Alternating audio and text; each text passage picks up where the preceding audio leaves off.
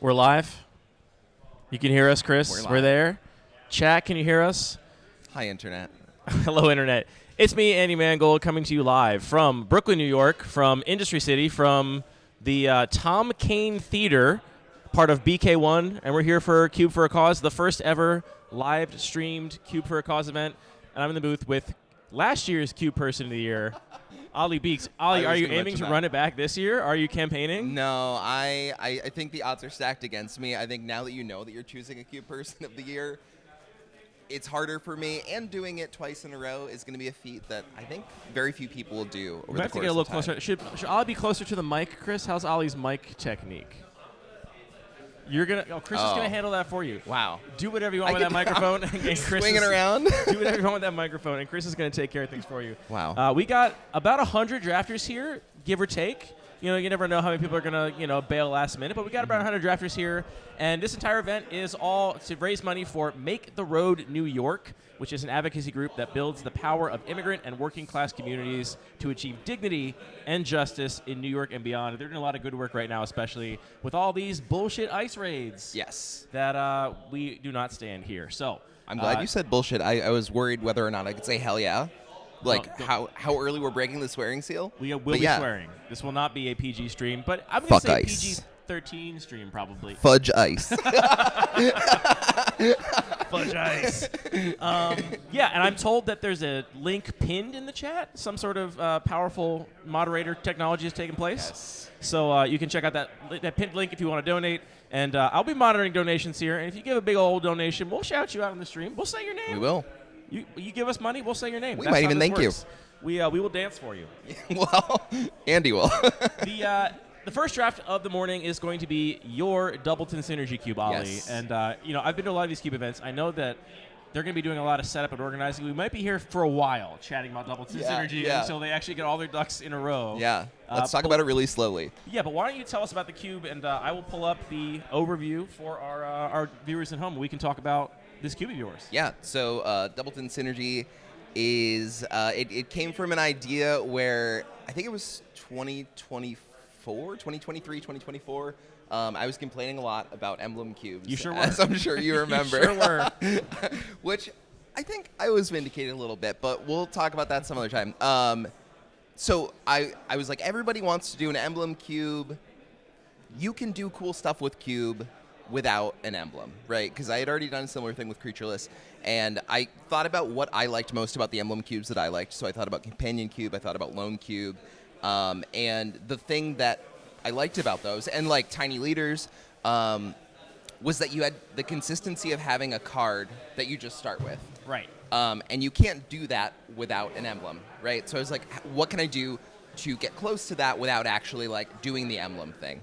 So I love synergistic environments. I said, what if I made an environment where like a ton of cards can go into a ton of different decks, and there's also two of everything to kind of help with the consistency of both drawing a particular card, because ideally you've drafted both copies, or just, your deck is feels like it's chugging along because of all these glue cards, all these cards that kind of like make things work. So. And I think it's great you committed in the Cube to just doing two of every single card. Because you could have just broken Singleton for some of the synergy cards, some of the build-around pieces, your gold signpost cards or whatever. Yep. But I think it's actually way more resonant to just commit to the bit and be like, nope, there's just two of everything. So I guess it's not 180 cards, because you do 16-card packs. So I do. Yeah, so it's 384. So, yeah, whatever half of that is. I'm not doing that math. 187 cards? Yeah, sure. Does that sound right? I don't know. That's how many individual unique cards you have, but you have two of each of them. Right. Which has made balancing the environment kind of difficult, because when you make a cut or add a card, you are really dealing with the 187 card cube list or whatever, not the whole 360. So yeah, it's made cuts and adds a little bit harder than normal. Yes, we can see it. Yeah.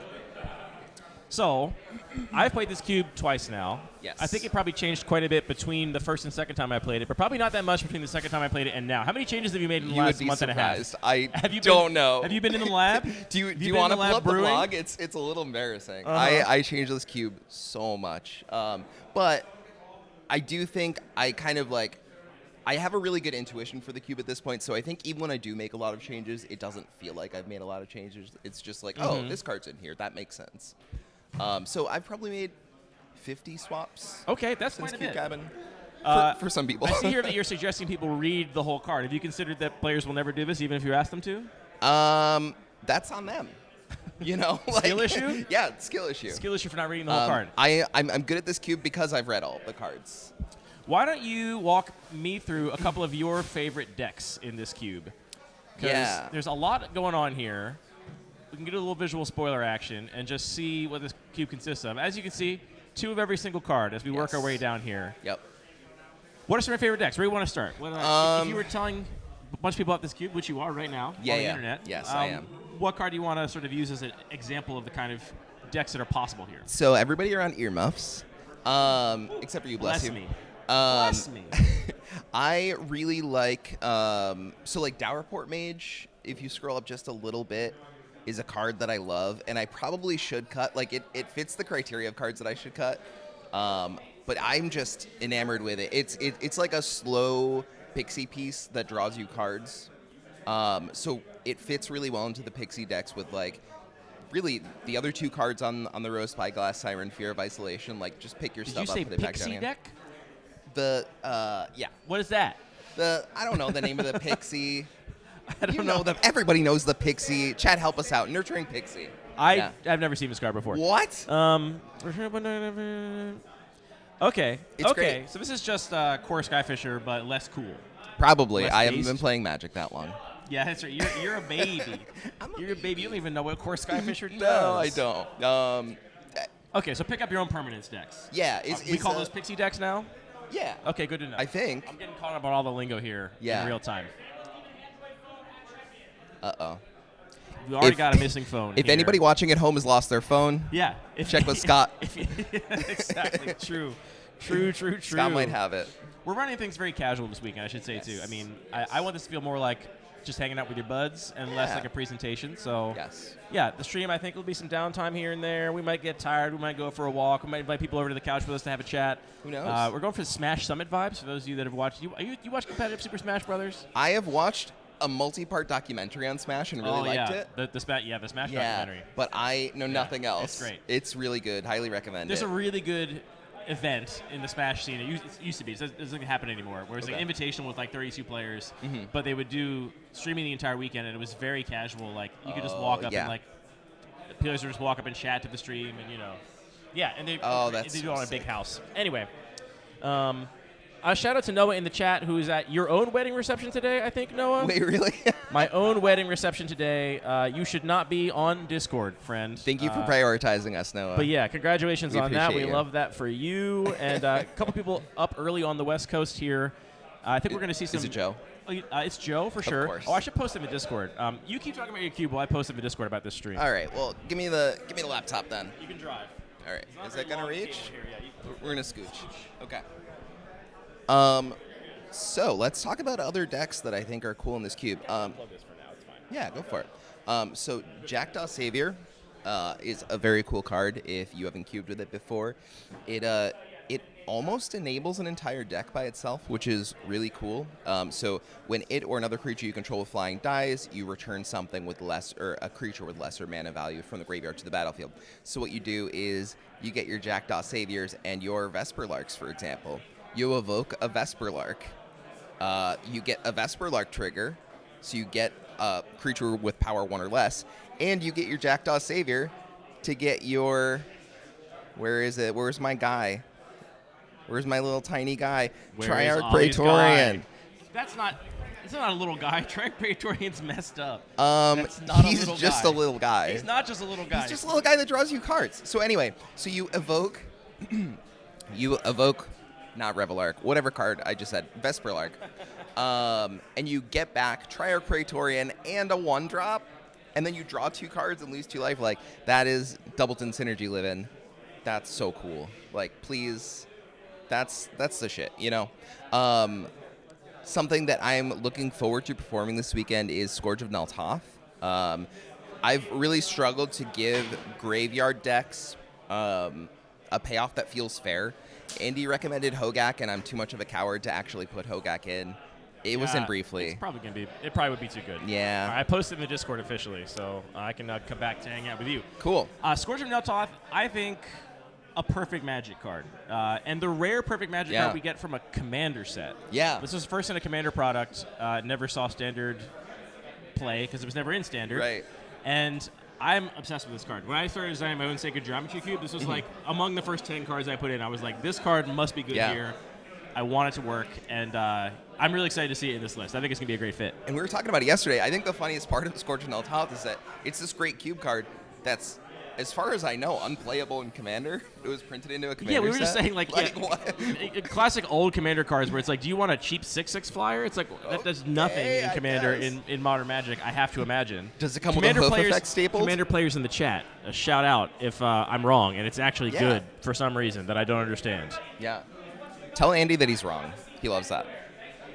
And we are recording this, Chris, right? Sick. We are recording a VOD, so if you got to, for example, go to your own wedding today and you can't watch more right now, you'll be able to check out the VOD later. So no FOMO. Not everybody can be as devoted as Noah.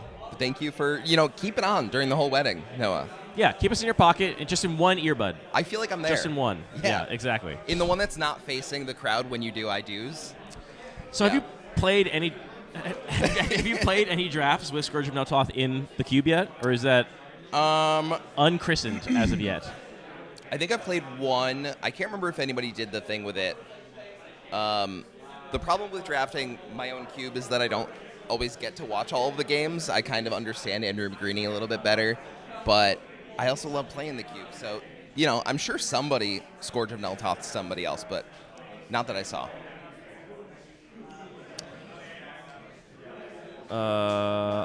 Man, I just tricked Alex into posting in the wrong channel in Discord. Ooh, get tricked. How embarrassing. All right, there will be a VOD. I'm going to say vid instead of VOD. A vid? I don't like calling a video a VOD. Are you starting Video this right on now? demand? Every video is a video on. It's silly. I don't like it. Well, but it's like going to that. be when it's afterwards. It's going to be a regular video later. Look, that doesn't matter.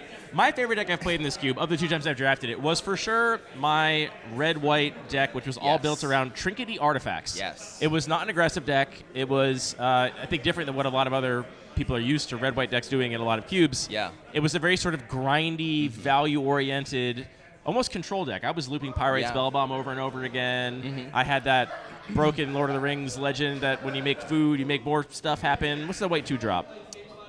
Oh, Astrid Peth? Astrid Peth. Yeah. Astrid Peth is cracked. That card's a problem. Good I wouldn't pack say one, it's a big problem. one. It's a good problem. It's a problem for my opponents. It makes me happy. That is the card that I have looked at cutting the most. Really? That and good? haven't. Yeah.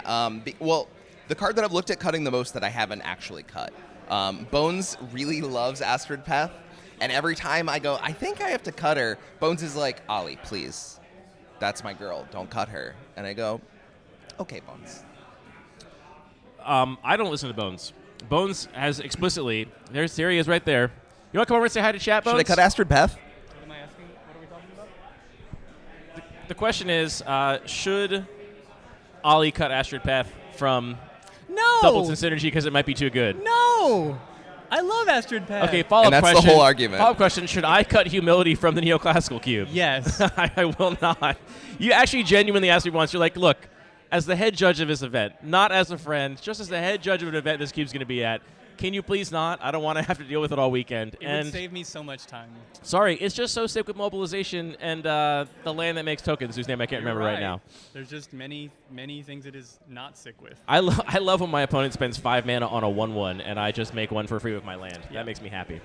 Anyway, everyone give a shout out to Judge Bones. Everyone says hi, Bones. We also say keep humility. Humility is good. That up. Is Kylie that real? Minogue. No, people are saying that. Kylie Minogue is Astrid Peth. Yes. Yes. I don't know about that. Yeah, that's why I can't get her out of my head. Okay. Thank you, Bones. We'll check in with Bones later this weekend, I'm sure. So, back to Doubleton Synergy. Let's talk a little. Do you have any more sort of decks you want to highlight? I wanted to talk about the red-white deck a little bit more Okay, because you played it before either of these cards were in / maybe printed. Let me read them. Let me read them for the literal first time right now. So this is Ragast, Deft Gastronaut, You're legendary telling me a creature, shrimp Lobster cooked this? Citizen. 2/2. For red and white, artifacts you control are foods in addition to their archetypes and have, the food ability. Sacrifice the food deals 3 damage to each opponent at the beginning of your end step if you gained life this turn. Oh my goodness gracious. Sick. That is so much text. It's a lot of text. And I think, like you said in the Cube overview, all that text matters. Yes. That is relevant text. I will say I ignore did that. consider cutting this. I've been talking with people, and they said if a card does 3 things, I should consider cutting it. So I've considered it, but I haven't done it. Okay. You're like, look, I thought about it. Yeah, What's the other one I thought haven't read about it. before? This one Edgar works even better. Master Machinist. First part doesn't matter, but you can read it. 2 red white for a 2/4 legendary creature, human artificer noble. Once during each of your turns, you may cast an artifact spell from your graveyard. If you cast a spell this way, that artifact enters tap. That doesn't matter, you say? That seems good. Nah. Oh, wait, sorry. The second part doesn't matter. Okay, great. Sorry. Second part. Tools. Tools. I'm going to use my tools ability. Whenever Edgar attacks, it gets +X +1 time turn where X is the number at greatest mana value among artifacts you control. I mean, that seems like it could also matter. You don't think so? You're playing like You're playing 2 tricky mana stuff. artifacts. Yeah, you're playing tricky stuff here. Yeah. Because you would adhere to my school, my favorite school of the low curve cube Yeah. lifestyle. Oh, big time. Yeah. In my red-white deck I mentioned, which was not aggressive, value-oriented, very grindy, Yep. my curve was impossibly low. I think I Yeah. had 2 cards over 3 mana, and they were both copies of Tashar. And I ended up actually cutting one of the Tashars, which I want to bring this up because something we've talked about with other players of this cube before in the past is that there's a lot of legends in this cube, and people are not used to the legend rule mattering in cube because most cubes are singleton. Yeah. Talk to me about the idea that you may have a card stuck in your hand because you have another copy of it already in play and they're both legendary, and how that relates to your cube design ideas. So I will say, shout out to anybody who may be watching this. Sometimes it's sad because you remove a creature and then they just play that same creature. But yeah, so legends are just like more powerful nowadays than like the average card, I think, because they want people to build commander decks around them. So you have this class of card that is more powerful, but also there's a restriction to it now. Normally, you don't care in cube that something's legendary, but here you actually have to say like, do I draft the second one? Do I put the second one in my deck? Do I, what do I do if I draw the second one? Do I have a plan for that? So legends are actually very cool. Good morning, Rose. Hello. How are you? We put that couch there because we thought if that couch is there, maybe people will not jump over this couch like you're doing right now. We didn't account for this. I'm glad you proved that the gray couch is not sufficient to contain your power. Can we get another couch? We need a third couch. A second Roja has hit the couch. I'm doing a tweet now. I'm doing more social media while you're talking, so I'll keep gabbing. tweet IRL. I'm doing a live social media strategies. Kind of back to what Andy was saying about the curve here. We are both adherents to the low curving interactive magic, which let's not look at the creatureless list for right now. But I do love low curving interactive magic. So like in white, for example, we have 4 cards that are above 3 mana, and they're all good ones. In blue, we have 2 cards that are above 3 mana. We're not going to look at this. This is actually a 2-drop. Who are we kidding? This town ain't big enough as a 2-drop. You know what else is a 2-drop is Scourge of Neltoth. Another 2-drop. Now, what do you think about actually putting that in the 2-drop slot in Cube Cobra? I've noticed How do you that feel you've about done that with Sacred Geometry. I do it with most of my cubes. What are your thoughts on this, though? I don't hate it.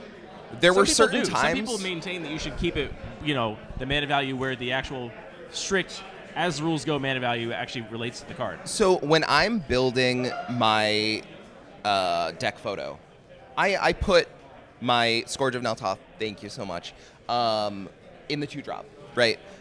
So I could put it there in Cube Cobra. I think what I ran into was that you did that with a couple cards in Sacred Geometry, where I was like, I'm actually not the deck to cast this for 2. I'm going to be casting this for 4. So people give me grief about it sometimes because I'll put Scourge at 2 and then they'll be like, I was a Luris deck, and I'm like, well, read the card. Yeah, at that that's point, it's not like, your it's fault. Like, look, it's not on me. Real quick, Pack Cats the system. This stream is going all day. We have to be out of the venue by 7. I imagine the stream will end probably no later than 6:30. We've got 2 drafts coming to you today, and as of right now, the plan is for the stream to be uninterrupted. At some point, someone will bring me lunch, and I will make other people talk while I sit here and eat my lunch. So you can watch me eat. ASMR eating stream. Mukbang time on the stream. So yeah, we'll be here all day. Looking forward to it. Yeah. Look at this. Look at this red section. Red. And look, Fiery Temper's not even a 3-drop. That's a 1-drop. What is Pain for All? I've never seen that card before. Pain for All is a card that I'm a little bit scared might be too good. Okay, let's read it. Tuna Red. Enchant creature you control aura. It can't be too good. I'm not going to read it anymore. There's no way it's too good. When this aura enters, okay, so it makes something punch something. I think it's fine. It's an aura. It punches any target. Yeah, okay. So it can punch face. Is that what you're most worried about? Yes. So, all right, let's say I have something Now, that this I've is a built commander up. card. This is a commander card. It for sure is a commander card. More so than Scourge of Neltoth. Well, okay, it's standard legal, I but know it's a not- commander card. We all know it's a commander card. I'm you putting know? this in There's my no question aura about deck. that. But yeah, so if you put this on Scourge of Neltoth, dome them for 6, they attack for 6 with the Scourge, that's 12 damage. Did you hear that? No, I was giving my iPad to Chris. Let's say I can't hand my iPad to somebody and also listen to you. That's really sad. I love it when people listen to me. Okay, so At least I'm being honest, okay? Put this on Scourge of Neltoth. 6 damage to face. Attack with Scourge of Neltoth. That's 12 damage to face. Well, no. Whenever enchanted creature is dealt damage, it deals that much damage. So you have to, someone has to deal 6 damage to the Scourge. Well, yeah. I just mean attack with the Scourge because it's a flying 6/6 that they probably can't. Okay, well, yeah, sure. A 6/6 is good, Ollie. yeah. Just because the aura is good with a 6/6. Okay, all right. Can I tell you the coolest thing I've done with this card? Yeah, please. Okay. What if I said no? I would probably What get if I up said, and leave the Ashley, stream. shut your mouth? I'd be like, Patrick, you gotta do Doubleton. I'm sorry.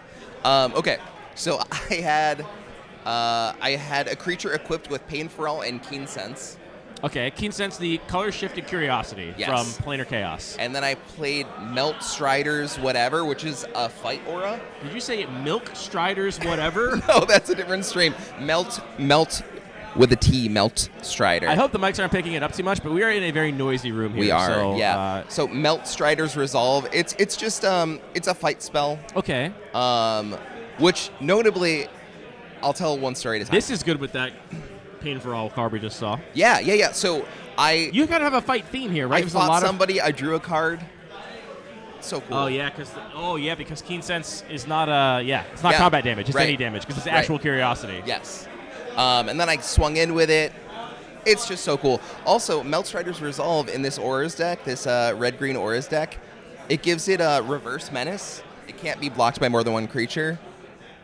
And then there's an aura that gives menace. Oh, it's not under 1-drops for some reason. How do I get back to the stream manager? But yeah, it's just so cool. I don't know how to get there. Did something break? I'm 37 years old now, Ollie, and I'm just starting to get to the age where I'm just like, somebody younger than me. Yeah, It's this technology. I don't know. I can't figure it out. We need a whippersnapper. All the websites are bad, it turns out. Yeah, true. That's not just you, though. Oh, thank you. Wow.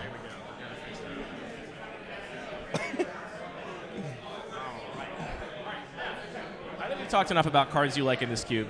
Yeah. So let's instead talk a little bit about draft strategy. Draft strategy.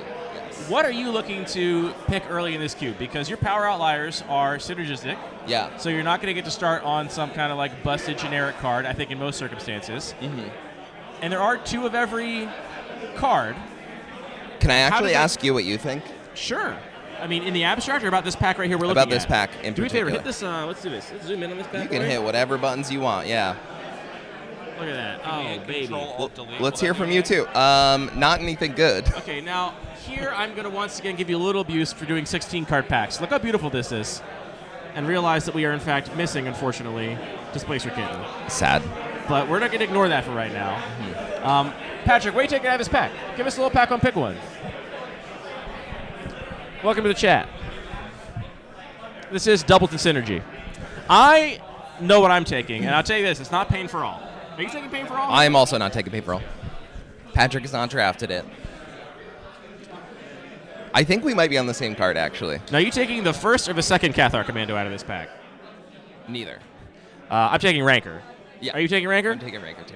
We're all taking Rancor. Also, what's up, chat? How's the chat? Who's in here? Like 6 guys? I actually can't see the number, and I'm glad I can't see the number. 27. 27 guys. 27. We're not even playing Magic yet. Oh, yeah, and look, I'll introduce you in just a second. Chris, get prepared for the clicking noise of Patrick's septum ring bouncing off the mic all day. Here's what I want to know. How many donations have we had so far? I don't think any yet. All no, right. I'm sorry. I lied. No, I don't think we have any new donations All right, since we chat. went live. I'm going to need to see $5 roll in, or we're going to shut this whole thing right now. Patrick is going to just, I'm gonna Hulk out. I'm gonna just rip. flip this whole table. Yeah. All of Chris's beautiful tech gear on top of it. If I can get 5 sweeties to donate $1. How about 5 sweeties donate $5? Yeah, we're gonna keep streaming. The cost of a coffee. Exactly. Anyway, I'm not gonna go away until I see it. just stare right at him. Please donate. Anyway, we're taking Rancor here. Yeah. Rancor is kind of a messed up Magic card. What synergies does Rancor play off of in the Doubleton Synergy Cube? Are you just trying to get me to say the thing that people don't like? No. What don't people like? I think Rancor synergizes really well with Rotting Regisaur. It does. I've done that all right. before. Thank you for Do agreeing. people not like that? People are like, Ollie, this doesn't synergize. No, And I'm like, what do you, it objectively you have does two cards synergize. that are much better than they were together. So Rancor actually has some cool stuff. Rancor has some cool stuff. We can go back to being Rancor has some normal cool zoom stuff. level. Oh, true. Boop. Aura. So these are cards that care about auras because we're searching for a rules text that has aura in it. Yes. So Get that mic closer. So the coolest There you ones, go. I think, are the gold cards. So we have red, which is another card that I'm going to make you read, and it has more flavor text. I'm sorry. All right, Red the 8th Proud Warrior. No, I'm sorry, Red the 13th Proud Warrior. I know my Roman numerals. Yeah, you did great. I took 6 years of Latin. It doesn't show. Legendary Creature Beast Warrior 3/3 for 3. Vigilance Trample. Already pretty good. 3/3 Vigilance Trample for 3? Yeah. I like it here. It gets better. Other modified creatures you control have Vigilance and Trample. Okay, that seems... I imagine there's some decks that can put a lot of +1/+1 counters on creatures. Yeah. But that sort of upside, when I read that, I don't think like, oh, this is great in the Auras deck, because I feel like a whole card for that ability is not as valuable as like just a little tiny counter. Like, I want that to be buffing creatures that like come with their own counters with ETB or something, right? That is the point, though, right? So this card is not just, you can play it outside of just the Auras deck, and that's kind of what I want. Okay. Anyway, there's still more text here. Yeah. We also have Cosmo Memory. What? So this is the only Final Fantasy card that I know. Memory. It's the only game that I played. It has to do with where he's from. Don't When worry Red about the it. 13th enters, return target R equipment card from your graveyard to your hand. So you get to buy back, if they manage to remove your Rancor. Maybe they remove the target in response, and you say, That's I'm just going to get that Rancor right back. Yeah. You can never escape the wrath Okay, of Rancor. So maybe this one doesn't go perfectly with Rancor, but Auras, yeah. Danitha is another. I mean, that's another recursion piece. Ivy is a big one. Ivy loves Rancor. Yes, Ivy stuck with Rancor for sure. Yes. Yeah. Yeah, I mean, I think Rancor is a synergistic card here. It's also a very powerful card that, like, I don't need to be doing an Auras thing to be happy to put Rancor in my deck. So I Yeah. think that's about as close as we're going to get in the pack we saw prior to actually a generically Like a good card to stuff start card. on. Yeah. Yeah. Okay, so we talked about a specific pack. What are you most hoping? What are your top 3 cards you want to pack one pick one here? Ooh. And I'm not saying power level wise. I want to know for your subjective taste. Okay. What do you want to pack one pick one in this cube? Those are two very different questions. No, it's one question. I said not the other question. The other question is a different question. It is a different question, for sure. No doubt. What am I most excited about here? I've played a lot of the cards. I think, honestly, Edgar, the red-white legend that we were talking about earlier, the recursion thing is really cool. That's it. You're happy to first pick a 4-drop here. It's one of the cards that would excite me most in the pack. Okay. I don't know if I would pick it necessarily because I think the draft strategy is more like I want to be picking. It's always easier to fill out the top end of the curve, right, than the lower end. So I'm really looking at like 1-drops that are impactful, like where is it? Stalactite Stalker is just a really good like. It gets in, it gets bigger, it can double as removal. And really, I've seen people just go like, it's a 1-1, turn 2, okay, now it's a 2-2, and I've done other things. Okay, it just like continues to grow, turn over turn. Just gonna go over here. I think we got a donation. Did from we get a donation? Joanne. I'm gonna verify before we shout it out. Oh, we did, but I don't see it in the. Oh, is it going through?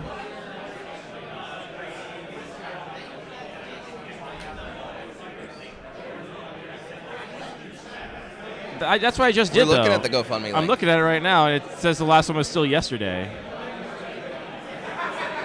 I don't know. Okay, well, we're still working on that, but shout out to Joe if you did in fact donate. 2 donos so far. Thank you, Addictive Me, for donating. Much appreciated. I think. Okay, it's a little bit of a delay.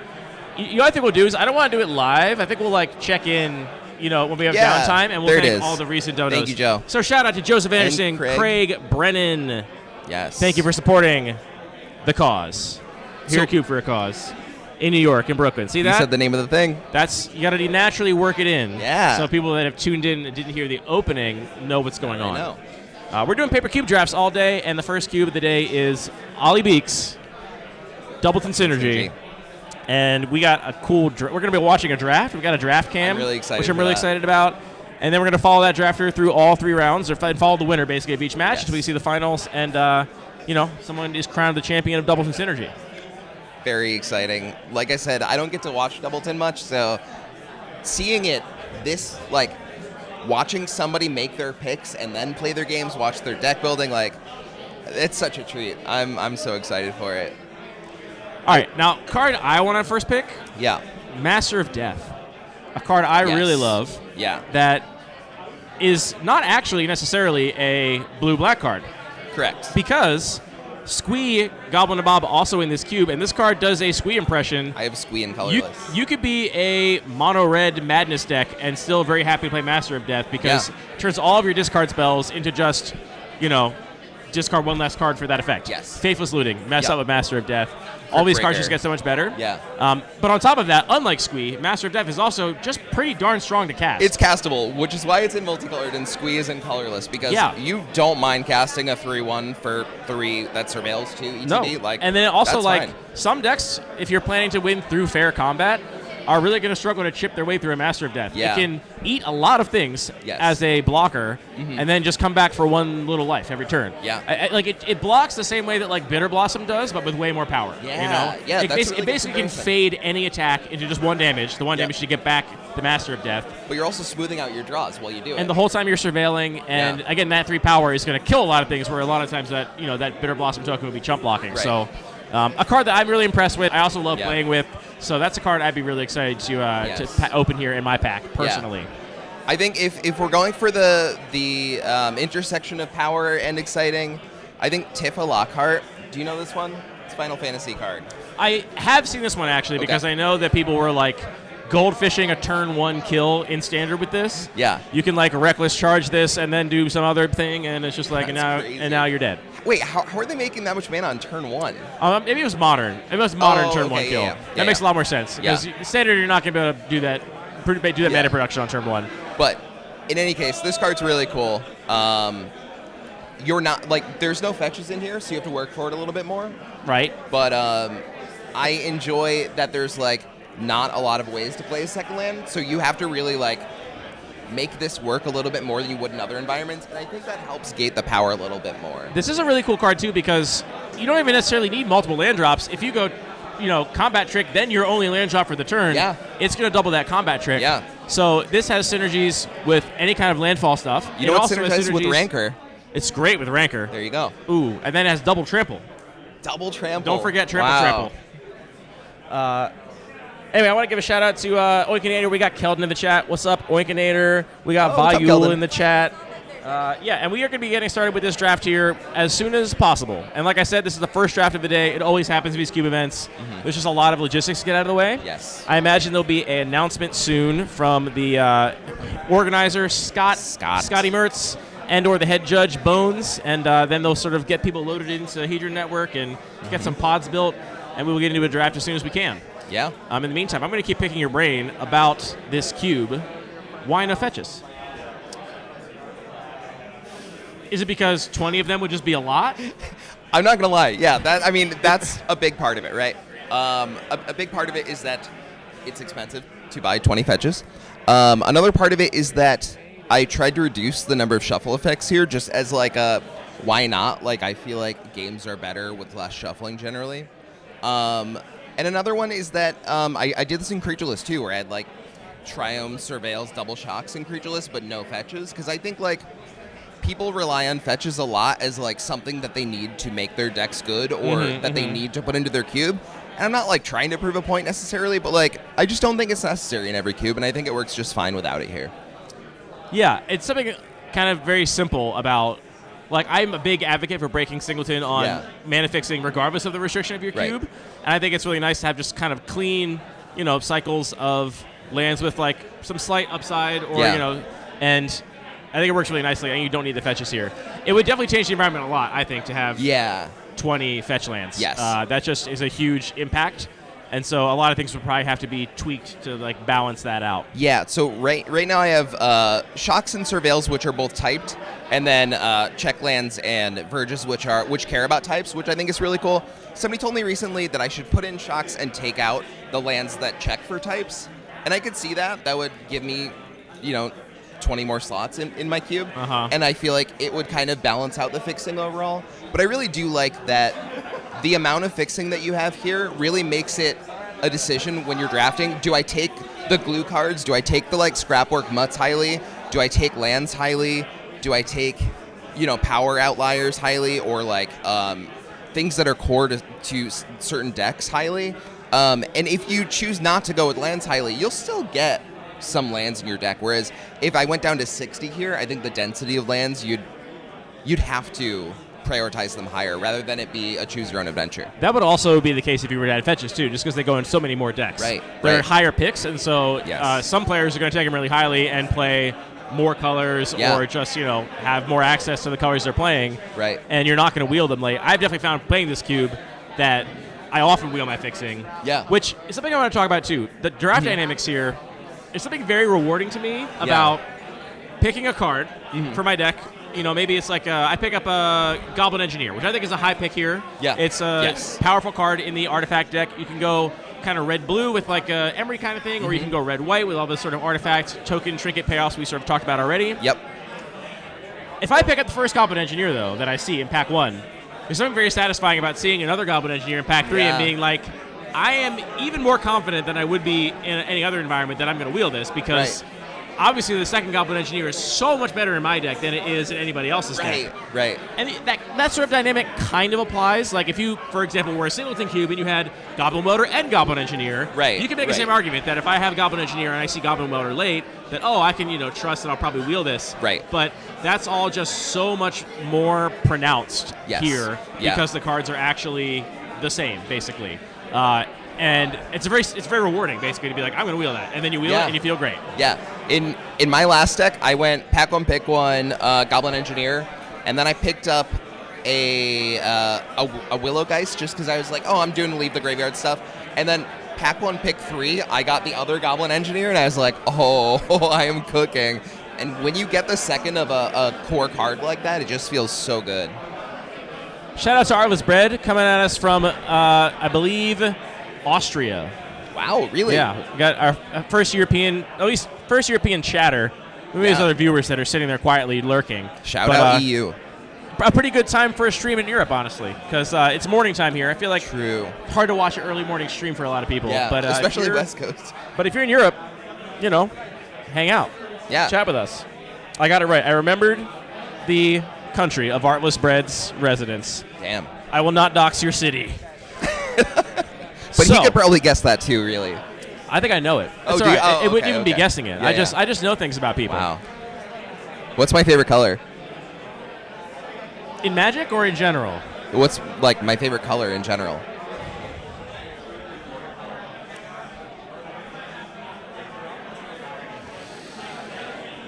Purple? No. I do like purple. Pink? No. Yellow. What are you trying to say here? Blue? No. Red? Green? No.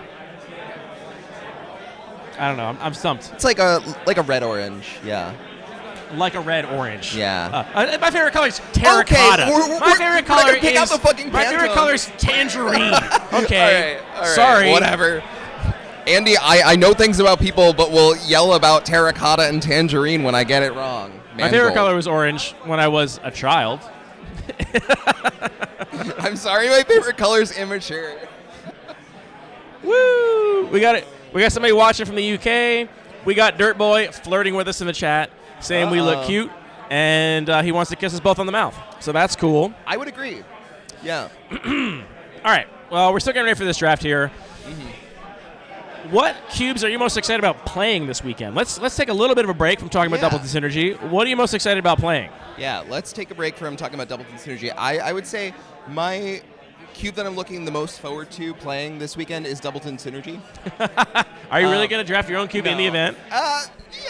Never count it out. I mean, you could quite literally count it out by going in Hedron Network and saying, I don't want to play this cube. No, I had to avoid other cubes because I don't play old school cubes because I don't know the cards. Oh, are you like just want Keldon? Who I thought it was so funny. We were playing some cube with Keldon, and there were some old school cubes around, and Keldon was just like, I just hate looking at the art. I hate looking at the frame. I hate looking at it. It's ugly to my eyes, and it burdens them, and I don't want to have to look at the old cards. I don't feel that way. I think there's a certain charm to most of it, except for the weird, like, overly macho or overly sexual art from, like, way back in the day. Some of that stuff is not the kinda best. Cringe. But it's mostly that I just have no baseline for what makes a card good from, like, 1995. So you're I'm telling like, me I don't know, man. you'd rather read Red the 13th Proud Warrior than read Upheaval? Final Fantasy VII is one of my favorite Or games of all time. Deranged Wait, Hermit? No, Upheaval. No, both those cards are great. Okay, well, But- it sounds like you love old school Magic. So the problem with old school cards is, or Phyrexian old school Dreadnought? cubes, is I will pick, like, pack one, like, swords, and then pack one, pick two, Factor Fiction, and be like, oh, Great. I am fucking cooking. I have all these incredible cards, and then I'll be like, oh, wait, I have no creatures because they're all That's terrible. fine. No, you just have to All win. the creatures are then you so just win by bad. casting a big brain geyser. And that is usually how Do you I know what win Brain Geyser my does? one game. Yeah, target player draws X cards. Okay, you know all these cards. I don't know what you're talking about. I think don't you know this. I think you know this format very well. I could not name a single creature. Morphling, Masticore. I don't know what Masticore is. You don't know what Masticore does. No. It's red. Probably. Chat, flame Ollie. I need Don't some. flame me, I need chat. some L's in the chat if Ollie needs to read Masticore. Okay. What does Danitha New Benalia's Light do? I'm saying it's cringe to know what Danitha New Benalia's Light does Why? and not Masticore. Based on what? like you're making my argument for me. How is that cringe? It's your personal opinion that it's cringe. Of 'Cause course, you like yes, old cards I'm, and not new I'm cards. giving my opinion. Oh yeah, my God. it's not objective. I just think that Masticore is an icon, a part of the game, Is a part it? of the yes, it absolutely is. Masticore's. Chris is popping off camera because Masticore is iconic. If you said Shivan Dragon and I We've didn't know got that, so many I would L's get in it. the chat. No, So many L's. Look at all these don't L's. type L. So, Somebody type W. Your L's hurt me. Your L's are killing me. They're really pointy. W's Okay. pointier. What is? W. True. Yeah, much sharper Okay, angles just on don't W. type anything, chat. Just I went to Be- school be for quiet and listen. graphic Okay. design, which is also my passion. Yes. I know that W is the pointier letter than the L. and they taught you that in senior year. Senior Yeah, year of that- graphic you design, have to we work up cover to we it. cover pointiest letters and less pointy letters. Okay, if I didn't know Sarah Angel, you could kill me on stream. That would be fair. But not knowing Masticore, can you hold this? Yeah, sure. Where are you going? I need to look up Masticore. I'm double fisting it. It's me, Ollie and Andy. Can I look up Masticore? Yeah, hit Command T for a new tab. Go to Scryfall. Don't just type Masticore into the chat. This is unhinged. Why are you on fandom? Everyone's going crazy here.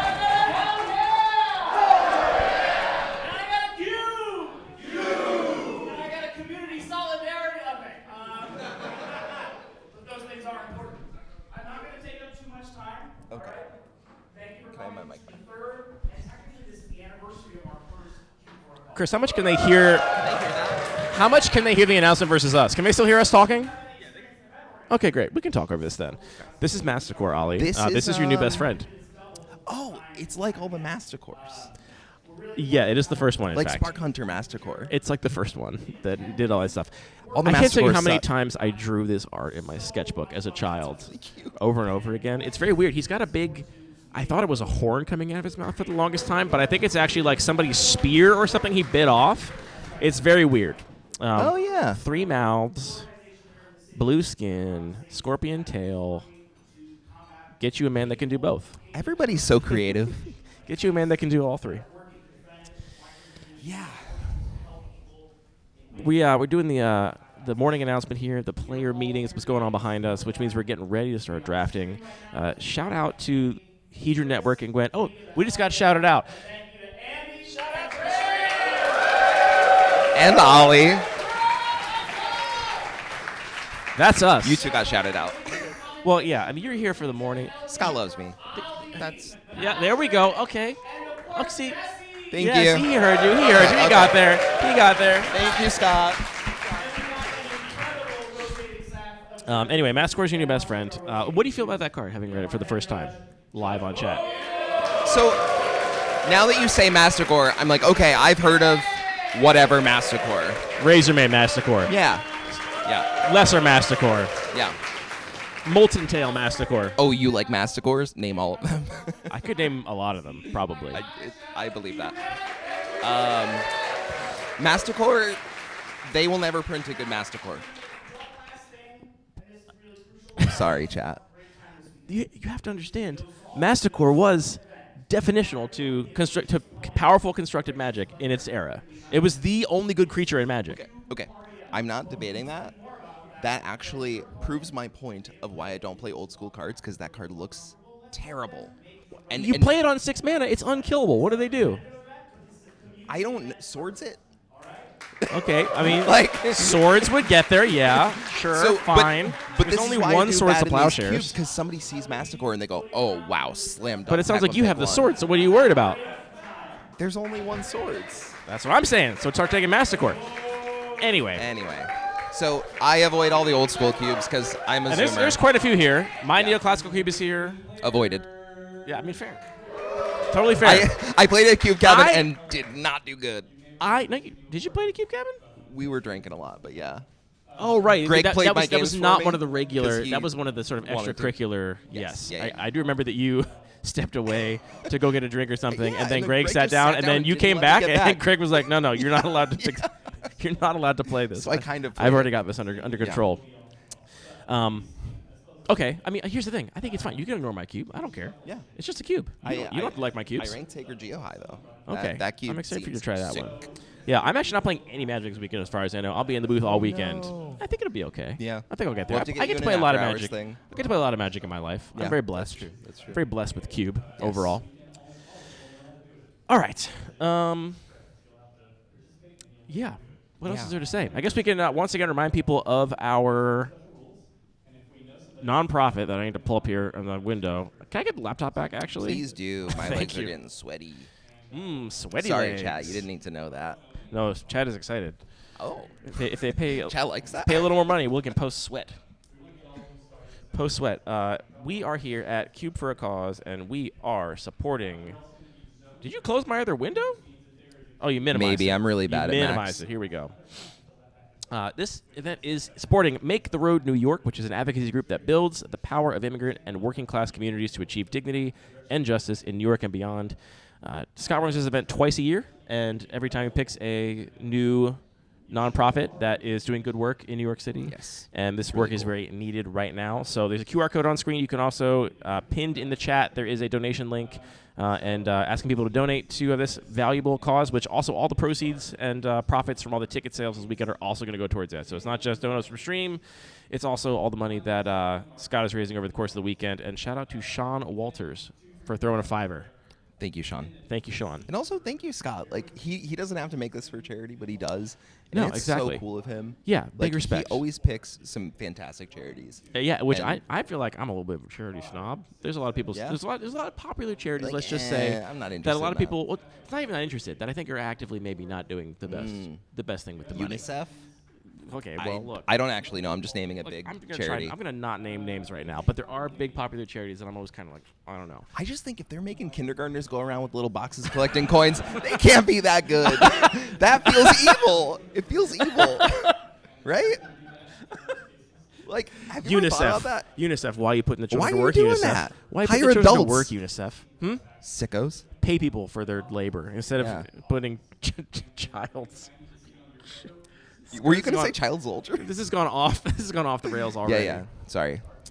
Anyway, it back. check out that donation link, and yeah, we're all here donating our time. You're donating your time here to the booth, which is we're very grateful for. Yeah. Chris is donating their time and energy and all their equipment to make the stream happen. Thank you, Chris. So yeah, we're all here trying to make this happen for this cause. We're cubing for a cause. I love this feed. Look how good this looks. Look how good we look sitting in front of everybody back here playing Wow. some cube. It's gonna be great all day. That's great. Yeah. What a comfy couch, too. This is like, this is a great setup. Now, how do you feel about calling it the casting couch? We are casting from the couch. Pass. You're gonna just pass? Next question. Okay. I mean, we're casting from the couch. That's gonna happen. We got an insane, a no, an absolutely not, and then we also got a, I'll be Nicole. calling it the casting couch for sure. So, Oh, chat sick. is split on this one. Yeah. There's Interesting. a lot of ifs, a lot of what have yous, a lot of good points on both sides, a lot of good people Yeah. on both sides. Let us know in your donation comments. All right. Sounds like the player meeting is wrapping up. They're going to make sure Exciting. everybody's loaded into Hedron Network and is signed up for the event. Gwen Decker, developer of Cube Cobra, developer of Hedron Network. These events would really be pretty difficult to run if not for Hedron Network, which Yeah. was initially built for the first KubeCon and then iterated on multiple times, and now kind of the backbone technologically of a lot of these Cube events. Most of them, yeah. And the backbone non-technologically is, of course, Judge Bones, who travels Nice. the country to support these local small cube events. Yes. We are here at an actual theater, the Tom Kane Theater in Brooklyn, New York, in Industry City. There is a full-on stage up there. We were here for a tech setup yesterday, and we were, talking about where to set up Chris's lights, how we could possibly get the glare off the sleeves. And the guy that owns the space was like, "Do you want me to turn the stage lights on?" And we're like, "Yeah, give that a shot." And then, sure enough, perfect stage lighting, just perfectly lit the entire feature draft area. Yeah. So it's going to be a good quality stream. We're going to get to see some cards, watch a draft happen. Yeah. Have you ever watched anybody draft every single pick of this cube? No. It'll be a first for you as Just cube me. designer to get to watch somebody over their shoulder as they make all the picks. Yeah. How much do you think you're going to disagree with their draft choices? I think I will disagree maybe 15% tops. Really? I think there's a lot of directions that you can go with drafting this, and I also think Scott's going to put a really good drafter for us to watch. So I think So what you're saying is you think you're a really good drafter. if I disagree, If you think you would agree with them. it's because I'm wrong. Yeah. Oh, you think it'd be... See, here's the thing. Every time I've had the chance to watch drafts of my cubes before. I'm very lucky in Yes. that regard. Yep. And people always make so many more decisions differently than I would have made. Interesting. It's very surprising. Yeah. I also feel like this is true. Like, you can get photos of like pools and decks back from like a KubeCon or event like this, where people have to post their pools in Hedron Network. And as a cube designer, sometimes I'll try and document all the lists so I can see which kind of decks were performed or whatever. Yep. And not everyone uploads a deck photo. Some people just upload a pool photo. It's so sad when they do that. If Which you is- go to a which is Cube fine. event, please upload a deck photo.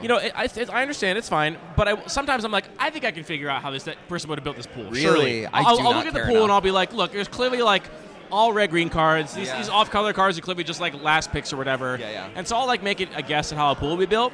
And then every once in a while, I'll see a deck photo and a pool photo, and I'll be like, I cannot believe this deck was built this way. I never would have built this pool this way. So Interesting. clearly, I can't make any assumptions Yeah. about how these things are happening because, honestly, I think it's the most beautiful thing about cube design is that you get to put your cube in front of people that you designed, your cards that you chose, and then they get to bring their own perspective as a player, their own biases, their own perspective, and then build a deck. Yes. And the resulting deck is a combination of those. I love more than seeing a deck in one of my cubes that I would have built completely differently or wouldn't have drafted. Right. And it happens way more often than I would have thought. Yeah. So I think maybe we wait to see when we cut over to our draft cam here that you might be a little surprised at the draft picks that the other players are making that are not you. that thing that you're talking about is like one of the most important things philosophically for me when I'm building cubes. I know a lot of people like don't put trust in their drafters or will like make decks for their drafters to find or these other things, and I'm like, no. I am creating like a sandbox for you to make something beautiful in. Like, this is up to you. Like, I want you to have as many options as possible available to you to make something cool. Like, Just I not want you to Mastercore. surprise me. Nothing old school and cool.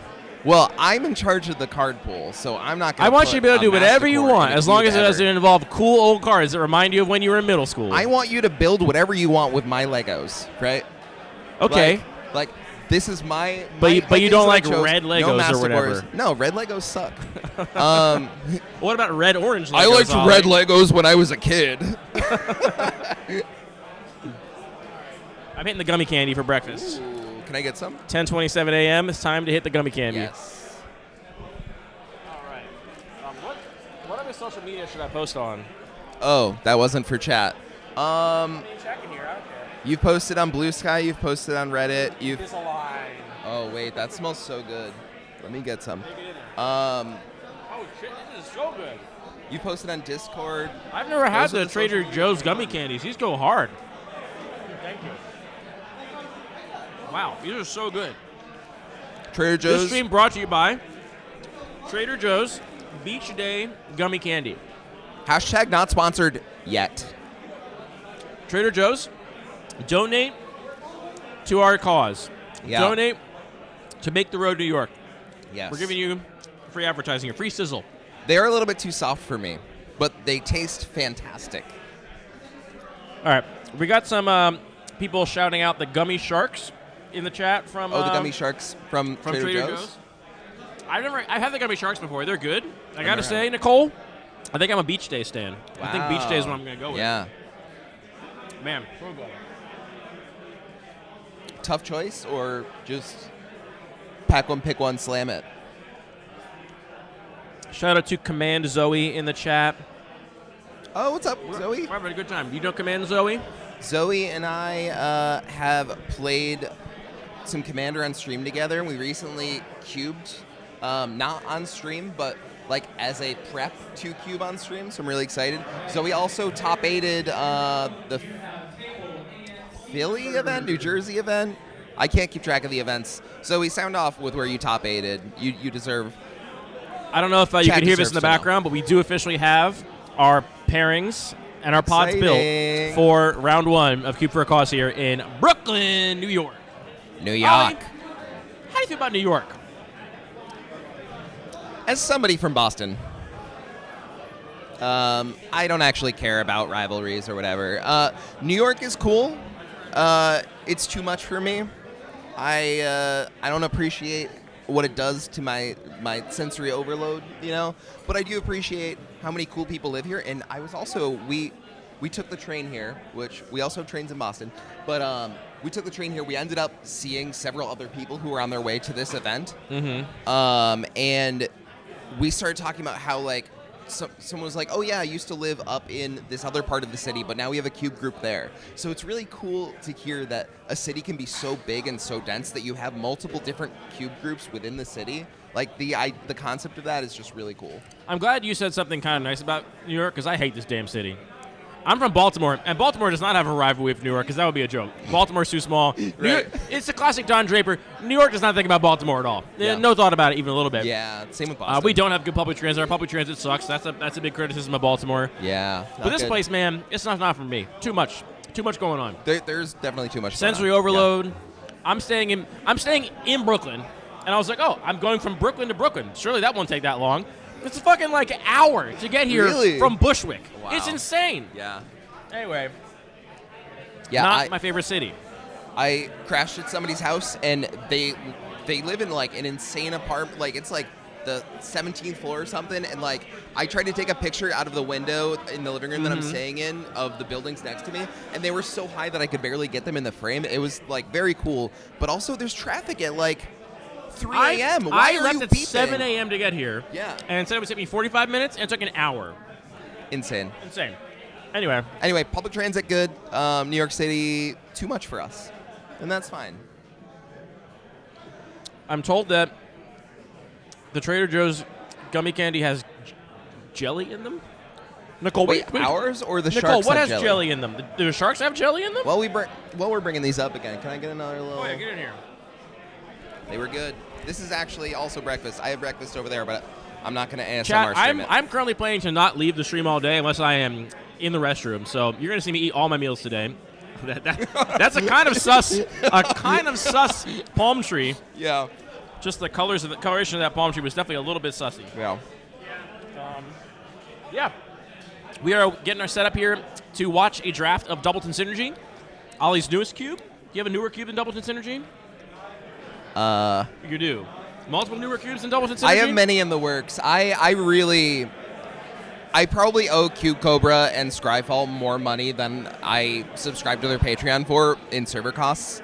I really just spend all day just doing cube stuff. I love this for you.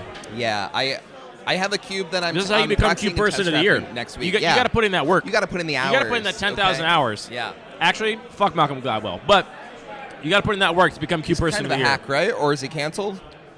I don't know if he's just a hack. canceled. Here's why I'm mad at Malcolm Gladwell. Tell me about Malcolm. And we're Gladwell. really going off the rails here a little bit before we get to our first draft of the day. I fell hope for this it. person doesn't get any bad texts or anything. I wonder. This is if not they actually know. on stream currently. Oh, okay, good. We're seeing the feed, but currently it's Perfect. just us looking Oh, good. You still get to look at us.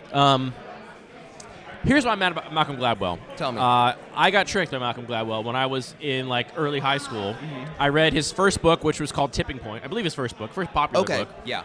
And it totally duped me. I was like, oh, what a. I got totally turns down. I call this kind of thing a turns out guy. Turns out media. Oh. Where it's they're like, oh, you think it's like this, but turns out it's actually like this other thing. Yeah.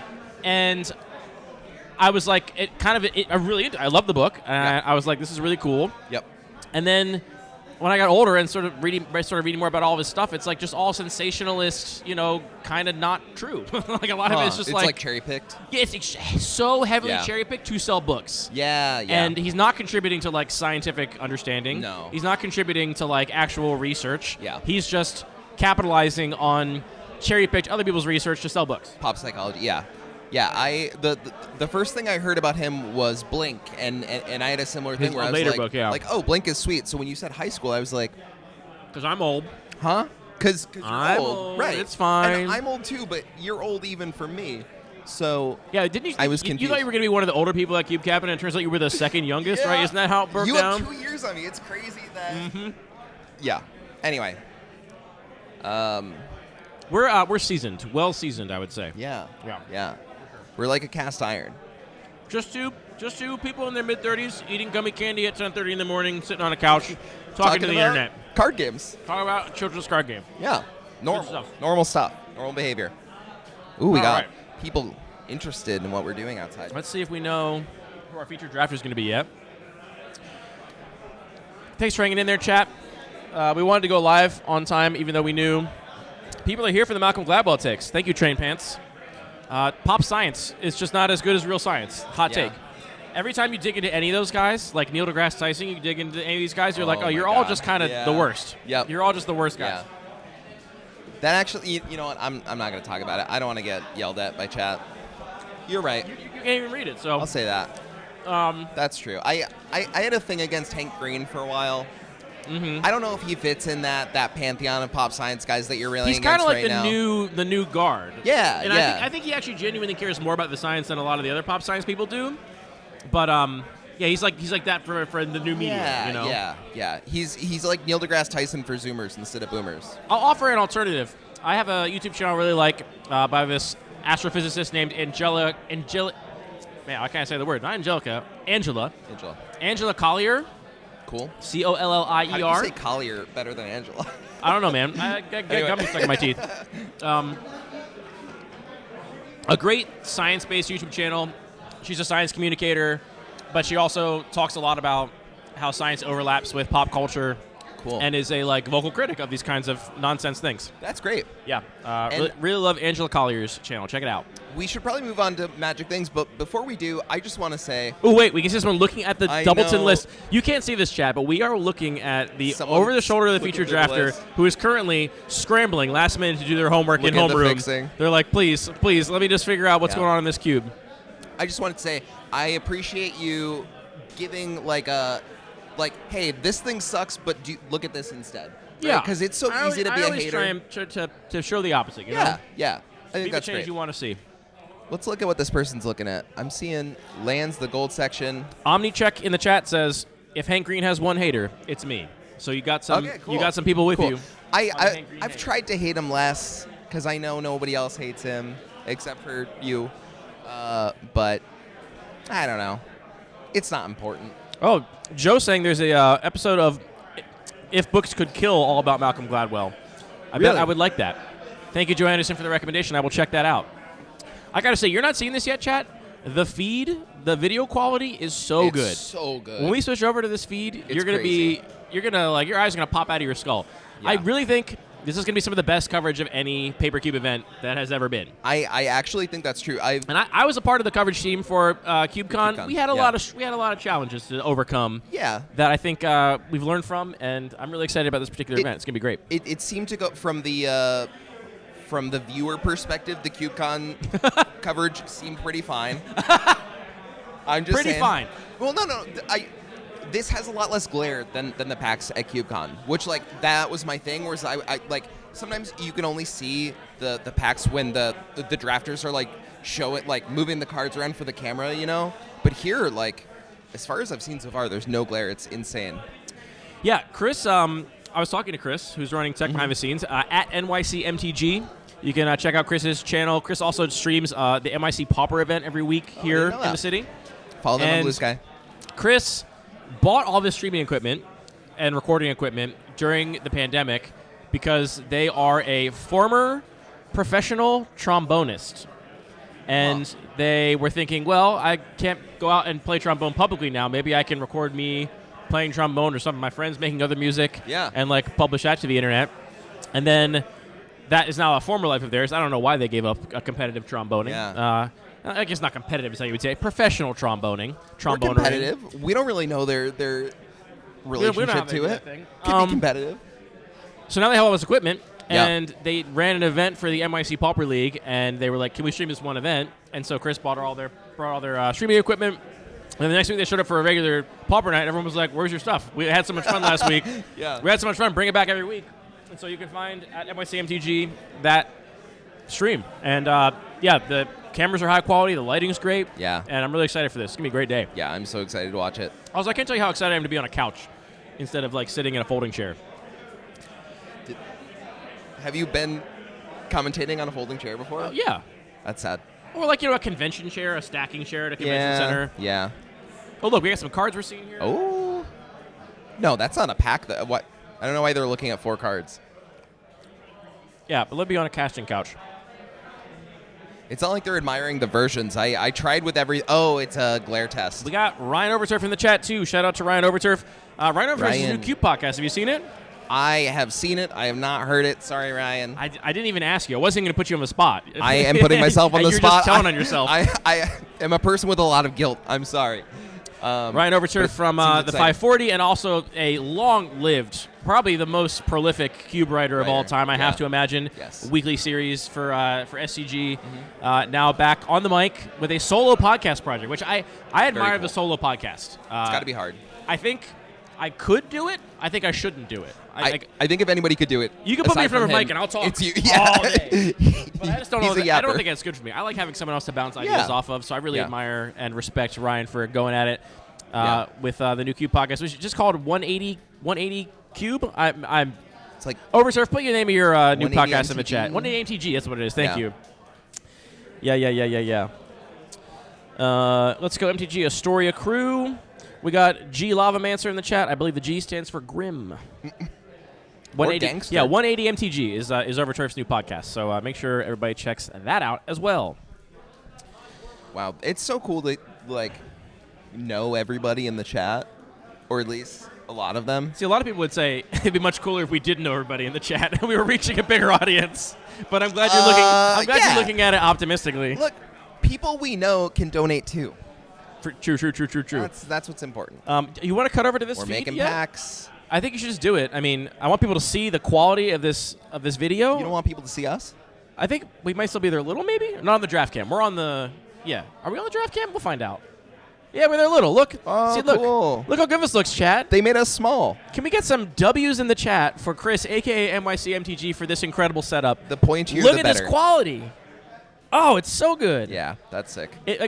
Chat says it looks like a movie. W, this is awesome. You can see every wrist hair. This is a movie. Chat. Sorry, featured drafter, for chat scrutinizing your wrist hair. Scott, come on over here for a second. Come on over here, buddy. Oh, right as I called Scott over, he was needed as a tournament organizer. If there's one thing I hate, it's being needed as a tournament organizer. How does this look better than most Pro Tours? How does it look better than most Pro Tours, Chris? How do you do it? Chris, the GOAT. They're the GOAT. The GOAT tour. I love your sleeve cover choice, by the way. Thank you. Gorgeous sleeves. Yeah. What would you call them? A dusty rose? I would call it a peach, probably. A peach, okay. Yeah, it's less exciting than dusty Maybe rose, a for sure. muted peach. Yeah, An early spring peach. a peach. You know, peaches have so many colors in them. You could definitely pick that color out of a photo of a peach. You know. Oh yeah, you could definitely eyedropper that. I don't know if you could call one color peach. Yeah. The eyedropper is exactly what I was thinking. Yeah. Scott, get over here. Come on, Scott, buddy. get over here. Get in here, buddy. Chat, let's get some W's for Scott, organizer of Coup for a Cause. Hi, gang. This is your third Coup for a Cause, correct? This is our third one, yes. Your biggest ever. It's true. How you feeling? Awful. No, I'm feeling great. Scott has an ulcer from stress. Yeah. No, not actually. No. I'm not doxing your medical information on the chat. It's okay, yeah. Yeah. Yeah, not HIPAA compliant. Or whatever. The stream setup looks so sick. I think everything's going to be so great. And thank you for organizing this event. We were just saying that, you didn't have to do this for charity. You could have just done this for yourself, for the community, and for, profit. And everyone would have been like, we're still very happy with you. Yeah. And you're doing it always for a good cause, and that means a lot. Thank you. I think it's really critical. Like, there's so many Magic tournaments. This stuff is rooted. Wait, we're doing an R-rated stream. This shit is riddled with capitalism. We've already said the F word. Yeah. Nothing. Yeah. This is a children's game that costs thousands of dollars. The least we can do is use this children's game to raise thousands of dollars for something far more important than rectangles generated by a redacted business that we are grateful for because we love the cards. And that's a great reminder, Scott, to throw some donos at Make the Road New York. There is a pinned comment in the chat. And yeah, the GoFundMe page, that all that money is going right to Make the Road New York, as is all the profits from the ticket sales. Yep. So yeah, make sure you throw some money their way. And if that happens, then we can do this more often, right? Yeah, that's the goal. Like, At the very we are least. going to hold this coverage hostage. Like, I mean, honestly, like, Chris is putting a ton of work into this. I put a lot of work into this. I always put a lot of work into this. They are. And if nobody gives any donations, it's going to be a little harder to justify doing this again next time. So I mean, truly, like, please, if you're enjoying the stream, even a couple bucks, it will help. I can't match because this has financially ruined me, but I would really love if y'all could help out because, again, the more we do for our friends, our community, the more we do for ourselves is my attitude. Scott, I'm going to boot you because we got our Pack One Pick One here, but we'll see you in the booth later this weekend. Okay. So I see a Stone Coil Serpent. That is new. I think that's going to be a high pick. We were talking about this yesterday, how it just goes in a lot of decks. I think any deck here will play with the card. I do see the fixing being pulled forward, though, which is really interesting. I think there's, two approaches. Well, maybe many approaches to drafting a cube, but I think two very common approaches are the sort of power outliers first approach and also the mana fixing first approach. I like Pack One Pick winning a fixing land over an obviously messed up card. I do see Faldorn here, a card that I have seen do a lot of work. That card cares about casting things from exile, and there's a lot of ways to impulsively draw. And it enables itself. So you don't even necessarily need to be all committed to it. Right. I think think Marionette Apprentice, that's just a really solid card. It commits a little bit more than Faldorn or the Stone Coil Serpent, but... Yeah, no idea. We're taking the Marionette Apprentice. Apprentice, so that is definitely a flexible card. Yeah. It goes on a couple of different synergistic decks. Hey, Scott, can we get the name of the featured drafter, too? I think one of the things about Marionette Apprentice is that it cares about artifacts, too, so it's not just a blood artist, so you're not really tied into, right? So we see Mishra's Bauble being pulled up, so it could be an artifact sack thing. Also, Bauble is one of those cards that just goes in every deck, but it just happens to work with the Pack One Pick One, so... I wonder if this drafter is actually coming in with an opinion about what the best deck is and kind of, I won't say forcing, but being heavily drawn towards a deck they think might be Based a little stronger. on the panic scouring of the list. I was going to say, there was some last-minute homework being done. I'm going to say probably Maybe they not. come to conclusions very quickly about what they want to be drafting. Yeah, I do see artifacts being pulled forward. Our featured drafter here is Zach, and yeah.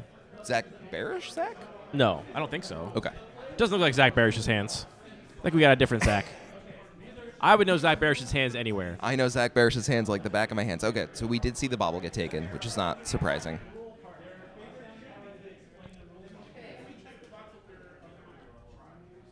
Getting a Chris, little. is the stream? Whoop, Okay. whoop. All right, so we see Squirrel getting pulled forward, which actually is sick with these first two. Forsaken Miner as well. Ooh, and The the Retriever. The Retriever seems like kind of a much harder to replace piece of this synergy, though, right? Yeah. Like, what else would be a Retriever does in this cube? Yeah. Then Quag Feast is good Ooh, removal. Hangerback Walker, though? Yeah. I actually love that we're seeing, like, a black artifacts thing potentially develop. Mhm. It's so, like, you listed 2 artifact decks earlier, and neither of them involved black. So I think it's really cool that we might see, like, that just kind of speaks to what I'm going for with the cube. I would love to see Ravenous Squirrel, but I think it's going to be Hangerback Walker. See, 'Cause if think I the was Squirrel will doing be this draft, actually- I might have started on Stonecoil Serpent, Same. Bauble, Hangerback Walker, and I Same. would not even be in a color yet, Yeah, which is great. will be kind of nice. We are taking the Hangerback Walker. I Walker. think also a generically good card. Like, I'll Yeah. play that in almost any deck here, Yeah. I think. And if you have synergies with +1/+1 counters, you have synergies Ooh. with artifacts, it's just going to be better. Bitter Triumph. Good removal spell. And Very let's good talk. removal We didn't spell. actually talk about the removal in this environment, but I know this has been a point of, I won't say Sleeper. contention, but a point of discussion. Yeah. Is how much and what efficiency removal you should be running here, because Yes. it in synergy environments, Mm-hmm. you gotta be, I think, a little careful with the removal you run, because you run the risk of people just having enough removal to pick apart the synergies of their opponent's decks Yes. without even trying that hard. Right. And then it just becomes a grind fest, and then the grindiest deck wins. Yes, and the grindiest deck often not that synergistic. It's just like, oh, I Right. just had more threats, or I had more recursion, or whatever. So how have you sort of managed that as the cube designer? Yeah, it's tough because you want to find removal that also is synergy, right? Like, just putting Murder in here, people are like, oh, that's not a synergy card. And I'm like, yeah, you know what? You're right. It's not. Sorry. But we needed some removal.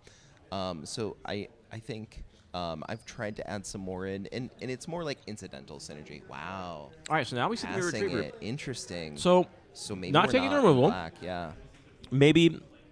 Again, this player could just be, Zach could be just evaluating removal differently than you and I Yeah, are. Zach yeah, also yeah. might not know that it's at kind of a premium here. I've added a good amount more in. Wow, Jadar getting passed is And another crazy. Hangerback Walker. And Bloodghast. Wow. So here's the sort of cool thing about the Doubleton cube that we get to deal with here. yeah. We passed Mirror Retriever pick 3 and then took Mirror Retriever pick 4.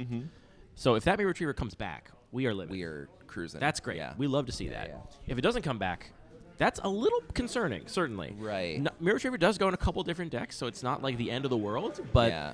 I think Zach is going to be really, really hoping to see that first Mirror Retriever come back. And now considering taking the second Hangerback Walker, which I really like here. And honestly, if I would did not that, take the second one. You wouldn't. I would take Jadar here. You think? Because See, I we're think, probably splashing black at least, and Hangerback, like, is a really good card, but since this environment is so low to the ground, like casting a 1/1 for 2 that then gets bigger, but you have to play a mana behind for the rest of the game, is not my favorite thing. But see, here's why I like it. I like it strictly because we're I- mostly colorless. I think we can just Yeah. not be black at all right now. Yeah, And I think yeah. Hangerback Walker is one of the more powerful colorless cards. And so if Zach just opens great +1/+1 counter cards or something Yeah, in the next few packs, Yeah. I'm happy to. Ooh, and a kind of late ranker going That's around what I'm here. saying. The evaluation in this pod is really interesting so far. This is what you always. Ooh, Steel Seeker is really cool here. It's not a card that like is super impactful that probably people don't even know. It's a 1/2 for 2 that when an artifact enters the battlefield, you reveal the top, or you look at the top card. If it's a land, you put it into your hand. Otherwise, you can put it into your graveyard. So it works really well with like Hangerback Walker, for example. If you sacrifice a Hangerback Walker, you're just Now, really destroying the top of your as a deck. cube designer, you have to be thrilled to see the objectively less powerful synergy Yeah. card going over ranker here. Like, Yeah. you Yeah. want to design a Yes. cube where people are mid pack 1, Yeah. picking the synergy card over the sort of generically powerful a card that doesn't necessarily have any synergies with the cards you've already currently drafted. So I think a sign that maybe your cube design is firing on all cylinders. Yeah, I'm very excited to see that. Somebody's in the running for Cube Person of the Year again. No, stop it. Couldn't possibly. Wow, Goblin Engineer. Oh my God. Wait, Chris. Is there a way to turn up the mic sensitivity a little bit, because I don't want to get too excited and like give away the draft signals, because this room is pretty quiet I think right they now. probably can't hear us all the way to the front, probably even can't. though we're a Yeah. little self-conscious. Yeah. Yeah. Okay. Thank you. So Goblin Engineer has got to be like, I don't even Really? know what else is in the pack. It's quite. I mean, how Chainer could also be good. Goblin Engineer is quite good with Hangerback Walker. Not that you can weld it back, but you can weld it away. And one of the things I think is Yeah. actually really important with Hangerback Walker is having a way to get rid of it. Right, Because 'cause you want its those value so tokens. often is those tokens. Yeah, and if yeah. you find yourself, without a sacrifice outlet or something, containment And construct. Astrid Pet this late is insane. That's what I'm saying. I think We're like you watch a 5 color draft. artifacts, I think you though? watch a draft like this, Yeah. and you'll just find that everyone's doing stuff I did not expect. Yeah. Reckless Fireweaver is is probably the lane. interesting. Okay, so I mean, do you think just going black red aristocrats artifacts? I think so. Are we gonna abandon that green pick, or are we kind of just still a late Raucous The Theater? Soulcoil Serpent's This is still our in there, pack too. one. This is This crazy. is okay. We have Wow. Stonecoil Serpent came back from our pack one, and a Raucous Theater. Yeah, the Raucous Theater. red is black surveil land. Another. I think you just gotta take the Serpent. Maybe you're just playing. I mean, You're just gonna see the fixing later. I love being in the cube with the or being in the chat rather with the cube draft, the cube designer. It's always interesting to be like, no, don't, Please, don't go in the room. Yeah, There's a monster it's like behind the horror wall. movie. Yeah, I don't know. I think maybe what Zach is perhaps doing is being open to any combination of Jund color pairs, or maybe just actually going to be full Jund at this point. Binding of the Old Gods would be my pick here for sure. So I had considered a Ginger Brew in an earlier pack, because we didn't see 2 Ozolus, but we did see 2 Terrian Soul Cleavers in this pack the first time around, I think. And the fact that neither of them made it back is making me a little bit concerned for the Aristocrats angle. But Are we one more pick away from our hopefully wheeled Mirror Retriever? I think we are. Should be in the next it was pack. either this one or the next one. Yeah, I think it should be the next pack. Binding of the Old Gods is probably the move here. Although Warden is really powerful in the right deck if we're going for a game objects thing. A Yeah. white card, okay. Yeah, I think that's So fair. I think we're just Mirror Retriever. There we go. Okay. Oh, let's go. And- Wow. and oh the- my God, the deck is so open. That's crazy. I would have been excited to wheel any of these. Yeah. Except for maybe the case. But And it also makes me a little bit curious about, what other people at are some doing. point, if you see too many cards in your open deck, you worry Yeah. that someone else is going to also someone's hop on going to board. pivot in you know? there. Yeah, especially for pack 2. If someone to your left pivots and then they're downstream from you, you know? And I think we can see Zach here having a similar thought, like, ooh, I kind of wish that maybe not so many cards from Yeah. my deck were opened in pack 1. Right. Thus making it seem even more open. Because You just Craggy gotta Feast take is the also a Retriever, though. completely good removal spell, It's which again just is good is in any premium deck. here. Yeah. Yeah. All right, I think it was a Retriever pick. I'm not surprised to see that. Okay, here's the Soul Cleaver, and we got one back, which is great. Yep, and that I think we're pretty clear indication from the body language here that Zach is happy to have wheeled Yes, yeah. Terrian Soul Cleaver, for anybody who doesn't know, is I think it's 1 mana to play, maybe 2 to equip, and then whenever an artifact or creature goes to your graveyard from the battlefield, you put a +1/+1 counter on equipped creature. So it is very good in this deck. What do you take here? Blood Aspirant? Blood Gas? I'm probably not playing any of these cards. At least I don't Yeah. want to be. I think I take Maybe Blood Aspirant. just maybe 'cause it even can get touch big the with Spirit this Realm. We deck. do have one white card, and again, that's like the best card in the Yeah. pack. We're not He loves heavily in removal. white, but Yeah. Oh, and Terrian Soul Cleaver also gives Vigilance, which is really important because you're making your creature giant, and then it's an attacker and a blocker. And the Spellbomb wheel, too. I'm a little concerned about what color we're in, because we're kind of like 5-color artifacts almost. which could actually be okay because Which most of is our cards are fine. colorless. Right. At least our best bombs are colorless. So it's so easy to splash, but we're actually just kind of open to whatever gets passed to us in the next pack a little bit. Yeah. I think we're most committed to red. yes, because we have Welder, and probably other things. A few other red cards floating Yeah. around in there as well. Oh, Reckless Fireweaver.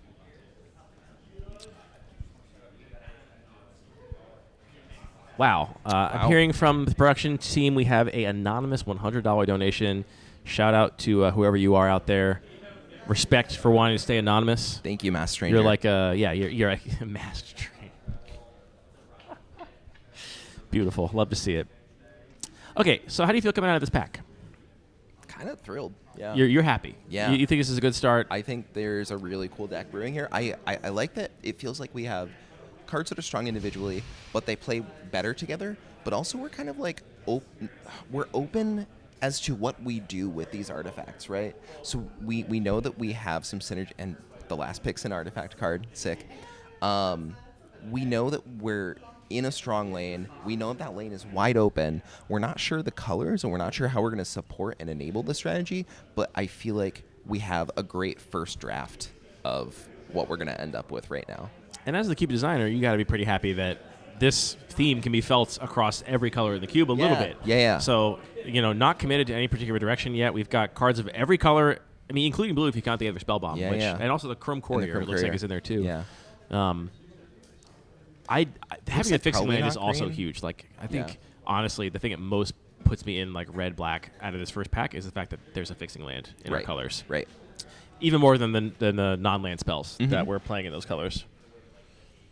For actual gameplay OmniCheck, we'll be following this player and then the winner of each match. So we're going to watch this player's first match, and then the winner of that match will follow them. Ooh, Teshar and is then cool. work our way on up.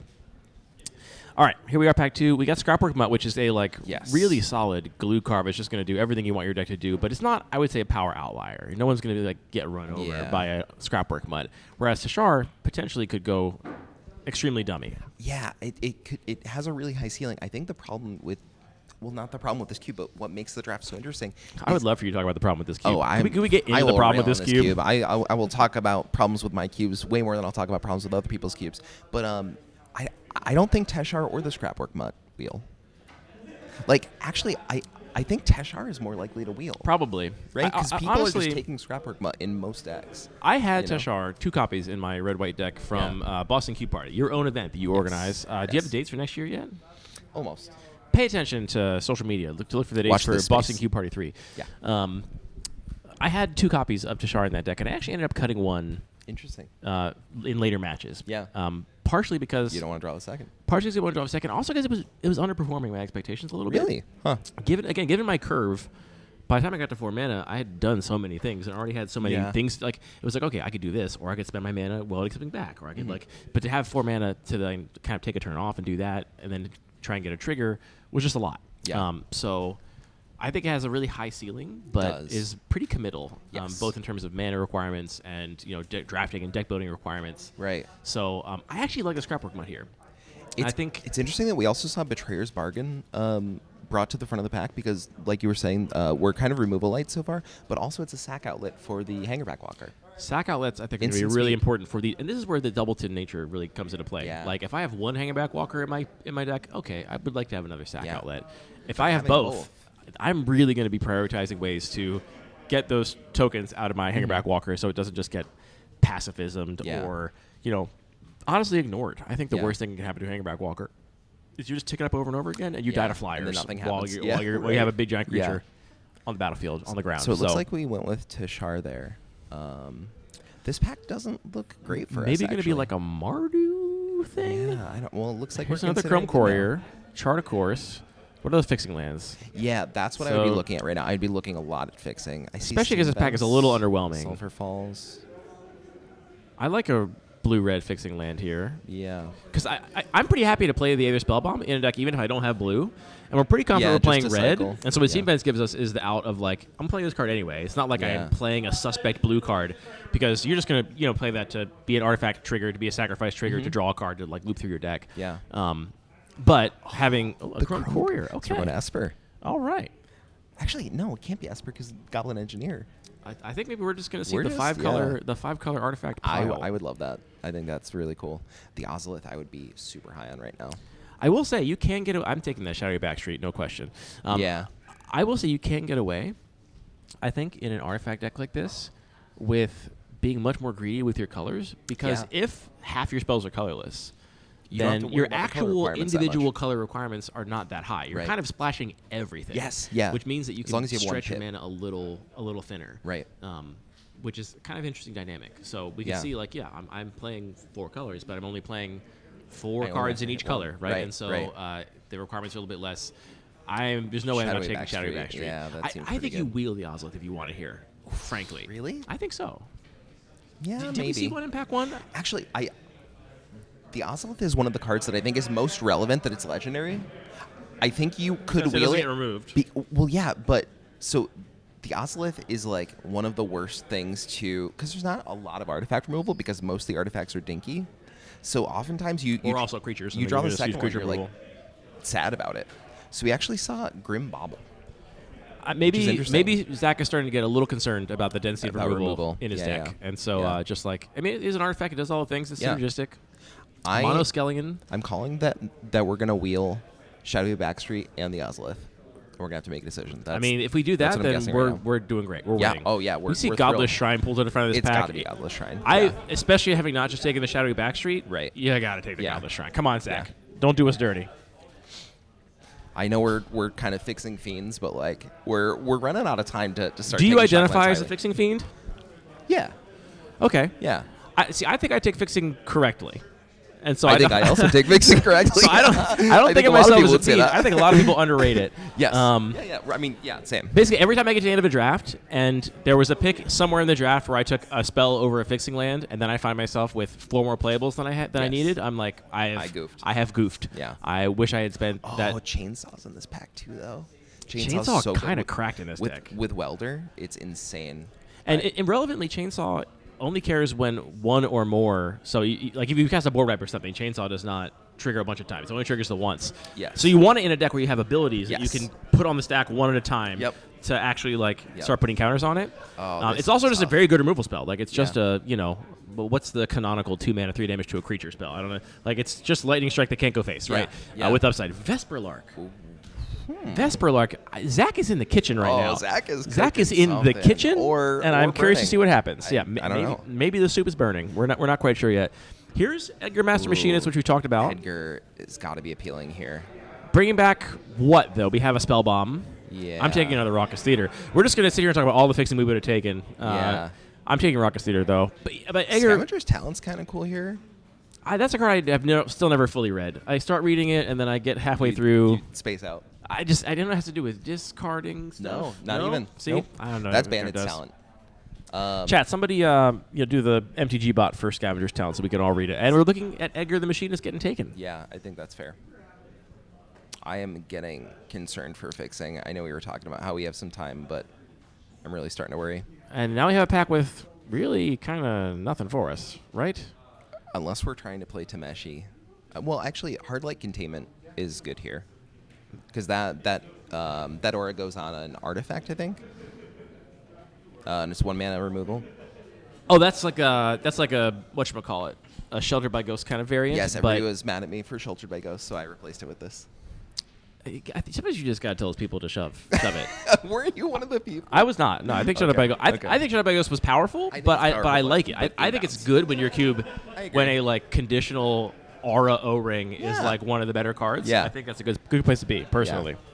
So, Nicole in the chat also saying, please, Zach, take fixing. Zach, Yeah. the people are asking, can we get some Fs We're in the begging chat you. for fixing? F for Whoa. fixing. Yeah. So, Monoskellion.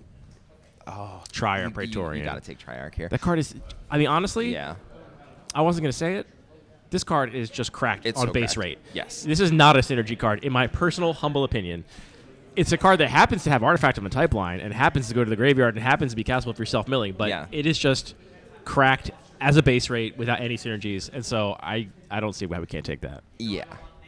I also think Triarch Praetorian is one of the cards that are cracked, but also has a lot of synergies. Jake, if you're listening out there, Fable the Mirror Breaker is not a synergy card, but I think This has is the your same thing Fable the going Mirror on. Breaker. Yes. This is your Yes, Fable the Mirror exactly. Breaker, for sure. Yeah. I haven't made a chart to show that it's a You haven't synergy made an card. alignment chart I've yet? not made a chart, haven't but made a synergy that's alignment chart? I'm putting my flag in the sand on that one. A Godless Shrine and a Dusk Rose Reliquary And and Astrid. Astrid Path. I don't think we're the Astrid deck. No, please take Godless Shrine. Like, I know Duskar's Reliquary is really good in this deck, but you gotta take Shrine. Here's where I think Zach could be big braining. You and I like to take fixing highly. Yeah. If Zach wheels that Shadowy Backstreet and that first Godless Shrine, then we look like idiots. I'm cool with looking like an idiot if this deck comes together. I noticed that before he put that pack down, he put the removal spell in front of the Godless Shrine. The Duskos Reliquary. I think he is thinking about not taking fixing here. And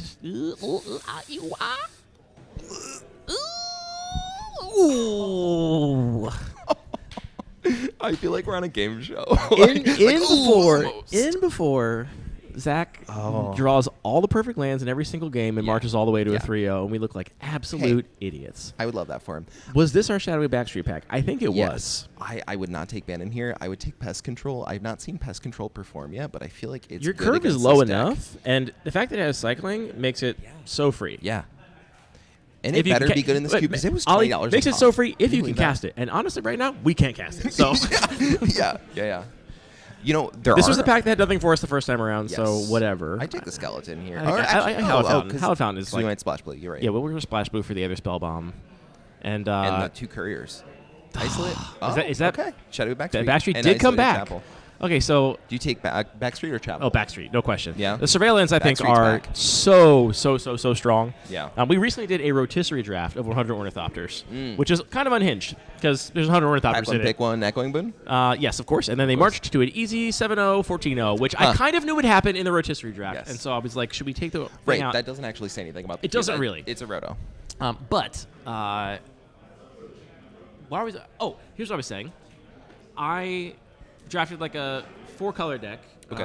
4-color combo deck with a splash. Sick. And the one huge mistake I made that I realized when I started goldfishing is I prioritized shocklands over surveils, and I had one surveil, and every single time I was like, I just wish I had a surveil. surveil. land. Yeah. And that environment is a little special. It's a little bit unique because you're starting out slowly, looking like Isolated Chapel over the Backstreet. Okay, to each their own, Zach. I actually Game often do recognized that game. in this cube. I will look back at my picks and count how many typed lands and how many cares about typed lands and try to balance that. I'm glad we saw another piece of fixing wheel to us there. So I would anyway, just take the overgrown tomb. Fuck it. Fudge it. I don't know. right, I that's mean, valid. the mutt's cool. Yeah. But yeah, I just wish I had more surveil lands Yeah. because, and again, in that cube, you can kind of take You have you're fetches taking there the too, first right? turn off. I do have fetches, and you're taking like oftentimes the first couple turns off in the sense that Yes. you don't need to play any spells until you're doing your thing. Yeah, because it's most of kinda your spells land cost go, 0 land go. mana. Yeah. So especially in that environment, but I just more and more am valuing those surveil lands. Like, if nothing feels better than top decking one in the late game. You're Yeah. like, great. They're great to play on turn one in a lot of environments where you don't have a turn one play. That's not our deck, to be fair. Maybe that's why we're seeing Isolated Chapel being prioritized here. Right. So we didn't get the second Godless Shrine back. We did or did not? Did not. We wheeled the Shadowy Backstreet. We did not wheel either Godless Shrine. No, we got one. Oh, we did get Godless one. Shrine. Yep. Okay, we didn't get this. We didn't get the second one back. We got the first one. Wait, didn't we pick Isolated Chapel over Godless Shrine? No, that was Over Shadowy Backstreet. Shadowy Backstreet, yeah. Right. So the important thing is that it wheeled, though. Yeah. It doesn't really matter what we picked. Looks like we're completely abandoning that green pick because we just passed a green-black land. Yeah. So the Serenth For Steel the second Seeker, time, yeah. that guy's Steel Seeker's out. just in the sideboard. Sorry, loser. Nicole, how many people are you watching this stream right now with? Nicole says that the whole room she's in is going crazy and cheering over each pick. I love that. So are we just Mardu now? Or are we I think so. Esper? Are we abandoning We red? might be Mardu Splash Blue. I could see a We world do have- where you we have play 2 4 Chrome colors. Couriers. Yeah. And I think we have blue fixing. Yeah, we have Hollow So we're Fountain just at non-green. Chat, Yeah. without looking it up, what is the Nephilim that is the non-green Nephilim? Tell on yourself. Tell on yourself for being a huge nerd. least. Is Massacre it Nephilim? Glintai? Is it Witch Bud? Whatever that one is? Masticore Nephilim? Yeah, right? Fable Bofa? of the Nephilim? But what's a Bofa Nephilim? Minsk and Nephilim?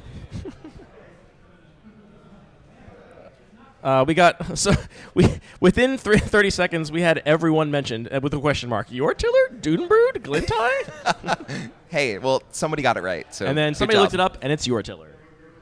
Mine? Sorry. All right, what are you taking here? I don't know. Quack Feast. Also, what do you want most out of his pack? I want fixing most. I want fixing, but we don't have good fixing.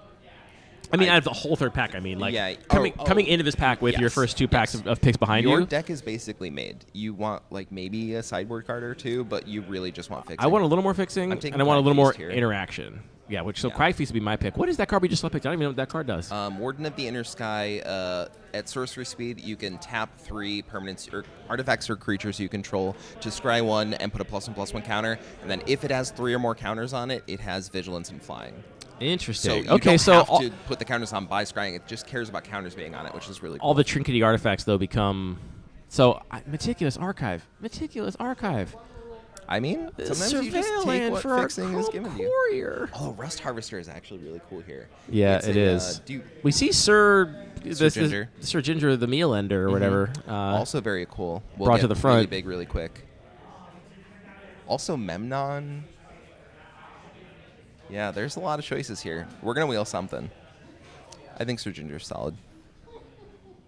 Boomtack, we are in pack 3, and we are drafting what Yes. appears to be a 4-color Artifact Matters value deck, is what I would say. Is this the kind of deck that would want a Displacer Kitten?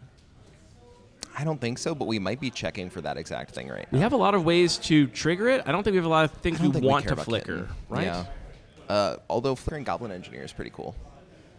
And Mirror Retriever is a die trigger, not at least a battlefield trigger, so that's not going to do it. Dust Vesperlark. Reliquary, Vesperlark, Grim Bauble. Grim Bobble's way better than Dustin's Reliquary. Yeah. I'm not excited about the Vesperlark here. I'm between like Chrome Courier or Fixing. Probably Fixing. Actually, I don't know, because Chrome Courier is really good in this type of deck, though. Maybe Scorn Blade Sunbelow Berserker is Verge. pretty good with Ooh, Hangerback Walker. yeah, that is cool. You get another counter on it, and also you get the ability to sacrifice it. Vesperlark again. What do they know that we don't know with these Vesperlarks? We're going to find out Yeah. when we watch their match. Yeah, true. That was like a pretty high pick, too. I feel like that would have wheeled. So there's got to be something. Yeah, with, you know like- what? That's a great point. Having the first Vesperlark and seeing another one in this pack, I think I'm pretty confident I'm going to wheel that one. Right, It's not a super right. duper high pick. Although there is a blue-white Ooh. blink deck that might want this. Yeah. Talk to me about this something Lawbringer, this black-white card. You're in the booth because you know all these cards. It's I don't know a lot. of them. ETB Sack of Thing Vindicate, so it is very good. Oh, so good for us. Yeah.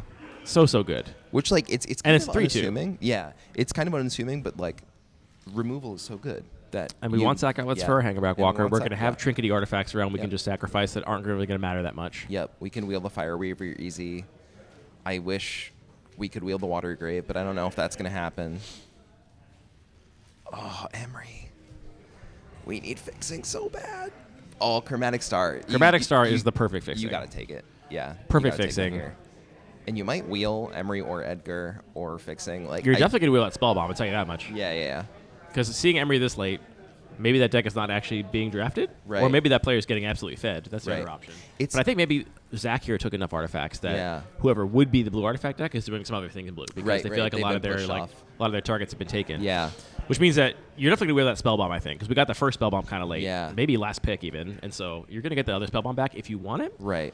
And so I think this is definitely a Chromatic Sphere. I think this is really interesting that we're almost Star, at, like, rather. an embarrassment of riches with playables like non-lands, but like Chromatic Star, you still just have to take because it's fixing and card draw and recruit. It does. It is like, a land, kind of. We are at a point where we do not want anything that's not a land, but Chromatic Star is like such a slam dunk. It's really How many interesting. fixed lands do we have? I saw one so I far. think we have like 5. It's not a lot. 2.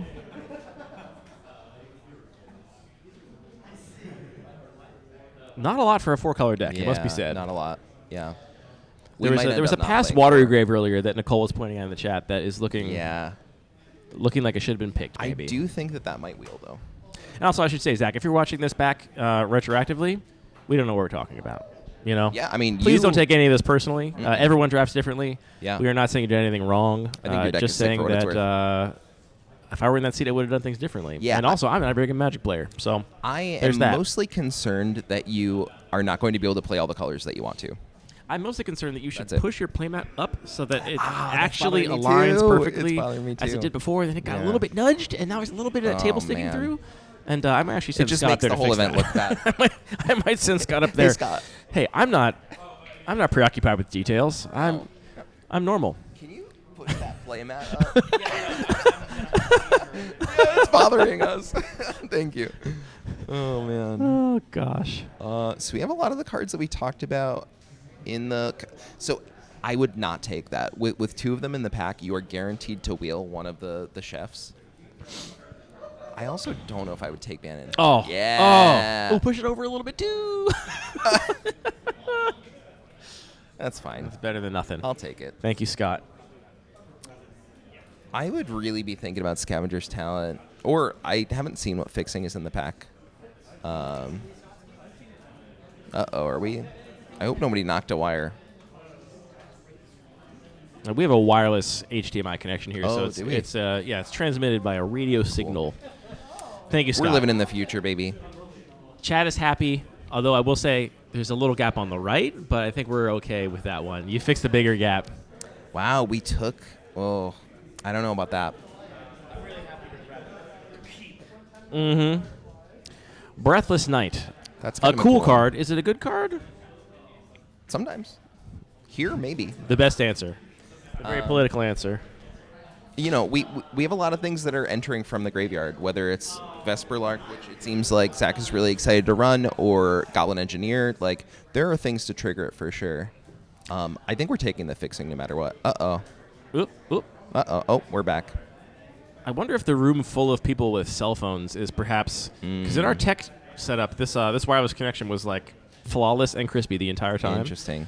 I wonder if a room full of people with cell phones. Everybody turn your or- dang cell phones off. Everyone stop microwaving things at the Stop draft looking table. at your Turn the microwaves phones. off. Back in the day, we didn't have to worry about phones interacting with wireless HDMI. Okay, red-white fixing land here over black-white, so we're for sure playing red. I think I like that, actually, because you want to be running more plains and swamps. Another Stonecoil Serpent is still in this pack. That's insane. Do people not know that Stonecoil Serpent is like a perfectly fine card in like I would power say more motivated than cube? perfectly fine, because Like- we're talking about the amount of legendaries here, and they're all multicolored. There's so many It has gold cards protection here. for multicolored It people. blocks so well. Yeah. Honestly, It's crazy. I've said that a lot of these things are subjective we're talking about here. I do think that the pod is punting a little bit on Stonecoil Serpent Yeah. specifically. And Astrid Peth went really late. That was surprising to see, too. Oh, I understand. The chat was shouting out MTG Astoria earlier, and it's because Zach is from MTG Astoria. Our drafter is sick. a local from the Astoria play group, so shout out to that. I think I'm taking Siege Smash here. Actually, I don't even know. Yeah, I'm actually hate drafting Siege Smash. That's like an Abrade variant. I just don't want my stuff getting destroyed. I mean, we'll meticulous Easy archive. fixing. Yeah. Yeah. Thank the gods. Just Yes. kneel down, point don't to the heavens. think about it, Zach. Point don't to the heavens and say, no. Don't. Do no. not. Don't. Zachary? Zach- Zachary? Zachary, what are you doing? Oh my God.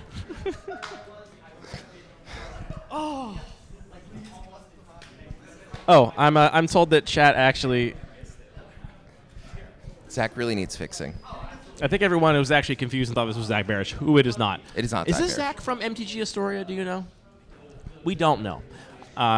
Chat, maybe you misled me, and I shouldn't have just been saying things you said in chat on air uncritically. Maybe I should have been filtering myself If and we assuming fi- there's a reason I'm on a microphone and you're at home typing on a little keyboard. Blah, blah, blah, blah, blah. I should have not listened to you.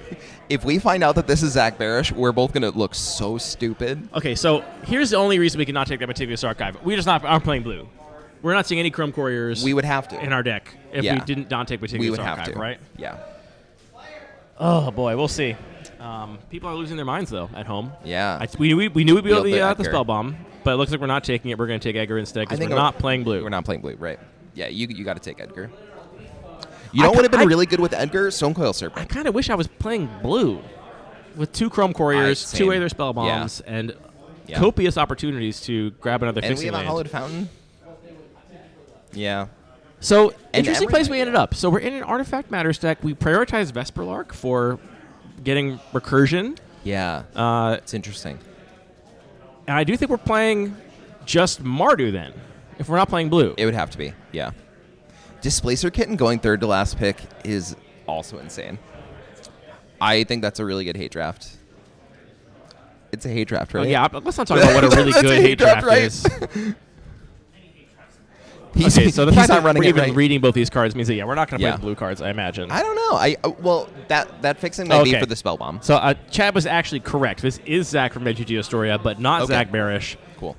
Chat, I'm sorry I said that I was uncritically saying the things that you little keyboard warriors were posting. You were right. You are still keyboard warriors, according to Andy. He's not sorry for that part. Yeah, apparently they're cheering him I would on never through call you that. Discord chat. Are we going to watch deck building? Is that our plan? Are we going to have a view over the shoulder That would be of cool. Zach during deck building? Are we doing deck building? Are we watching it? Let's see what it looks like. Yeah. You know, if we can see what they're doing, then what he's doing, we can actually get an idea of what's going on here.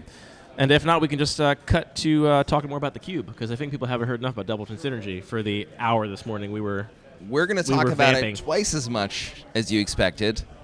Yeah, Call that a let's say Doubleton everything we Synergy. said this morning again, just a second time. Ooh. Do that. Yeah, great. Do that. Sounds Cool. Perfect.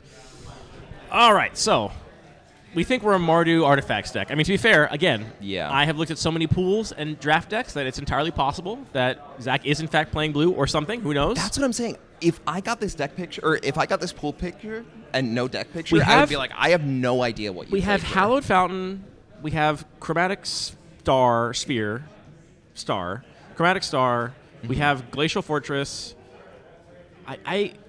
There's a couple of ways you can justify playing some of the blue cards, but Yeah. I just have to imagine we would for sure be taking the Meticulous Archive if Oh we my had God. the opportunity. We're being attacked by Godzilla. They can't see this. They're just seeing us. Oh God, that was so funny. We got like an up the nose shot Wait, from here we go. Chris. Oh, we're being attacked by Godzilla. Now it makes sense. Oh. I appreciate the cohesion to the narrative. So Mardu, value, blink, artifacts. How are we winning the game? Cool What's deck. our win condition? What do you think? Are we grinding them out with marionette triggers and reckless fireweaver we triggers? never or are got we the making a chainsaw, big did creature? we? We didn't get a chainsaw. We didn't get the other copy of reckless fireweaver. We didn't get the other copy of marionette apprentice. How are we winning the game? I mean, I think we're either grinding people out with a bunch of little triggers like that, Yeah. or we are making a creature and attacking our opponent for lethal. We have Surgenders that are going to be very big. Oh, we do have the equipment, the Tarian Soul Cleaver that will make things big. Mm-hmm. Maybe the Now- reason we got flyers is because we want to make our flyers big and get in with those. Tarian Soul Cleaver is interesting in that it doesn't actually... It puts the counter on the creature it's equipped to. Yes. It doesn't... Like, the equipment itself doesn't Doesn't get the intrinsically counters. No. grant additional buffs. Yeah. And I've gone back and forth in my cube design days Mm-hmm. In terms of trying to figure out which of those things I prefer. Yeah. Because if you expect the creature to get removed a lot, Yes. then you probably want the equipment to be the thing that is granting the buff. Right. For comparison here, a similar-ish card is Chainsaw. Yes. Chainsaw gets rev counters. Yes. And then it gives a boof. It gives a big old boof It to gets the a equipped boof. creature based on the number of rev counters on it. Yes. Which means that if you're in a really grindy game and your creatures keep getting removed and you keep top decking something and then putting the equipment on it, Chainsaw is great because Yes. it just keeps growing and it Yep. keeps making every creature a huge threat. Yep. If you're worried about the equipment itself being removed, or you want to spread the value around differently, you might prefer a Tarian Soul Cleaver style card Right. or a Great Sword of Tyr is another card that does the same Yep. thing. Puts counter Yep. on the creature. Yes. I think pound for pound, I have come around to the idea that the Tarian Soul Cleavers and the Great Swords of Tyr are weaker on average. Interesting. And I think weaker than they look because of Yeah. this. Yeah. For putting the buff on the creature directly instead of having it be related to the equipment. Yeah. You want to make your opponent have to remove equipment because as a default, It's easier to it's move already creatures. it's already a higher risk kind of card. Yeah. I think we are going to get to see the deck building here. We're looking at the feed right now, and by the time we get Chris back here, we'll switch the feedback so you all can see it too. But we are laying out white cards for sure to start with, Yep. which makes a lot of White sense. cards and artifacts. So the Vesperlark, Tashar, and we did get 2 copies of what's that creature you can tap to draw stuff or tap to scry? Warden of the Inner Sky. Warden of the Inner Sky is a win condition. Yeah. Oh, true. Yeah, because it flies too. Maybe we're killing with Warden and Vesperlarks and Tashars after we've ground Hey. them to dust with value. I think that's cool. Yeah. Removal spells, we have Dusk Rose Reliquary. We have both copies of the Hard Light O-Ring that Containment. goes on. Yeah, that one. Yep. We got Tarian Soul Cleaver already in the mix. I think we're likely to see some red cards make it into the mix next. I think black is the next most obvious color to me. Really? Partially because we have the most We black-white have fixing. Marionette. Oh, yeah. That's actually a really good point. I think I really want to play Goblin Engineer and Edgar, though. Honestly, Zach So, like, red's Zach definitely might just coming be in. going red-white. Yeah? Because actually, what other black cards did they take? Grim Bobble. Oh, the The Vindicate guy seems really good. Vindicate, Maybe the black is just going to be a splash here. Yeah, I could see that. I wonder if the pile with the giant killers is the sideboard pile, or I think if that's going to be in the main it's the deck. considerations, but not yet going in there. Sorry you can't get to see this chat. We're going to get there in a second. All right, let's see what we got going on in chat. Soul Cleaver does give vigilance without counters. That's true. How much that actually matters, who's to say? We aren't talking about the thriving cube scene in Astoria, Oregon. No, we're talking about Astoria, New York. Now we also don't we can't see see the anything. deck building. So we're now just with you, chat. Yep. Welcome to the personality stream. All right, let's talk about this.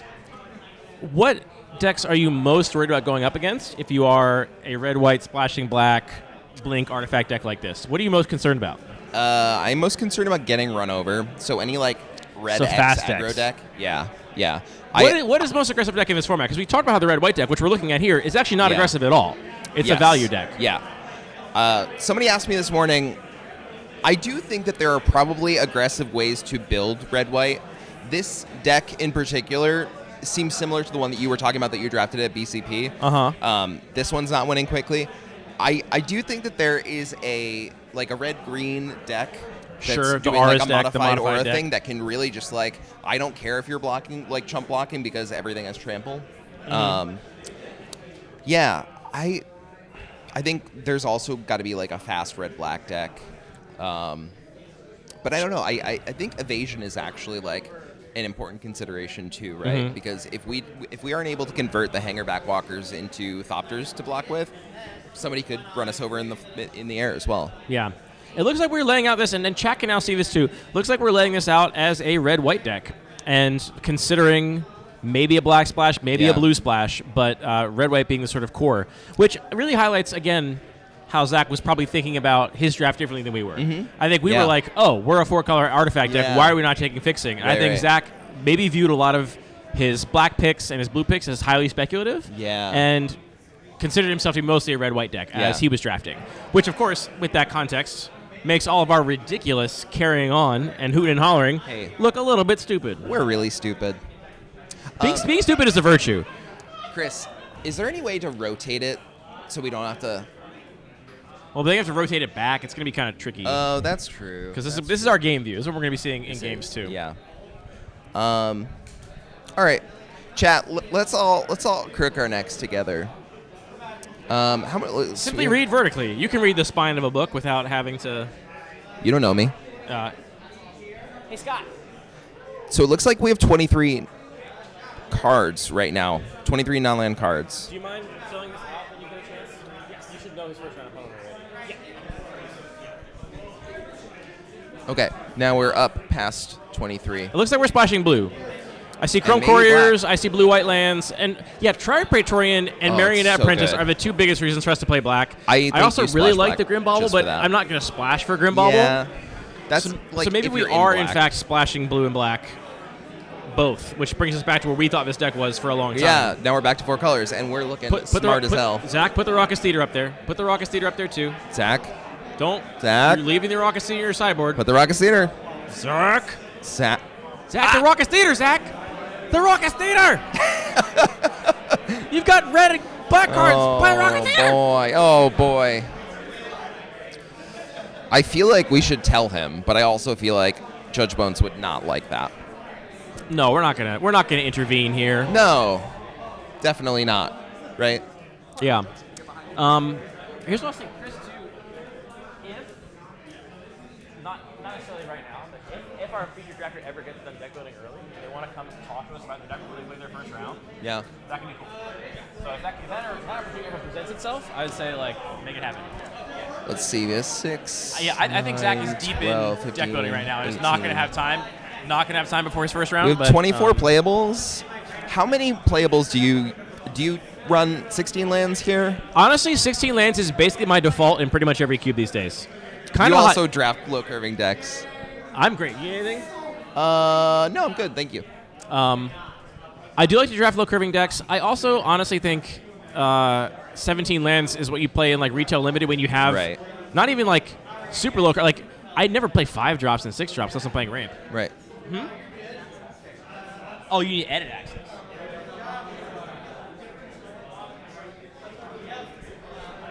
1 sec, everybody. I gotta give Scott edit access. Looks like we're considering cutting the shrimp, which would make me sad, but understandable. I think Regast reads really well, but I don't know how it plays. I've yet to see it. Please. Oh, it looked like he was looking at the Raucous Theater, but I guess not. I really hope he does not forget about this Raucous we're Theater. considering cutting black again. I'm going to be heartbroken if we forget about this Raucous Theater. No, don't cut black. You have so much black fixing. People are looking at the opponent across the table who has both Nyxborn Hydras, both Faldorns, That's the deck you have to one be afraid of. Ranker. Yeah. Yep. Are we cutting our removal spells? No way. I think currently it looks like we're really heavily committing to the artifact thing and cutting. So that's something you have to be aware of here, and I think coming back to removal, that was a big part of why there wasn't a lot of removal. Like, people would not draft removal and then complain about a lack of removal, and the thing is, removal. Wherever it gets said, whoever's across the pod is who's going to be playing.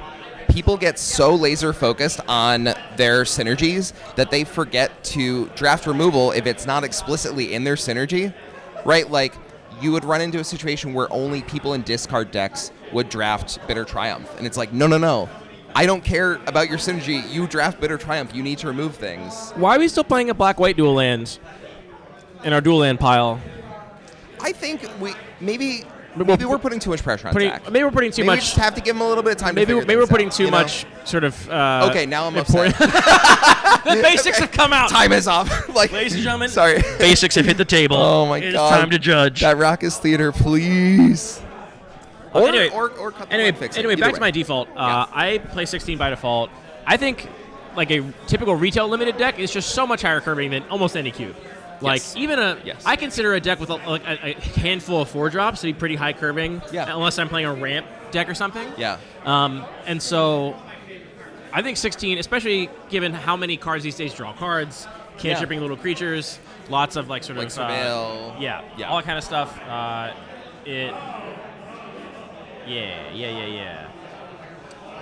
Yeah, this deck across the table looks absolutely insane. And also, like, I know that our drafter is not looking across the table for considerations. He could be while building. No, he's not, because he's cutting his 1-drop removal. That removal spell seems very good to me. Yeah. I've never put it on the stack. I've never played with Same. that card, but it seems strong. Me neither, but like it seems like the exact thing you need to compete against this super aggressive green-white deck across the table. That is the black-white like fast land I'm looking at, right? That's not Shadowy Backstreet. Like maybe there's a world we play Shadowy Backstreet as a white land that surveils one on ETB. Okay, the Raucous Theaters come back, but are there any black spells? What black spell am I missing? I don't see any black spells. And I do still see a Chrome Courier, which we're surely not playing, right? Are we playing Chrome Courier with no blue? It's in the 1-drops. Oh, yeah. I think we're still playing that with no blue. Over? Maybe not over a better spell. I don't know. It's an artifact. It's card draw. You can bring it back with Edgar. You can bring it back with Vesperlark. Let's stop speculating on what we think Zach is doing, because who knows what Zach is doing with their moving cards. He's moving cards between zones. What would you do in this spot? I'm building this as a Mardu deck, I think for sure.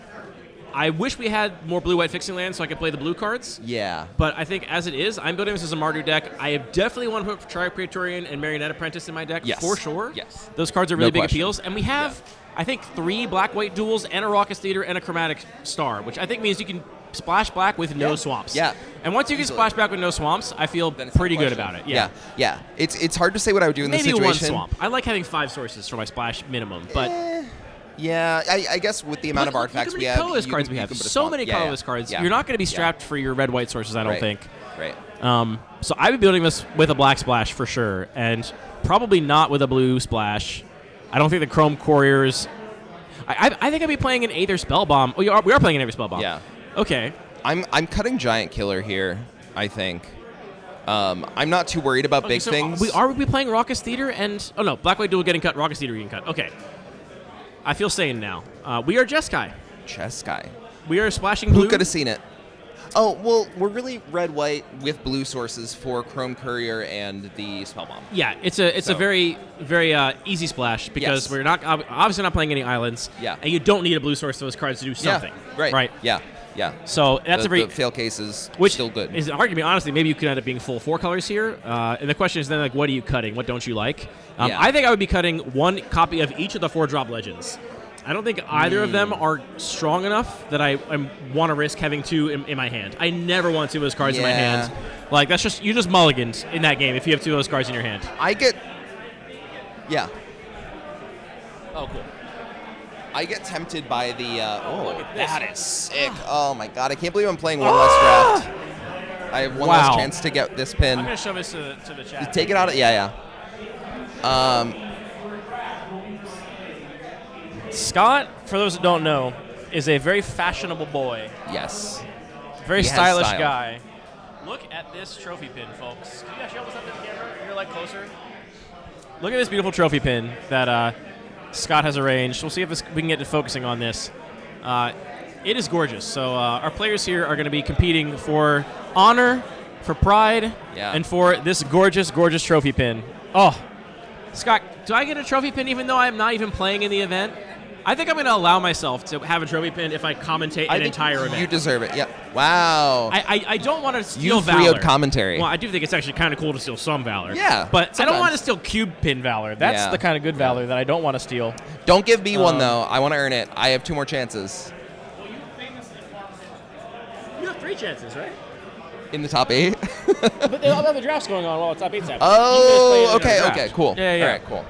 I'm actually. If you make top 8, you already did it. You already got a pin. So. That's a really good point. Yeah, I'm kind of glad that Zach didn't finish early, so we didn't have him in the booth, the casting couch. Welcome Because to the casting couch, Zach. why did I use Come that term? on down and now we're tell both us about your distracted. deck. Because I don't want to be like, why didn't you play 4 colors? Wait, we got it. Raina, come on down. While we're waiting for our players to shuffle up here. Actually, why don't wait? Yeah, you swap in for me. And I'm So gonna- Raina, you drafted the Neoclassical Cube. I did draft the It's my Neoclassical old. We Cube. met yesterday. Yes, we did. We're already Great best to see you friends. again. Yeah, we go way back. So I noticed you have an unsleeved Bayou here. What is I wrong do. with you, you sick freak? Well, I thought we were supposed to take all the sleeves off, put our own on there. Incredible. Yeah. What did you draft in this cube? This is my old school cube that is all about the play patterns of pre-modern Magic, but I don't strictly limit myself to old school cards. There are some new cards in there, as long as the decks all feel like old school decks. So what have you done? What have you done to my baby? I've built a 4-color monstrosity. Okay. Baby. It's a lot of blue. I started off with Polluted Delta and then Necromancy and 2 Flooded Strands. So I was just like, I'm going to play base blue everything, and that's where I wound up going. I drafted a bunch of Reanimator pieces, didn't get the Reanimator package, so I'm still just playing Someone else did that. Necromancy and stuff. There were like maybe 3 Reanimator drafters at the table. Okay. So Highly sought after. yeah, I have some board wipes, some removal, a lot of counter spells, and So it probably sounds like a good control deck. What makes it a It's a pile? control deck. Let me, you keep talking. Let me see what you usually do. Take a look at it. I would say the pile aspect is in all the cards that just don't really do too much besides keep the game going until I hit the cards that actually matter. There's very little synergy. Playing a 2/2 reach for 2. We got to the Noose Constrictor in the basically Esper control deck splashing green, and I was like, all right, Okay. the Noose Constrictor's a little spicy. Yeah. I think this is a fine control deck. Thank I you. think you got a good chance. appreciate it. We'll Best see of how it luck to goes. you. Thank you. There's a pretty sick artifact deck going on over there, so I think that might be somebody playing shops. Yeah. Well, It's looking a little rough, so I think do you they have might any take it. artifact but removal in the sideboard? You got to naturalize in the sideboard? That's a great question, and one I would prefer not to answer. Okay, well, the Pernicious Deed can carry. The Pernicious Deed will remove carry. everything. So Yeah, that's my one hope. So blessings be with Pernicious Deed. Thank you. May it carry you. I hope it does. Yeah. Thank you. All right. We are shuffling up here for our very first draft. Zach is going to be playing against local shark John Clara, who is a friend of the show. And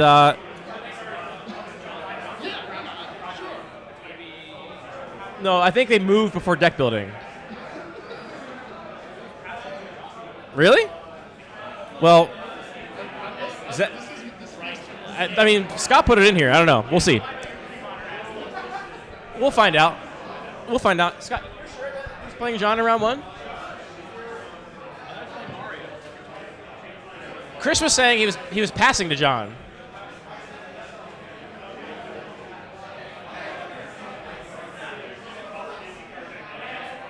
We're checking, chat. We're checking.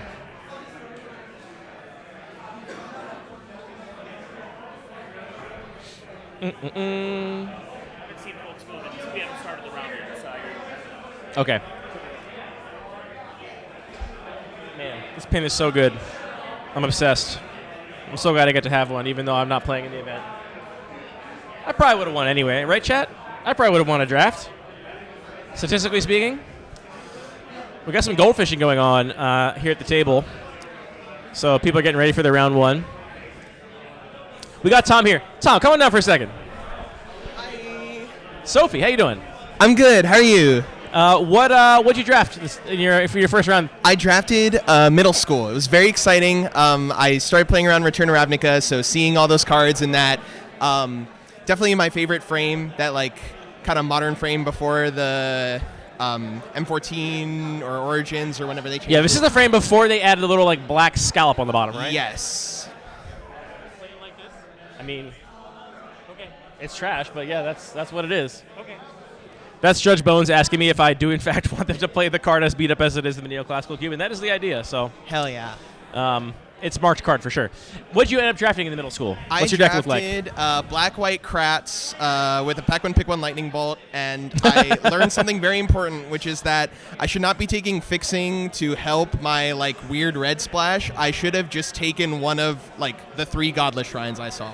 I see. So you got kind of a little overcommitted to your first pick Lightning Bolt and should have jumped off it earlier, you think? Yeah, I shouldn't have necessarily jumped off of it, but I should have considered that now I have a Geralf's Messenger in my deck, and I don't know how I'm going to get 3 Black Pips on turn 3. So are you playing the red? Are you splashing the red? Oh, yeah. Okay. Well, so you said you're Black White Aristocrats, Pack 1 Pick 1 Lightning Bolt. You're playing it, not you got off of Oh, it. yeah. Oh, yeah. I have Helix, Falcon Wrath Aristocrat. I have good reasons to have some You have red. the namesake for the Aristocrats deck. Oh, heck yeah. I think not a lot of people know that it's because of Falcon Wrath Aristocrat that we call it Aristocrats in the first place. Yeah. Sick. Well, Sophie, best of luck. Thank you very much. May you crush. May you draw perfect mana. Yes. Curve Lightning Bolt into what's a white card in the black. What's your favorite white card in the deck? It's 2-drop. Thalia is pretty good. All right, so you're going to curve Lightning Bolt into Thalia into Geralf's Messenger every game. I'm calling it. Hell yeah. All right. I got the filter lands will help. All right, blessings. Good luck. Thanks, Andy. Yep, see you. Yeah, Judge Bones came up to ask me, are you sure you want to play this Sylvan Library that has a bit of a hole in it and also feels like it's been through the wash a couple times? And, I mean, that's the only one I got, Bones. Hi, Ollie. Hi. Welcome back to the couch. Thanks. Just the couch. We're going to call it the C couch. And you can fill in what you think C means. The cube couch. If you think a C says anything but cube, that's on you. That's your dirty mind. Yes. We're on the C couch all day. Also, welcome back to any viewers who also just happened to take a bathroom break.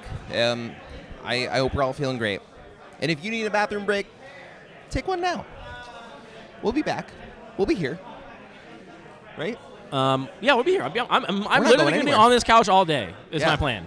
I'm just stuck here. I'm chained to it. What a hard life. You get to play Magic this afternoon. I'm just going to be hamming it up with Patrick. You know, hamming it up with Patrick is probably about as It's good one of as the best cubing. things that anybody can do. It's Yeah. one of the best. You fixed it? Oh, actually, our first round opponent is actually Mario, not John. Maybe we'll see John in the finals if John stomps his way through. But it's going to be Zach v. Mario here, and we'll find out what kind of deck Mario's on along with you, chat. I don't know right now. Curious, yeah. Let's see. We see insect tokens and we see map tokens. So Springheart Nantuko has got to be in there. Okay. A lot of things create maps. Oh, I wonder if they know. Yeah. Oh, heck yeah. What do we got? Key lime or sunshine? Sunshine? Wait. A non-artificial flavor. Wait, I actually want to try a sunshine. Give me one of those. I've never had it before. I'm too curious. It's Capri I'm so Sun sorry, flavored? viewers. Wait. Wow. Sunshine Ooh, it smells LaCroix. strongly for LaCroix? an unsweetened, naturally essenced beverage. Also not sponsored yet. You got someone at the door there, Scott. Hey, Bones. Can you hand out the seat markers for Doubleton? Because there is one of each. There's like a map, clue, treasure, something else in there. Thank you. All right, Zach Barish hit me with a really good question yesterday, which I really like. Yeah. Which is, we're always hearing about bad beat stories from Cube. Oh, I got unlucky here, blah, blah, blah. Mm-hmm. Zach wants to know some of your favorite stories losing in Cube? Do you have a favorite loss recently that you want to share with the chat? While you're thinking about that, because I put you on the spot, Yeah. I'm going to share one of mine that I already mentioned on the podcast. Sorry if you listened to the podcast and heard it there, but I was playing 100 Ornithopters a few weeks ago, and I'm currently planning on, you know about this, a big change to 100 Ornithopters. I'm going to be really rethinking the removal suite a little bit and powering down disenchants, which have just continued to be a real thorn in the side of a lot of players. And in this particular draft, I had the control deck. I had the disenchant control deck. It was round 2. I had already kind of stomped my round 1 opponent. Round 2, I had like the nut opener where I led on something on turn 1, I forget. Turn 2, I played a Seal of Cleansing. Turn 3, I played the Green Monarch card, Court of Garenbrig, and put counters on 2 of my Ornithopters. And then on turn 4, I passed to my opponent holding up the Seal activation, holding up Naturalize, just hardcast Naturalize, with a growing board of Ornithopters. All they had done was played Bitter Ordeal and discarded and drawn 2 cards. That's all he did in the first 4 turns of the game. And then I lost from 20 when they played 5 Ornithopters, cracked the Bitter Ordeal to get them all haste, and then played Rally of Wings, Haze of Rage. And then they all had 7. Well, they had 3 in play already. They had 7 in play already. They gave other ones haste. The sort of moral of the story is that I just died from 20 with 2 chump blockers, and it didn't matter. Which was sick. As the designer of the cube, I love that those cards, which are like, I want to be good against disenchants, were good against disenchants. And it was a sick way to lose. I couldn't be mad about it. Very cool. I can't think of a time I lost recently. Wow. Not because I don't lose a lot. Samp MTG in the chat says, Sunshine flavor is gross. It tastes like laundry, LOL. Do you think it tastes like laundry? Let's compare it. No. I see where you're going. I see where you're getting at, Samp. But I think it's actually not that bad. Like I don't mind it. The dryer sheets, it does have a dryer sheet vibe. Thank you for ruining this for me a little bit. But no, I think it's still tasty. I would eat dryer sheets if they were non-toxic. It looks like we're playing games. Yeah, I think we got opening hands. We're considering mulligans. We are officially gaming. We've got our featured drafter, Zach, on the right, and his opponent, Mario, on the left. I see a red-black land from Mario. I see mountains. Maybe a red-white. So it could be a Mardu mirror. No, we're just red-white now. We're Jeskai. We're red-white. Okay, we're wet red-white. Wet Boros. I like that. Moist Boros coming at you live. Moist Boros coming at you from the sea couch. No, it's fine. I got him here. Oh, yeah, we got him both places. We're good. Friendly reminder, while we are waiting for our players to resolve their mulligans, that we are here supporting Make the Road New York at Cube for a Cause. All the proceeds from this event are going to Make the Road New York, and we are asking people viewing at home to donate to the GoFundMe, which is pinned in the chat and also available otherwise. Big shout-outs to an anonymous donor who gave $100, Ryan Overturf, Noah Mickle, Chris from Austria, Spencer Dierenbach. Thank you all for donating to the cause. Very happy to do it here in Brooklyn from Industry City. Ollie asking, may I eat my lunch now? Or Why my are breakfast? you pulling out my spot? I was trying to be really covert about it. Yeah, I'm eating a bagel sandwich. I don't care, viewers. Always like, am Shout I on out bagel camera? Am I on sandwiches. camera, or can I just get disgusting with this bagel right now? Oh, I'm gonna get Just sloppy with foul. So sloppy with this bagel. it. Yeah.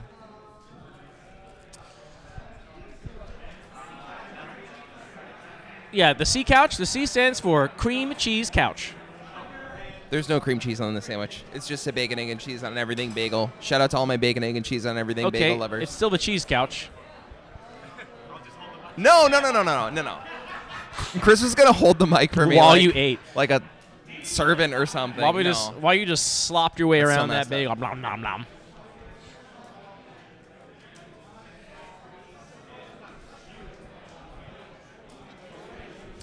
Read more in the chat says Ollie with the goated bagel taste. Thank you. What's happening here? A turn 0 Chrome Courier? Maybe Chrome Courier emblem? Oh, maybe there was a mistake with the deck where the sideboard got shuffled in or something. Because I saw opening hands and then a big pause. They probably And then called a Chrome judge Courier's to taken figure out how to resolve that. Oh, I think we have an answer here. They accidentally registered 42 cards. 43. They accidentally shuffled up 43 cards. Okay. Yeah. They can take out the one And then just draw a new 7?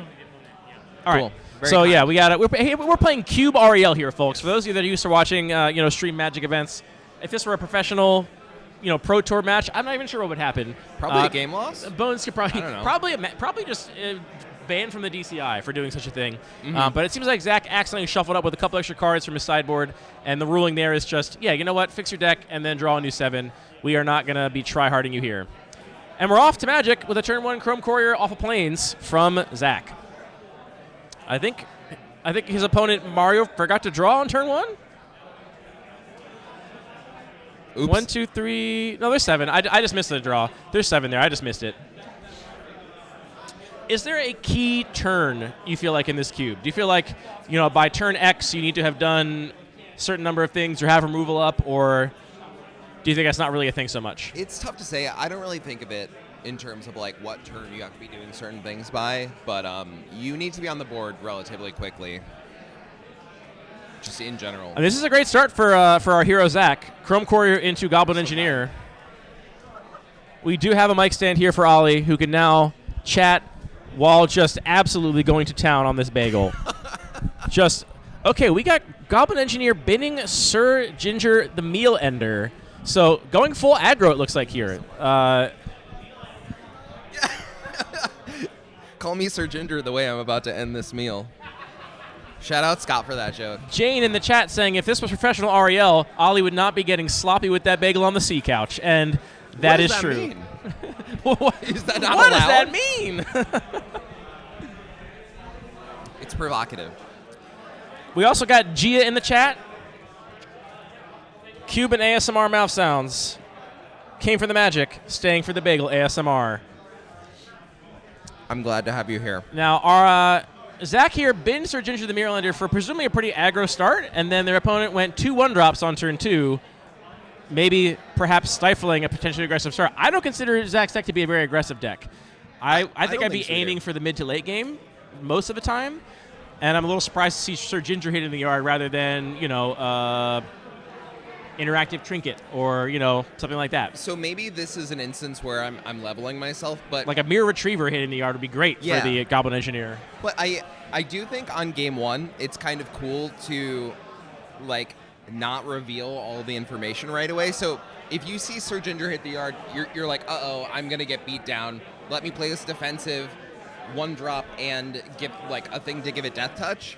But then it's actually like, oh no, I'm just using Sir Ginger to scry later. Like I actually don't want to beat you down, but maybe you developed your board wrong now. All right, now we see Hangerback Walker out of Zach, and I wonder if Zach drew that card for turn, because if it were me and I had Hangerback Walker and Goblin Engineer in hand, I'm playing Hangerback Walker every time, because I want Right. to wait until I know what my opponent's doing to are inform correct. what I've been with Goblin Engineer, and also want Hangerback Walker on board as early as possible so my extra mana, whenever I have it, can always be used to grow that Hangerback I Walker. will point out- so it could have been drawn for turn. Both of those cards like having 1 mana up.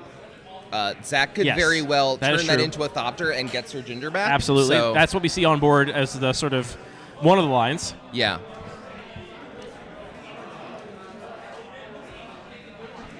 Or we could just cash in this Chrome Courier, which is probably not doing a whole lot on board anymore for the Sir Ginger, if we want to keep the Hangerback Walker. That's actually probably a better play, yeah.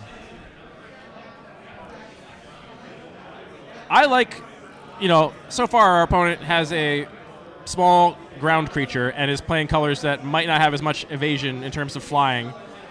Like, we don't see blue over there. What's that card? That is Elvish Archivist. Whenever an enchantment enters the battlefield for the first time each turn, you draw a card. And whenever an artifact enters the battlefield for the first time each turn, it gets 2+1/+1 counters. Okay, so some kind of artifact or enchantments matter on the other side of the battlefield. Here we do see cashing in the Chrome Courier for Sir Ginger Meal Ender. Seems good.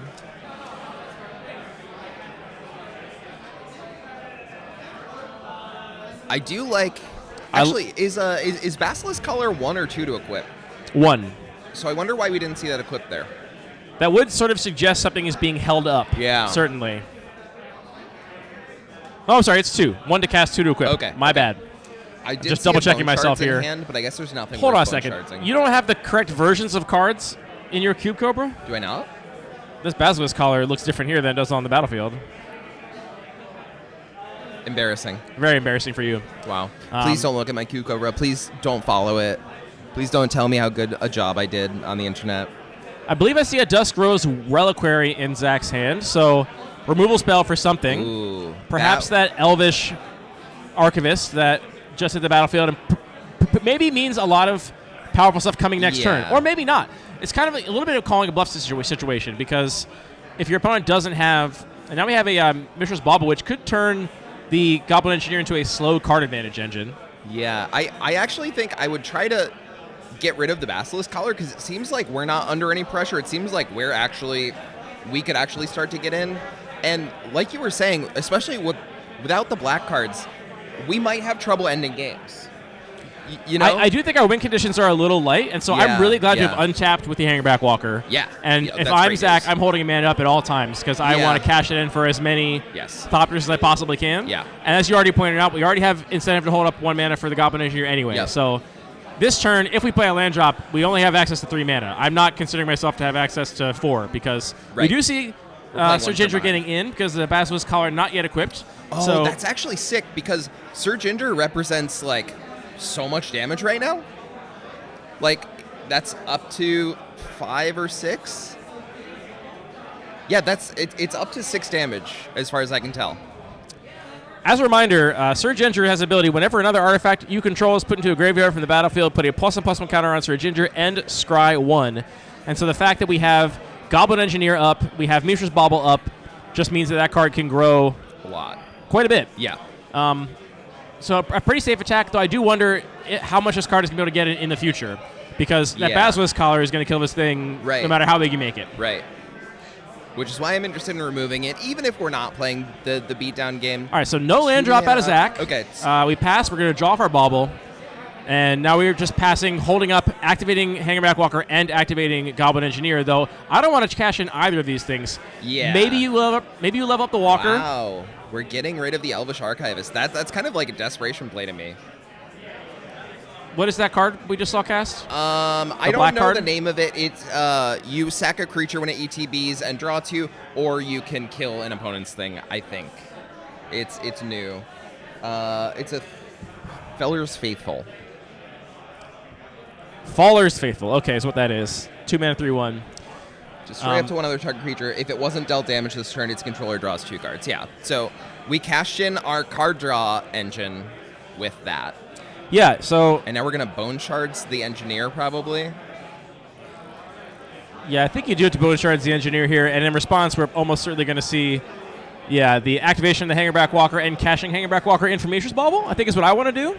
Yeah. Because now we are the aggro beatdown. Right, our opponent has no creatures in play. I want to put 2 flyers in play and also further grow my Sir Ginger and then be swinging in for quite a lot next turn. Yeah. So we're going to have another artifact leave. Sir Ginger's going to go to 2 counters, and then we're going to get back Mishra's Bauble, which we can sacrifice again. Sir Ginger goes to 3 counters. Oh, That's wow. 8 damage we're representing with the Ornithopters, or not Ornithopters, with the Thopter tokens. Yeah. And the Sir Ginger just next turn. It's also really interesting to see the Siege Smash discarded to Bone Shards because Siege Smash is not only destroy target artifact, but it's split second. So you wouldn't be able to put, like, if you Siege Smashed the Hanger back there, you're only getting 1 Thopter, you're not sacrificing it to Engineer. Not that that was, like, the correct play because we only had 1 mana up, but it is interesting to see such a powerful spell. Hopefully our judge staff gets the tokens. Oh, are we forgetting to bring an artifact back? Well, surely we're getting Mishra's Bauble back. Come on, Zach. No. I don't think that's what happened, yeah. No. Oh, that's rough. I hope our judge staff gets the correct tokens so we can just have clarity on the board. Say those 2 red dice are representing Thopter tokens, and we should have a Mishra's Bauble in play. I actually don't know how you would resolve this. I mean, you have to name targets to activate Goblin Engineer, so there's no way maintaining the game state you could possibly not get back the Bauble. Right. So I wonder what the ruling is in this spot. I think maybe Chris from production is going up to point this out to the players, and we might see a judge call to sort of figure out what's going on here. But a bunch of stuff is happening while we're waiting for this, and that means it's going to get harder and harder to roll this back. There's Duskro's Reliquary. We're getting in for... It's got 3 counters now, so yeah, that's 7. So, yeah, it's 7. But it should be more because we should be getting in... We should be able to sacrifice the Bauble, and now we see activating what's the name of that white card again? That white 1-drop? Something Warden of the Inner yeah. Sky. Activating Warden of the Inner Sky. Again, we got Thopper tokens. Use the Thopper token, Zach. Although I don't know if we were able to activate because the die that's a token should have been tapped. Yeah, the from die was. combat. This is why we have to use tokens Yeah. instead of dice. I do think we're having a couple of. Okay. There we go. But that attacked. Oh, maybe it didn't attack. Because it only went to. Oh, no, it did. Because they just updated the life total to have taken 7 damage. So we couldn't have also activated Warden of the Sky. We'll keep moving. You know, this is QBRL, folks. That is sick, though. Monoskellion Basilisk Collar is nightmare scenario a little bit. I still think I'm feeling pretty okay if I'm Zach. Yeah. I'd be feeling a lot better if I had another card in hand because I got back the Matrix Bauble. Yes. But, we forgot that. But then we got to activate Warden of the Inner Sky when we weren't allowed to. So, it all easy comes out come, in the end. easy go. QREL. It all comes out in the end. Here's a Tashar off the top. I think no 4th land still. And here's why I'm saying cut some of those 4-mana legends. We are now stuck with 2 4-drops in hand, 3 Right. lands only. This is why I love low curving magic, Yes. What is that other white card? Do you recognize it? I think it's the Kyren. It's a flash core Skyfisher. We're just seeing a main phase, activate Ward of the Inner Sky, keeping it on top, which we did last time as well, So I it's gotta be a believe. land. Did we bottom last time? I don't know. I feel like we should have if we weren't going to do anything this turn other Right. than just activate Warden of the Inner Sky. Right, because you wouldn't top knowing that it's a 4-drop that you can't cast. Certainly, yeah. right? So we must have bottomed. I just missed that. Yeah. You wouldn't top, you would bottom. Obviously. Depends on the situation. Yeah. I think, you and I both probably would top or bottom depending on context and, are willing to top sometimes and bottom other times. Yeah, so that enchantment's a really good play. Scrying is We mechanic in love Magic the removal. Gathering. Yeah. I'm feeling less good here if I'm Zach. So we're holding up. What is that? No. Really? What? Oh, is that the Pixie? What is that? No, so that's it does a pixie thing. Sun Pearl Kirin, Yeah. 2 mana, 2/1 flash Core flying. Skyfisher. That is a sort of flash core Skyfisher. So we are saving the Hangerback Walker back to our hand. I'm really no. So we took Or- the Warden back to hand. The which Warden is really back to hand. surprising because the Warden was 1 counter away from flying Vigilance, which you kind of want to close out the game here. Well, it was going to die to Binding of the Old Gods. Oh, that's what happened. Got it. Yeah. Got it. Yeah, Binding of the Old Gods Yeah, got played on the okay. other side of the battlefield and it was going to die. Good way to get around it. But Binding is a strong card. Yeah. I think that's not exactly where Zach wants to be. Saving your 1-drop with your Kirin, it's not ideal. We are going to trade off. Okay. And this is a great example of the Monoskellion did its work. It traded with 2 cards. Right. Yeah. And that's great. That's Yeah. I think it's just the kind of environment where you want to be searching for those 2-for-1s. Yeah. So I think you're very happy if you're Mario there that your Monoskellion traded with 2 cards. And now we draw our 4th land and we see our Master Machinist Edgar hitting the battlefield. And then we're gonna see a bauble cast off it. Will we remember to keep it intact? Yes. Good.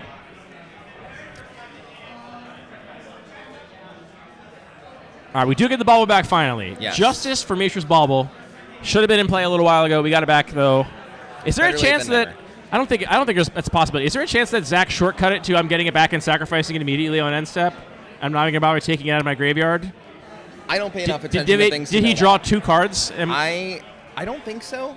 No, because it would have happened on the next upkeep. We would have seen it happen. Well, but yeah, but it would have been end step he was doing it, so he would have drawn the card on his upkeep. It would have been back to back with this draw step. Right. It's possible. Never count it out. I didn't see him look at the top card of his opponent's deck though. Yeah, true. That's. Oh wait, no, because I was gonna say getting the surveil land with binding is pretty sweet, but it happens after your draw, so still good. Just less cool. It would have been really cool to smooth out the draw in that way. Chad is loving our talk about scrying. Really? Yeah, That's great. it's gonna make them pass out. Just wait till they hear us talk about surveilling.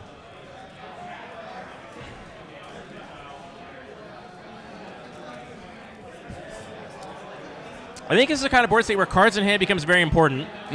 Zach has 2. Zach has 3. Mario has 2.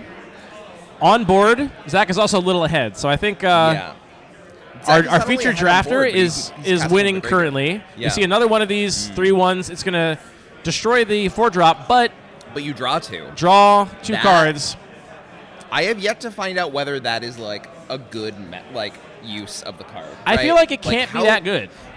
But also, it's preventing future card draw or card advantage. But this is a from great the example. graveyard. Like Edgar already was a 3-for-2, basically, right? We Yeah, got back yeah. Mishra's Bauble, which is going to get us a card. Yep. We also drew 2 cards off of it in exchange for our opponent's 1 Yeah. card. I mean, Yep. that 3-1 is likely to trade with something else in play. So it was really Right. I guess it was kind of a 3-for-2 basically. yeah.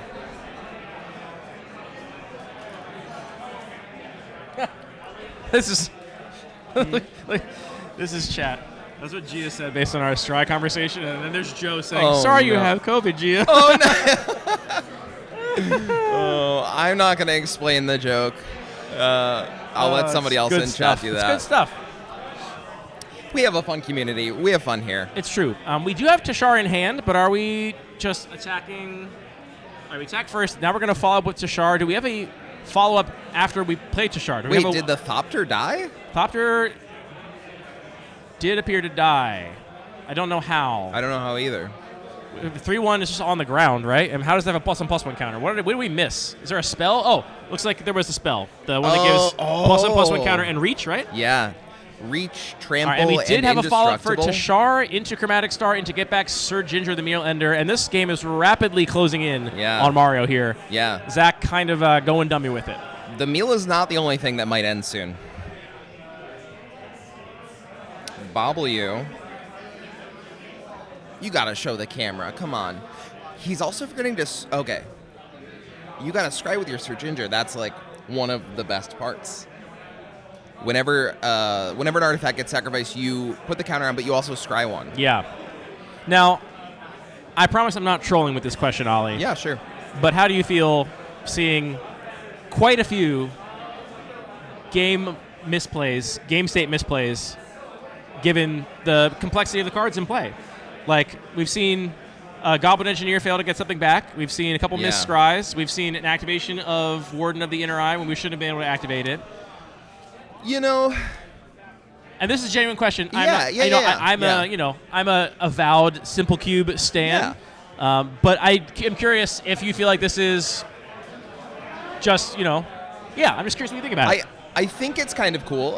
It's by design, right? Like, it's something that's just going to happen when a cube has higher complexity. You're more likely to miss things. And while I find it more fun, I know that I miss a lot of things, even in my own cubes, and I know what For all sure. the cards do. So, like, I do think it's cool that there is a higher skill cap, right? Where Yep. there's, somebody coming in and not knowing a lot or not paying attention is going to miss some things that could win or lose them the game. And I think that's just kind of like a fact of life. Like, I'm not designing toward or against that. It's just, it is what it is. And I do think that, good faith players in general, a lot of the sort of misplays and like missing that kind of stuff is just going to pan out in the end, right? Yeah, Like, yeah. we saw Zach make 2, I believe, unless we misunderstood the representation of the game state, make 2 small mistakes. Oh, that's so cool. One in his favor and one not in his favor. Right. Which just means that, this is getting a kind of wash. stupid now. We see the This is Tashar so engine cool. fully going off. Oh, get Goblin Engineer, get Goblin Engineer. And here we go. Oh We are my off God, to the we're races, going folks. up. I think I would scoop at this point. Yeah, say what outs does Mario have? We have Not not a seen lot. Mario's deck, but what even in this cube in Jund I don't even know. can we have that could possibly get us out of this situation? I think the only reason to not scoop here is to get information Yeah. for sideboarding. Where it's like, yeah, go off, use the clock, do whatever you want. Like, I'm just going to look at what you have going on. And get a better sense of what to sideboard. Not that, like if you have a disenchant, you're already siding that in, so I don't really know how much information we're getting. I think a better but- player would maybe be getting more information than you or I would. You or I are like, do we bring in our disenchant? A better player is probably like looking for much more detailed stuff than we are. Yeah, that's fair. But Scott did not choose to put better players on commentary. He got you and me. So Yep. here we are. Look, Sorry, that's why we're in the booth and not playing the game. Yeah. It is. I will say it's really easy to point out misplays from here. Were I in that chair, I would be doing the same. We can't hear the players, so again, there could be things being Yeah. communicated Yeah. verbally that we are missing. That's entirely possible. We are missing our scries off Sir Ginger, though. There's no Yeah. doubt about that. We are for sure missing that. The overview did say read every part of the card. And I did say that players weren't going to do that, and we are seeing that play out. And they also did not read the overview. But that's okay. That's okay.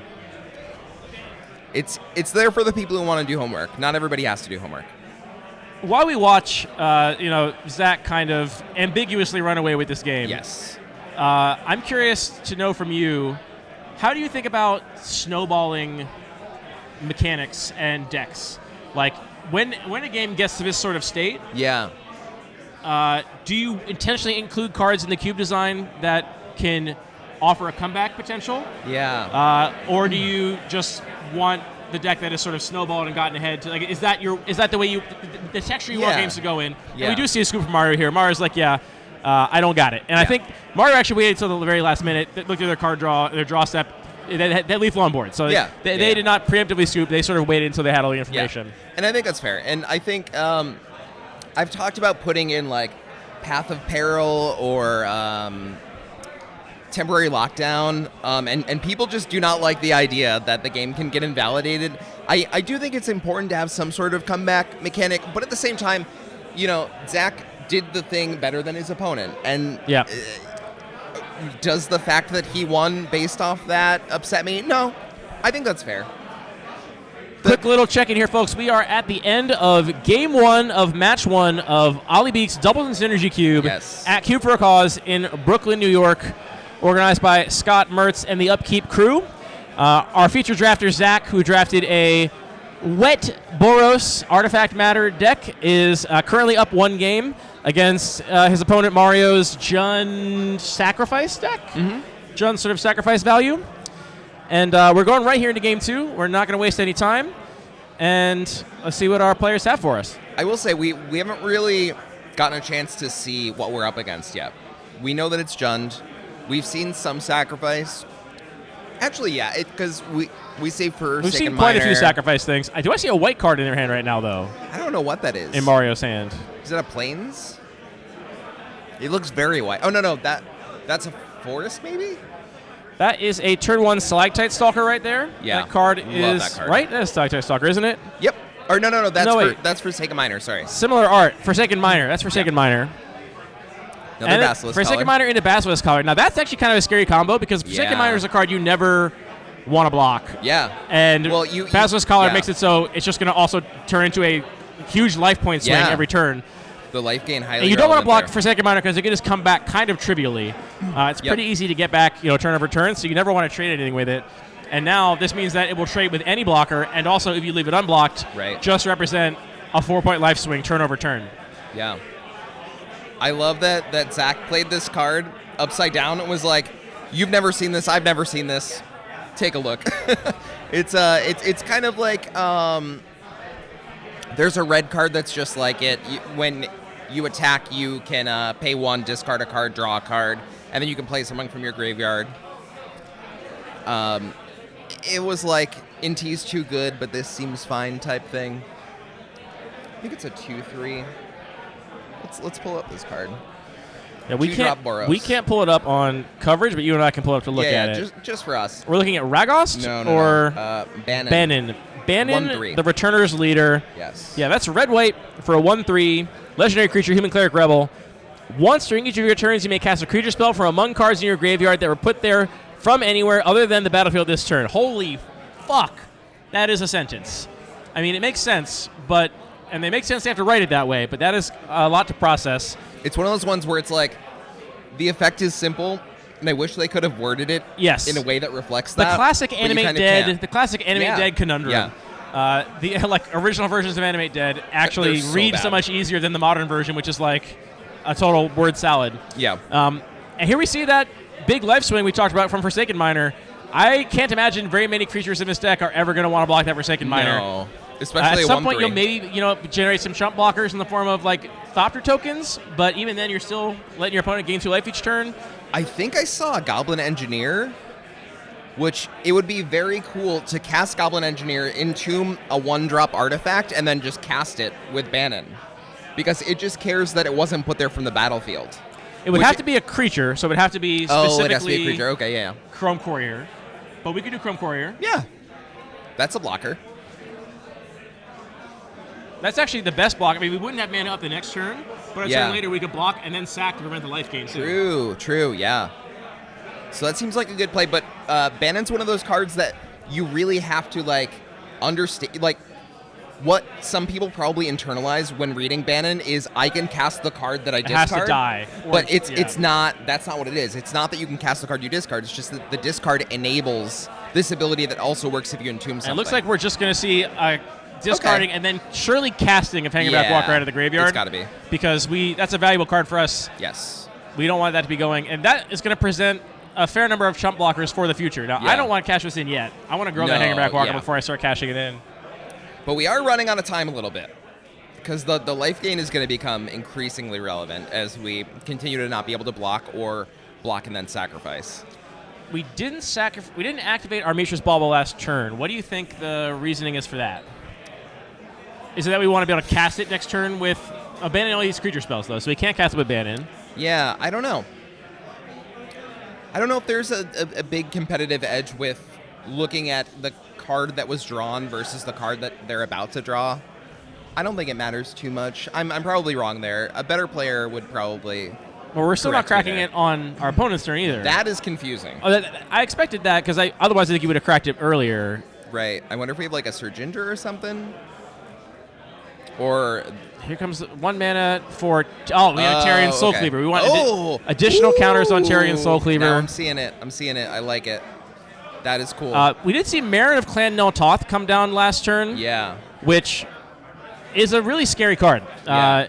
An early commander card that uses experience counters, which go on the player, not the creature, which means that basically Mario's going to be able to redraw a creature from their graveyard every turn, and if they have enough experience counters, just put it right into play. Yes. Now, I will say, Mario's current board state does not take advantage of Marin at all. Yeah, no. You want to see that along with some self-mill, along with some discard, Right. ways to fill your graveyard so you're always getting benefit off of it. Yep. And that first turn, nothing even got returned because the graveyard was empty. Yes.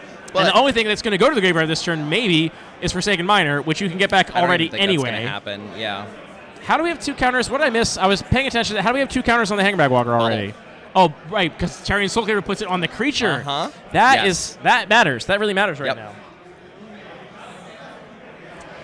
Yeah, and the fact that it has Vigilance is going to also be incredibly relevant, because then we'll be able to swing in and then And tap still it activate. and still, yeah, it's going to be... I mean, I'm not That's sure a it'd be good that combo. relevant with Basilisk Collar, but right now it is on the creature that can't block. So we're just going to see a Bone Shards, Yeah, sacrificing the Forsaken Miner, targeting Hangerback Walker. Get Forsaken Miner back. So sick. Get an experience counter. How did we put it to 3? Oh, no, we didn't. Okay. Yeah, I think that dice just got... Oh, we did put it to 3 somehow. Somehow. I guess we had a mana up? Must have had a mana up. Because the Tarian Soul Cleaver is not going to see the Hangerback Walker leave in time to put a counter on the Hangerback Walker itself, which I hope is not what Zach thinks I hope happened. so, too. I thought we were tapped out. Last turn we played... Yeah, because I thought we were going to keep 1 we mana up, played and then we equipped played Tarian the Soul Spellbomb. Cleaver last turn, and we played Spellbomb. So I think we should be 1 less Thopter. Yeah. If you're following along at home.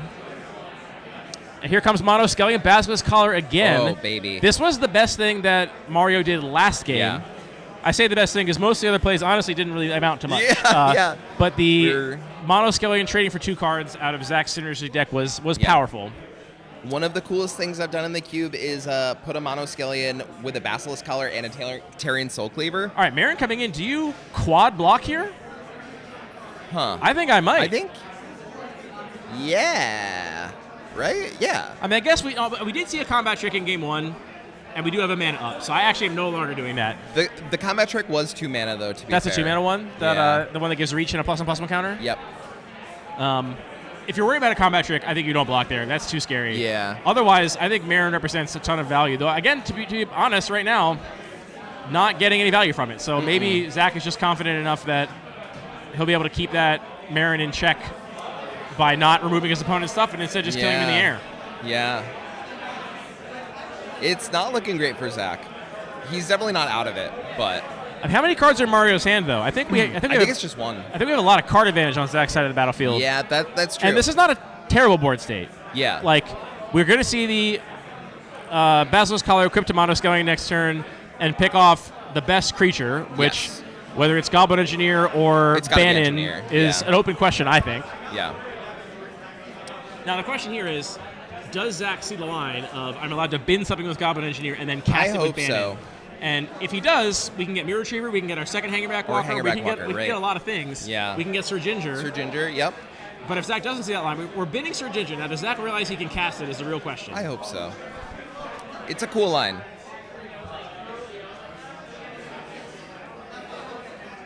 Is Sir Ginger dies or sacrifices? It's whenever an artifact dies, right? Let's check. And I can say artifact dies now, chat. Don't challenge me. Whenever another artifact you control is put into a graveyard from the Yeah, battlefield. okay, so now we can chump block with the Thopters and get value off it, too. Yeah, he did cast it with Bannon, so we saw that line. Yeah. That's great. Love to see it. No attacks. No attacks with the 3 Thopters. You could I probably guess get just in with one I or guess two, just I guess. worried about dying at this point. Yeah, I would be worried about dying, too. I think if this game goes long, Zach is just winning. So We see I the understand Forsaken wanting Miner really pulling its weight. to- Yeah. It was responsible for a lot of life swing in the early game, and now it's been sacrificed twice for value and Yeah. can once again be brought back immediately. Yep. We also see 2 experience counters now. I actually wonder if there's an argument for sacrificing Monoskellion here instead of Forsaken Miner because you can get it back with Marin. Because if Oh, true, if you don't do true. that, then you might not be able to do that. Like, let's say that Marin gets removed next turn. Yeah. Then you got no value off of Marin as opposed to getting Right. some substantial value off of Marin. Instead, we see, I think, the more conservative line of just using Forsaken Miner for what it's meant for, which is to say fodder for your synergistic engines. I would love to see attacking with Monoskellion here because you are doing 1 point of life damage if they don't attack. And if they do, you're just getting that experience counter. And I really want to be able to recur the Faller's Faithful. This is a way riskier attack. I think This is interesting. I think Mario just considers himself the beatdown and wants to put Yeah. all the pressure on. You know what? Valid. Though maybe second thinking that Marin, Yeah. because you are not going to get that trigger if Marin is not in play at your end step. Right. And with You block Marin as hard as possible here, right? Yeah. see, this is what I think I would have liked to have seen last turn. Yeah. We are now tapped out of potential whatchamacallit, combat tricks. So I Yeah. think we didn't see that block last turn because there was 1 mana up. This time there was not any mana up. Right. Now, Mario did kind of have to do most of those plays pre-combat because obviously he wanted to clear those blockers. Yep. So didn't really have an option to leave that mana up as a bluff. But yeah, I mean, trading your 2-drop for Yikes. Marin is great. Yeah. That's a fantastic trade. It feels really bad to lose Marin there. Maybe yeah. we'll see Mario what the plan regret is. going so aggressive. I think maybe after game 1, Mario might be concerned that he does not have the late game lockdown. That Which I would agree. Yeah. I mean, we've seen a lot of synergy so far out of the sacrifice deck too. I'm not convinced it can't hang in the late Yeah. game. I wonder if that's Siege Smash or Goblin Bombardment that in the middle card in Mario's hand. What does Here that comes look like the to you? Lobster, and then we see Mirror Retriever in hand as well. Oh boy. But we don't have mana to activate if we play Mirror Retriever. And now we're swinging Now back. we're getting in. Okay. Yeah, it's looking good for Zach again, honestly. Maybe Zach did not attack with the Thopters because he was hoping that For that Mario would specifically attack Yeah. again with Marin. If he did it a turn before, Yeah. maybe he'll do it again, you know? True. Yeah.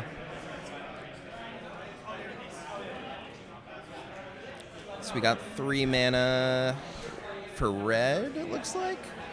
Do we have anything to get with red? No, right?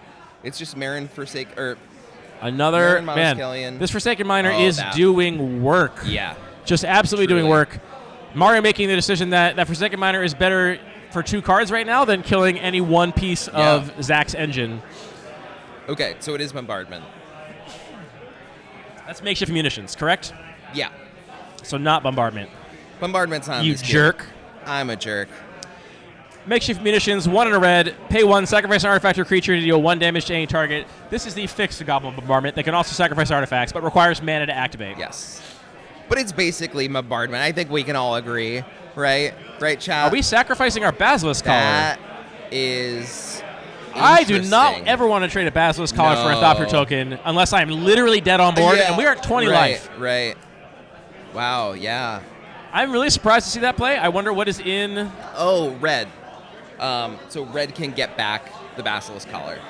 Okay. But even then, I don't know. I mean, I guess we're being mana efficient. But can red also? Let me see here.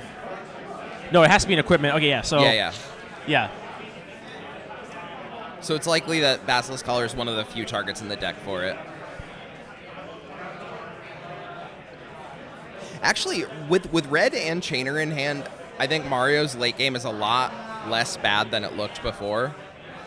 Their deck definitely just didn't fire on all cylinders in game one. Yeah, because Chainer and Fuller's Faithful and Forsaken Miner is kind of crazy. I gotta say this: I'm not seeing a lot of evasion on on Mario's battlefields or deck, and I do not want to be staring down a Goblin Engineer Mirror Retriever, which is just a chump blocking nightmare. Yeah, like you are never getting through that without trample or flying, or removal for one or both of those cards.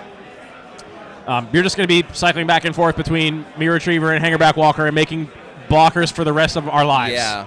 It might turn into a who can grind harder. Or we are just going to bash. Yeah. I assume the Tarian Soul Cleaver Shrimp is also attacking. It's got Vigilance with Soul Cleaver. Yep. We do have mana up, so anything that gets blocked, we can sacrifice for value. And Engineer, yeah, true. So Rigas is actually potentially up to a 3/5.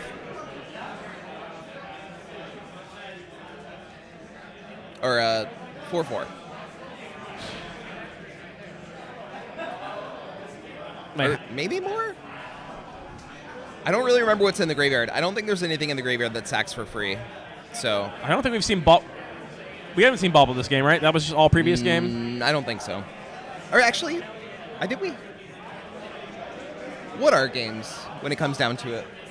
Wow, asking the big questions already. Yeah. Ollie, it's only 12 noon.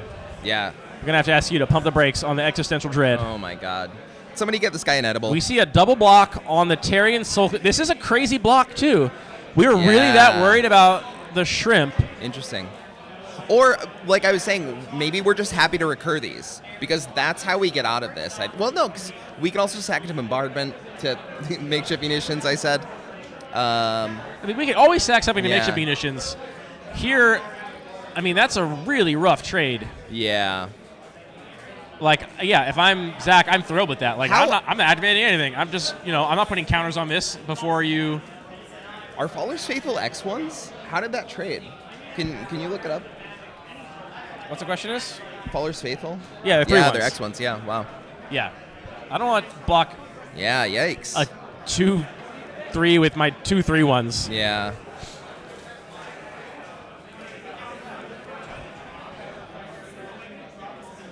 It's funny. I did not think that Zach was on the beatdown, but after that block, he certainly is. Yeah, the combat step like, I mean, has don't not you just gone well race? Mario. I mean, like, yeah, like if you untap with Mario, you have the Tarian Slow Cleavered Shrimp you have to deal with, but then you have 2 3/1s, and your opponent's at 11. Yeah, and you have Makeshift Munitions. Like, that's a really tough spot. Yeah, blocking there seems like it just benefits Zach almost. Oh, is that Binding of the Old Gods, too, in Mario's hand? It does appear to be a Binding of the Old Gods and a Chainer Nightmare Adept. This is that sort of madness payoff. Yeah. It also is relevant that anything that comes back from the graveyard with Chainer as haste, it doesn't have to be something reanimated with him, but I don't think that's going to matter here. We're discarding red so we can cast the 3/1 from our graveyard, and then are we killing... Oh, no, we're casting red from the graveyard to get back Basilisk Collar. Discard red, cast red. Because red has Vigilance. So it's just get in for an extra point or 2 of damage. Vigilance haste, yeah? Yeah. I mean... Well, no, it has haste from Chainer. I know, yeah. Yeah. I mean, get in for 3 damage. Yeah. Presumably. It's better than 0. You're not blocking with... I guess you could block with whatever you get will back. cash this in and get back Sir Ginger. Oh, if this gets... Sir Ginger trades, right? It's a 3/1? Or is it... Yeah, 3/1. Yikes. That feels really bad if that trades. And then you also get the Hangerback back to your hand. This is what I'm saying about this artifact deck. Brutal. Like, you cannot grind out Mirror Retriever, Hangerback Walker, Goblin Engineer in the ground. Yeah. It does not matter. You can't do it. That's sad to see. Because it looked like such a free attack, right? I mean, I think you and I both forgot or didn't like realize Sir Ginger was in the graveyard. Yeah. I probably would have made the same mistake, honestly. I like to think I would have looked at my opponent's graveyard in detail before doing that, but God knows I wouldn't have sometimes. I don't think you would have. I've made that mistake plenty of times. Yeah.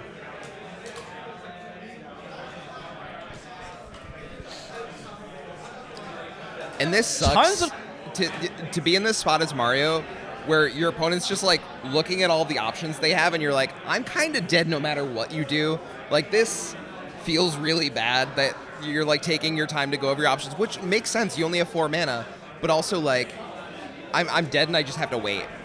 I mean, I mentioned this was a cube where I'd be very happy to pack one, pick one Goblin Engineer, and we're seeing Yeah. why. Yeah. And let's remember that Zach wheeled it. Crazy.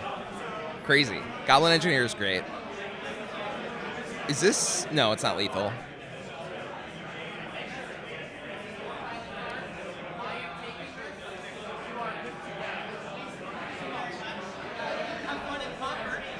It is a lot, though. It's 5. There's no way it can be lethal. We're at 17, remember? Yeah, I forgot about all the life gain, but maybe lethal in the I don't think you have outs for this sense. The Lethal old in several scoop turns. lethal. Yeah.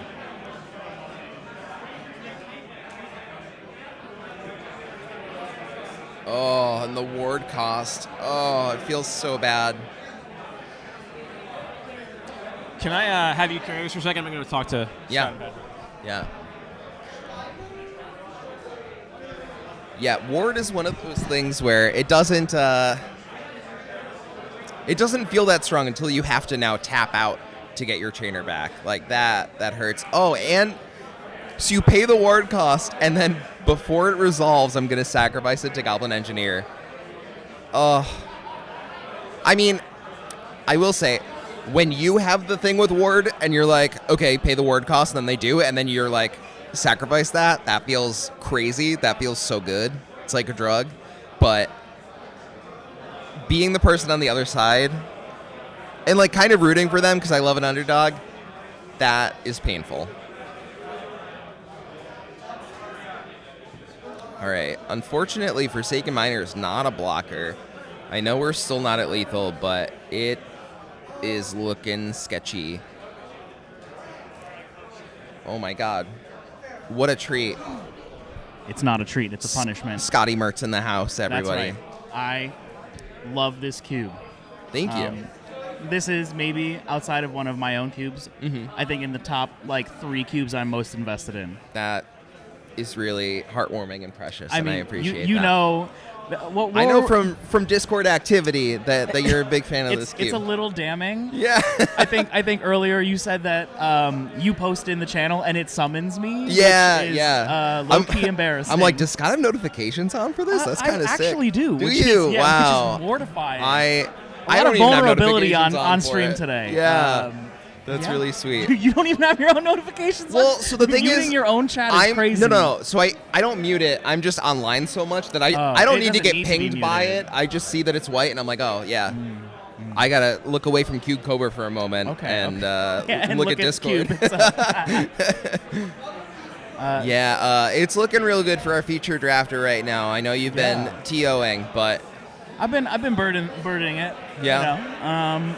It looks really good for our future draft with Zach, correct? Yes. Yeah, Zach is definitely in the kitchen. Yes. With a certain lobster by the looks of it as well. Banger card. we have yet to see the lobster do a whole lot. It's really kind of been on the back of like Terran Soul Cleaver, Goblin Engineer, Mirror Retriever, Sir Ginger. Okay, but yeah, that's a really egregious set of combinations we got going on. and this enormous flying vigilance Warden of the Inner Sky. Whenever I manage to resolve a warden in any cube, I'm horrified at how quickly it just becomes out of control. I love game objects. I love one drops that give game objects, and the fact that there's a payoff for it now. Truly. Not that there weren't payoffs for one drops that come with artifacts, but like, it's just so like. There was the whole standard deck with like Boldaran Epicure, Novice Inspector, the rectangles and deck, right? Yeah, where you're just like swinging in with a giant flyer. Yeah. It feels good. It looks good too, I have Yeah. to say. This, I wouldn't think of it as like a good card with Pixie, but I love it with Pixie particularly because all these other cards just keep making, as we said, rectangles, and those rectangles just get turned sideways. Looks like our feature drafter did it. Okay. Mario's had enough pain. He said, "Please stop. Enough's I've had enough." Yeah. Tapped out. Speaking Fair. of tapping out, I'm going to put the GOAT back in. Oh, I was what already I on miss, the mic. chat? What I miss? Don't step on any cables. They're all so important. Did Mario pull it out? Did we find some secret silver bullet card that saved us? He pulled out his lands from the battlefield and pulled them into his deck as he scooped. Yeah, we That's saw the about red-white deck what really happened. kind of firing on all cylinders Yeah. there in both games. Yeah. What are your thoughts? My thoughts are that was really cool for the feature drafter, and I hope to see some closer games as we go into the second round. Can I see? Do we have any recent donations? All right, yeah, so we're going to be waiting for round 2 here. We're going to follow our feature drafter, Zach, who we watched draft. We watched him in round 1, and we're going to see if he can go all the way. Yeah. We'll see him in round 2 playing against his opponent once the round finishes up. In the meantime, I wanted to thank some recent donors, Reed Adler and Devin Brown. Thanks for sending some money towards the Make the Road New York, which is the nonprofit that this event is raising money for. All the proceeds from the event and ticket sales are going to Make the Road New York, as are donations in the chat. There is a pinned link to donate, and you can also just find the GoFundMe to send some money toward Make the Road New York, which is an advocacy group that builds the power of immigrant and working class communities to achieve dignity and justice in New York and beyond. Hell yeah. A great cause. You said that this stream is PG-13, but PG-13 allows an occasional fuck. So I'm just going to one more time say fuck ice. Oh, yeah, we can say fuck ice. I think fuck ice is PG. Wow. Fuck you, ice. Yeah, fuck you. If you're watching, stop watching. Get a different hobby. And I can say that because they can't deport me to anywhere. I am privileged. So fuck you. I would hope they wouldn't deport you to anywhere. The Cube community would be very sad about that. Hey, Scott, Hey, Scott. do you want to see if Zach wants to come down and chat about his deck? Yeah. Oh, if it's going to fire in a second, then don't worry about it. Yeah, I guess I'm going to trust you to, like, as rounds go on, like, that's always an option. So if you're waiting for a long round, you can always send somebody down to, like, chat about their deck. Cool. Or honestly, you know what we should do? I think talking to the loser is actually even better. Yeah, I mean, it might make Because the thing is, like, we might follow Zach all the way to the 3-0 bracket, and it'd make no sense to talk to Zach after every round. But we could talk to Mario and be like, "Hey, what went wrong?" Hey, that sucks, right? Hey, I really we would can have like Mario to hear. come onto the C couch and tell you Yeah. why the cube design is terrible. Yeah, Why'd you put Goblin Engineer in there? Yeah, because it's sick. Sorry. No, Goblin Engineer rules. I will always defend the inclusion of Goblin Engineer in a cube like this. I really do want to hear about Zach's draft navigation, so I actually hope that he wins next round so that we can talk. Actually, no, I'm not going to say I hope he loses, but I would like to hear about that from him, because if we do have the loser in the booth, we'll get to hear about his draft navigation, and we'll get to hear about how he lost. I'm looking at the other player's sideboard. I saw some Jeskai cards, so it might be Jeskai versus Moist Boros here.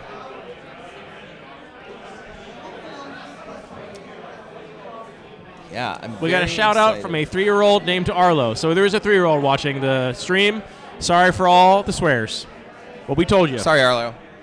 It's good that you learn how to feel about ice at a young age, but we probably could have done that with some better language. So important. So sorry to Arlo's parents. But also shout out to Arlo's parents for starting cubers early, huh?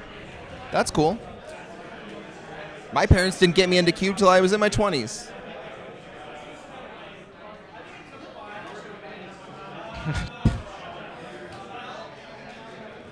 All right. We are now sitting down for round 2 here. We've got our hero again, Zach from MTG Astoria, who is here playing against Jed. Who just In rolled a round 12. 2, we don't yet know what Jed's deck is all about. We don't have any more information than you do, chat. I think I saw Jeskai. Okay. In the sideboard. I saw some Jeskai cards in the sideboard, so it might not be Jeskai. Maybe there was a pivot out of Jeskai, but, you know, it's always possible. Jed being serious, fully shuffling his opponent's deck instead of just cutting. And the And the handshake, Jed's not going to miss any triggers. Handshake. Yeah, that was a good handshake. Jed might be the kind of opponent that's like, hey, were you targeting Mishra's Bauble? with that Goblin Engineer? yeah. Was that what you were doing? I see Profs. I see Kieran. At least blue-white. What's that gold card hiding I don't in know. there? I'm trying to figure that out. It's weird that I wouldn't recognize art. Is it... No. No, it wasn't Sagri Insight for sure. Is that Ivy? Ivy, right? Could be. I believe that's Ivy. Could be, yeah. So we're looking at a sort of Bant Aura's deck, perhaps? Bant I do Aura's see the is breeding a pool at really the front, cool too, deck. so I'm getting very confident that's Yeah, Ivy. yeah. Because we all see the breeding pool. Yep. Shocking in and Ivy? Turn to Ivy? Into Ivy. Oh, I'm excited. For those who don't know, Ivy Gleeful Spell Thief is a 2/1 flyer for 2. Whenever a player casts a spell that targets only a single creature other than Ivy, you may copy that spell, and the copy targets Ivy. Yes. So, baseline, you play in a deck with combat tricks, you play in a combat trick in a deck with auras. It also has the upside of if your opponent dares to play a combat trick on their own creature, guess what? You copy it. Ivy's yeah. also buffed. They usually only do that once.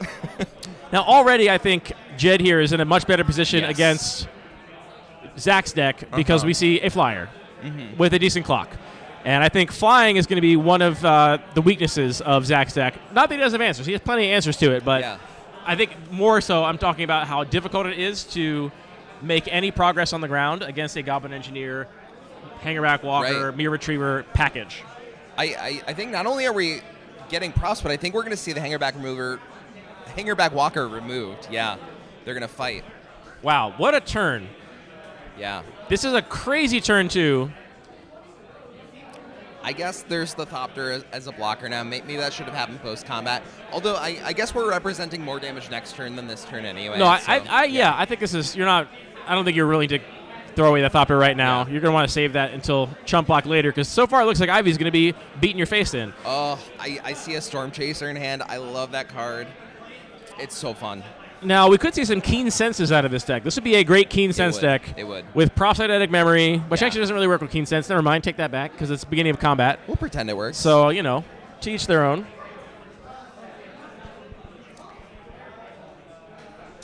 It would work. We've got another Hangerback Walker. Another one. But And a missed land drop, no too. land drop, which is kind of an important fact. I don't know how many lands Zach is playing. They've gotten a little unlucky, I think, Yeah, with their yeah. land drops. I think I saw 16, but I'm not sure. It's been a minute. Is that literally ice officers outside right now? I thought so, but no. It said fire on their thing. I got Okay. very distracted. It was like, I was about to be like, look, like we got 100 people in when a here. dog goes to We the will window. definitely surround you and Oh, verbally yeah. harass you. Yeah. But We're going to get fire 3-year-old also should Arlo not to have come up here body and armor. say, heck off, ice. Yeah. No, actually, Arlo's going to drop an F-bomb because we were bad role Yeah. models. Fuck ice. Fuck you. Dirty pigs. Oh, my God. Class traitors. Yeah. Go off, Arlo. All right. Whose turn is it? I got distracted by that. We are back on Jed's turn. Okay. I see. What is that white card? I see a Chiron and a land, I think, all the way on the left. Oh, is that the Kieran? The Kieran, yeah. Yeah, Sun Pearl Kieran. Yep. Sun Pearl Kieran kind of it's great with Prosthetic Memory, I guess. You can bounce that, right? Yes. Yep. Target non-land permanent. Yeah, I think we're going to see that right now. Huh. Oh, no, the fight spell. Even better. Yeah. This is a devastating This is sick. start for Jed. Yeah, that's just wipe your board. Well, you get a Thopter back, but... Yikes. Honestly, this is feeling like Echoing Boon in the Hunter Ornithopter's Cube, except you do have to draw the Ivy and play it, and the people can remove it.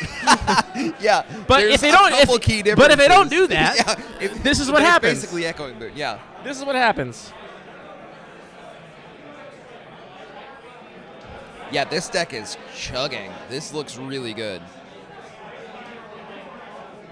Vesperlock looking kind of bad. Yeah. Did we miss another land drop? I Yeah, we think that's did. just game. Yeah, I mean, Goblin Engineer is great. This is not the spot for it, though. Yeah. I mean, what do you even get? What?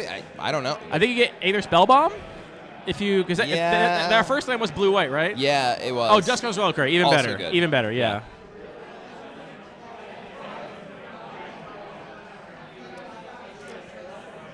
And the cool part is that you don't have to sack if you're recurring it. Ooh, all right? that glitters. Jesus. Oh, no.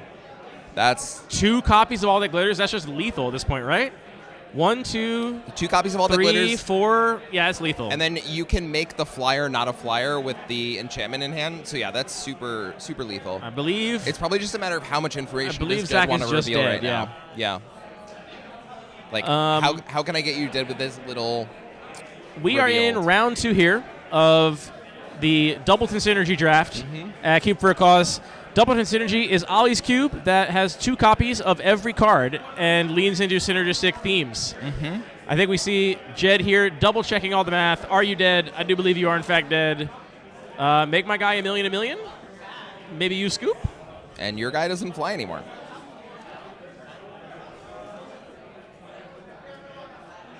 Enormous. Yes. 1, 2, Very, 3, very 4, big. 5, 6, 7. That's so dead. Yeah. It's So dead. not worth counting. It's not worth counting. Yeah. Well, there it you is go. worth counting to make sure it's higher than 14, but it is. It for sure So is you're bigger dead. than 14. Yeah. Very swift win here from Jed's deck, which is that just the nut draw for that deck, you think? Close to it. Yeah. Fight spell, prosthetic memory, pick Yeah. up the fight spell, Yeah. Ivy copies everything. Really kind of a disgusting start. Yeah. Has this deck seen a lot of success in this cube? I've seen a lot of cubes try and pull off Ivy Gleeful Spell Thief, and this is a perfect example of the kind of card that maybe really only works in a Doubleton Yeah. environment, Yeah. where you get 2 copies of it. Has it had a lot of success here? Yeah, I think when it comes together, it really pops off. There's a lot of archetypes that it kind of like fights against, right? Like there could be like a white-green, all that glitters on Ginger Brute type deck. Everybody likes Rancor, like we were talking about. Then there's the whole red-green auras. How that many it's fighting Rancors with. do you think Jed has in his deck? 1. Although, actually, because we were shocked at some of the things that were wheeling. Well, I So- guess we actually saw during could've deck building, gone though. We both. saw during deck building the red-green deck had a Rancor. Oh, you're right. Yeah. Yep. So I would assume 1.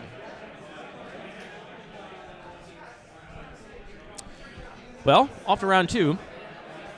Or game 2 of round 2. Yeah.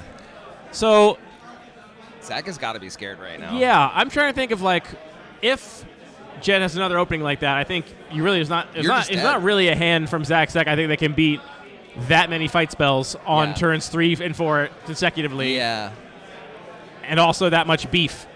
You really want removal. I mean, if Ivy had been removed, that would have been the difference in the game. Yes, absolutely. So, I don't know what other threats Jed had in his hand, but It was all about Ivy that though. game. Like you're on the play here. You're a recursive long game deck, but your things that set you up to win in the late game are not Duskrow's Reliquary, right? But you kind of need those things to like not die, and you're on the play. It's just like it's not a great position for Zach to be in, I think. But I have faith. We can go to game 3. If Zach can stay alive, like there's no grindy synergy from Jed. Like, Oh, you don't think so? We saw some Procurian pick up Propsydetic Memory. Yeah, but that amount of grindiness is like nowhere near what It does Zach's seem to be a deck is fairly capable aggressive of. deck, especially with his Yes. opening hand. I see a Seasoned Hellblade, I see a Sun Procurian, I see an All That Glitters. Yep. I believe, Another is that a props. Danitha in there? Yep. And Kept 2 landers. So far, I've not drawn that 3rd land, but we have 1 more look, or 2 more looks at it. we can also props worst case, but I will don't think we say, wanna do that. this deck that Jed is piloting makes me think that you can't have Sheltered by Ghost in here because that is just obscene. Yeah. And here comes Bannon back down, a card everyone must read. Or else. All right, we got a Hallow Blade. There's a question from chat as to whether or not Zach remembered to give back the Eaten by Piranhas that was on his own creature. I trust they figured that out, chat. If not, we'll find out soon.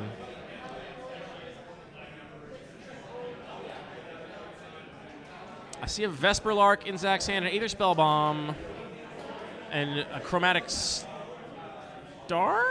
No. No land, I think, from Zach right now. Not again. So I think you got to pay to discard and draw and find that land. Oh, yeah. Probably discard the Spellbomb, right? I think that. Oh, no, because it has to be a creature. The bounce interaction is also so important Yeah. against the deck we just saw put +1/+1 counters in their creature and also have Ivy. Right. Like, if you can bounce in response to that fight aura, that's kind of a blowout. Yeah. So we didn't see an activation. This is very surprising, actually. Yeah. Okay, picking it up.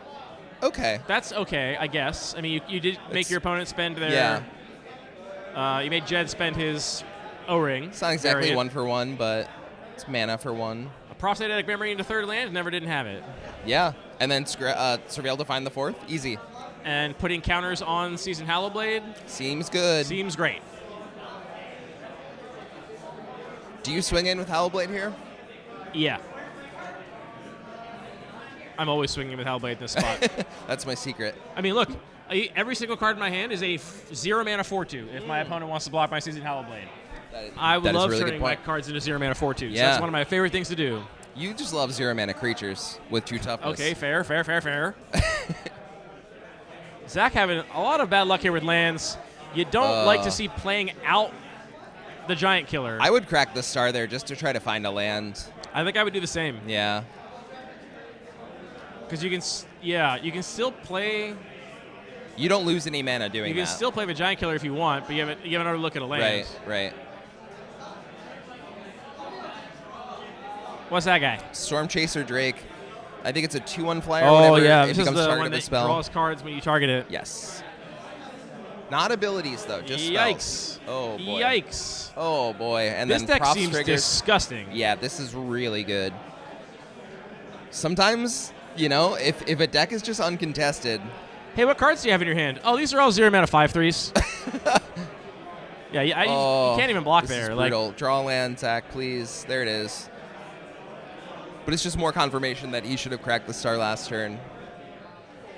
the spell bomb doesn't have, there's no blue mana. That's why he didn't crack it, because he needs kept, it for he kept blue. the star for Smart.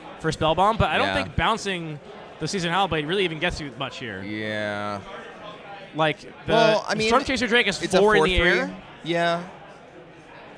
You might even. But also you can tap it down with the Giant Killer, actually.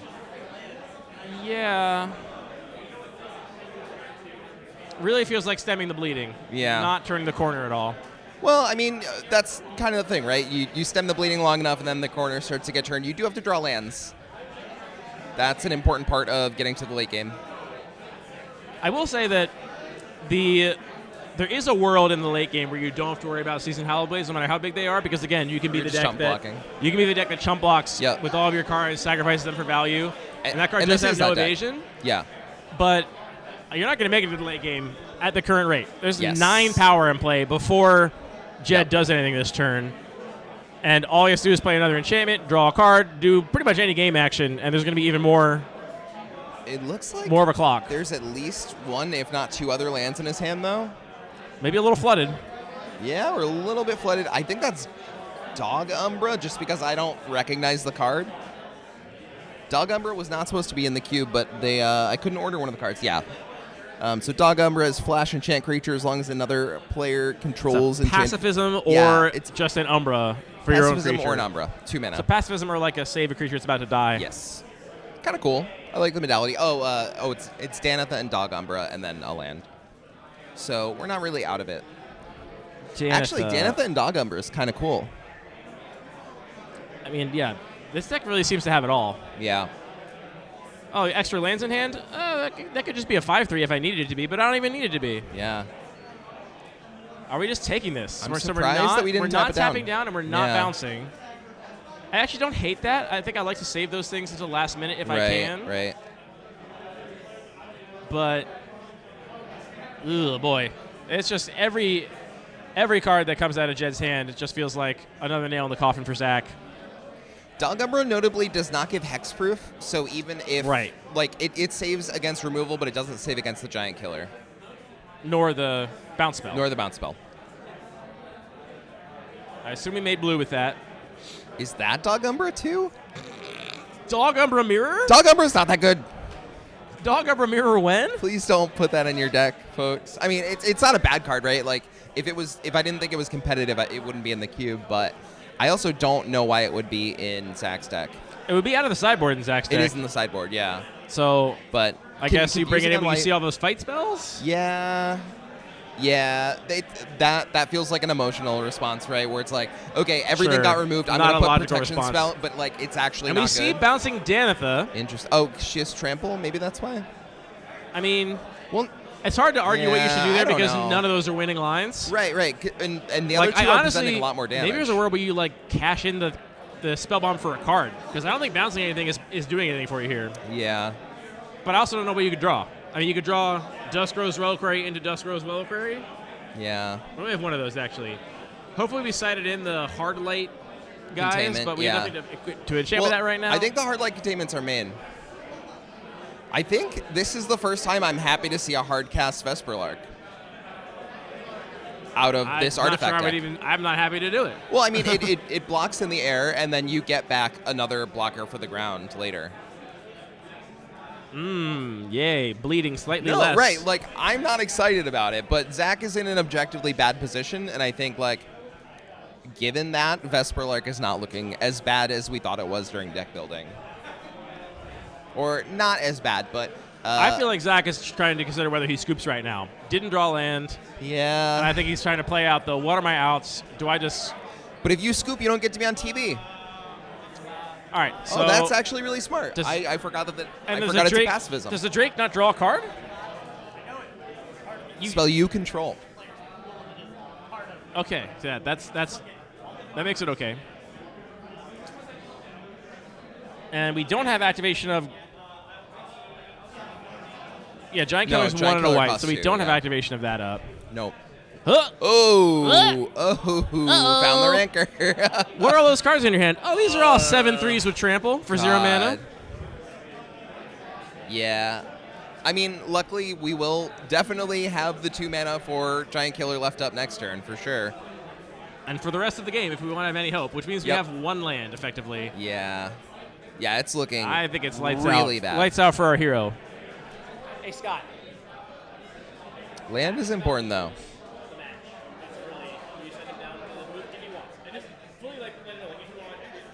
Or if he needs a sack. Yeah. Cool. If he doesn't want to come down, I'll go to the restroom and you can chat with him. Okay. Yeah, I'm good with pizza. Sure. Yeah. Yeah, Yeah. great.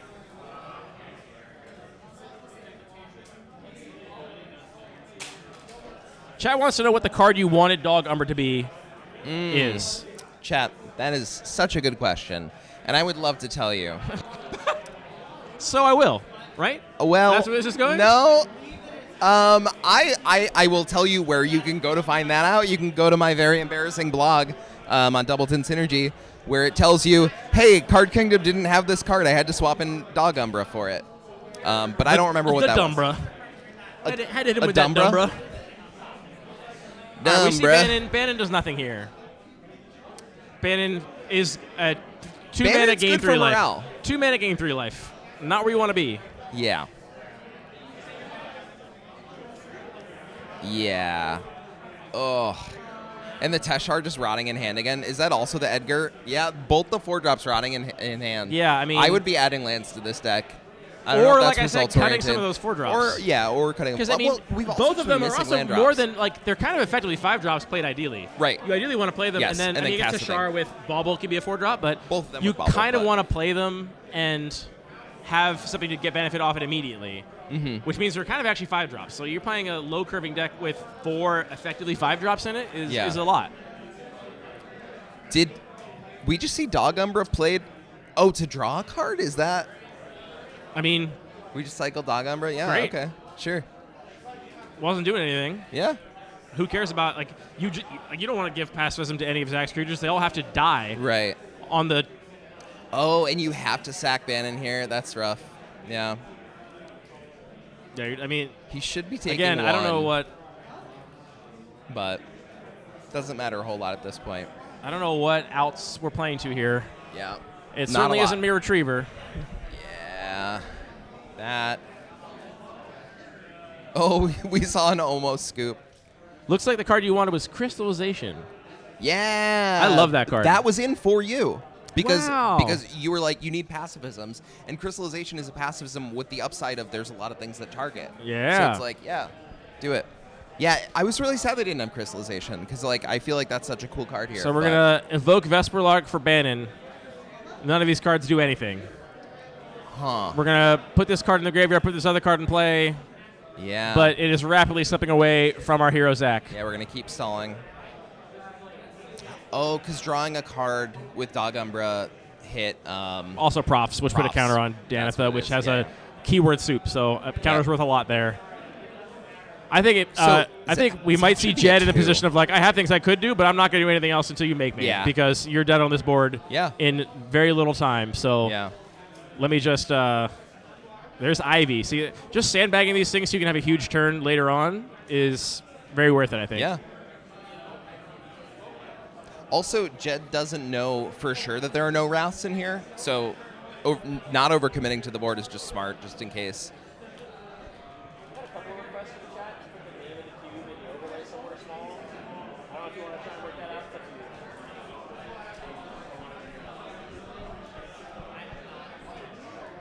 Do you have the ability to type in chat? I can type, yeah. You could send them the cube link. Oh, at least? people are already doing that. Oh, they got it. Yeah. They're helping Thank you, each other. chat. Wow. Cubers helping cubers. You love to see it. I love being in the position where I don't even have to bother playing my cards because my opponent's already dead to the cards I have in play, and I just get Yeah. to save my other cards. That Yep. feels great. Yeah. It feels good having a lot of cards. in Dust hand. Rose Wildcrate is a good draw. Man. Not that there's any great draws, but it's a good draw. Yeah, do you like... Because you can't even mirror retriever into Dusk Rose because you don't... could if you want to take. Mirror If you Retriever. want to take the Season Hallowblade. Yeah. Well, what if we retrieve Mia's? You could if you wanted to take the Season Hallowblade, but you don't. You ideally want to keep tapping that down with Giant Killer. I think you're dead to Hallowblade because it has trample now. Well, I'm saying, if you want to play Dusk Rose Reliquary, you would want to do it sacrificing the Giant Killer and getting back and playing your Retriever, sacrificing it, which taps you out of Giant Killer. Yeah. Which means this turn you have to take the Season Hallowblade with the Dusk Rose Reliquary, which is not what you really want to do. But you lose the game, though, because then Rancor is back to hand with Ivy out. Yeah. Yeah. Yeah, you do lose that It's game. looking You lose that game bad. pretty good. In any case.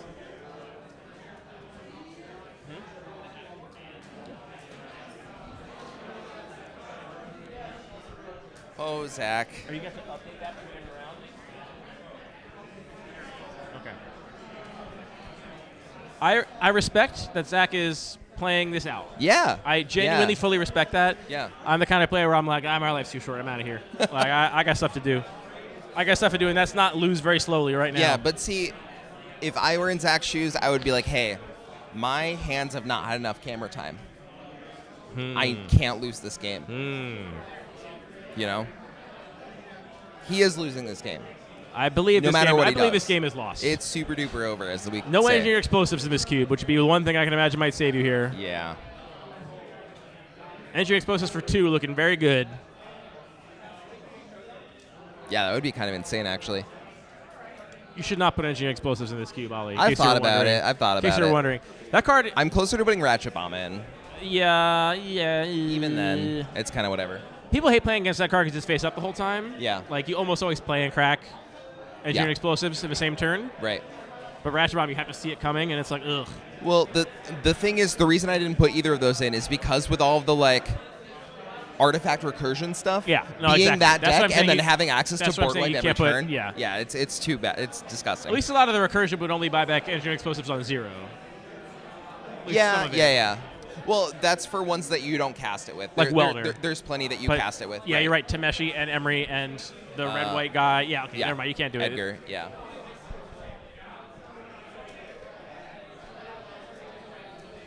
Question from chat. When or where do you add rafts to a cube list? What's your take on rafts in general in a cube?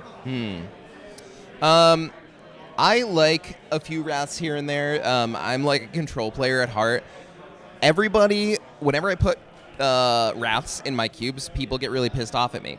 So, I don't know. What? Yeah. Send I them don't to know. me. I like Wraths, but people generally complain about and Doubleton Synergy and Creatureless are both unique environments, right? So I understand. And to be clear, Damnation in Creatureless, nobody's ever complained about. But Fade into Antiquity, which is destroy all artifacts and enchantments, people are like, That's basically the board why, wipe why du did you jour. do this? This is an upheaval.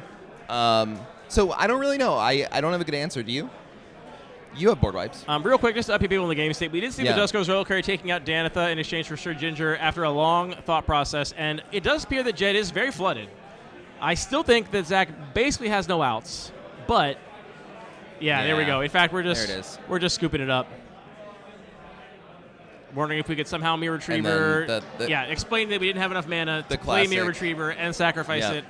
So, congratulations to Jed, and big shout out to our hero Zach, who we might Yeah. try and get in the booth here in a second. Oh, we found the piranhas or the Okay, that was actually in the Yeah. wrong deck. So Yeah. shout out to chat for being all about that. good eye chat. While we wait for what's going to happen next, I think you can switch back to the booth view, probably, Chris. And what's my take on Rafts and Cube? I really like Board Wipes and Cube. I think it's really important in my own personal Cube design ethos to have cards that get you back from behind. Yeah. Yeah, I same. really like having outs and Yeah. like my players to have outs in their deck. Yeah. And Board Wipes give you outs in a lot of situations where you otherwise would not be able to Right. incrementally come back from a sort of big deficit. Correct. So I really like them. I also think they are very rare in that almost all Magic cards that are good to cast when you're behind are also good to cast when you're ahead. And Rafts are one of the rare Magic cards that are not good That's to cast not when the you're case. ahead. Yeah. So they're not win more cards, Yeah. which I think opens up a lot of interesting draft and deck building and design and play decisions. Yeah. So I like to include a fair bit in most of my cubes, all of my cubes. Yeah. And where to add them, I like them to be in at least more than one color. Zach, come on down here. Take my mic. I'm gonna have you talk to Ollie while I use the restroom. I'll scooch over. Thanks for putting on a good show. No problem. Am I on camera, or is this just audio? You are on camera. This is us over here. Oh, interesting. Yeah. Okay. Oh, it's on my audio. So, talk to us about the draft navigation because we were both cheering for you, like, oh my god, that's so cool, and also like, oh no, he didn't take it. So, like, what was your thought process there? So I definitely struggled through this draft. I've never drafted this cube before. So, Right. so almost all the cards were new. I skimmed the list beforehand. Mhm. I saw the Teshars and White Recursion as a option before the draft. Now those showed up in pack 2, if I remember correctly. Yep. And in pack 1, I was trying to stay really open. I was Yeah. taking a ton of colorless cards. I mean, Yep. I was taking good colorless cards. Yes. Colorless cards. Because I don't know the cube. So my kind of philosophy is be as open as humanly possible. Yeah. I don't know the cube. Yeah. And then in pack 2, because it's a Doubleton cube, Yep. and you see 2 Teshars in Yes. the cube, and you're like, okay, that is a signal that this is something I could be doing. Yeah. Now, because I don't know the cube, and I was kind of black-whitey for a while. Yeah.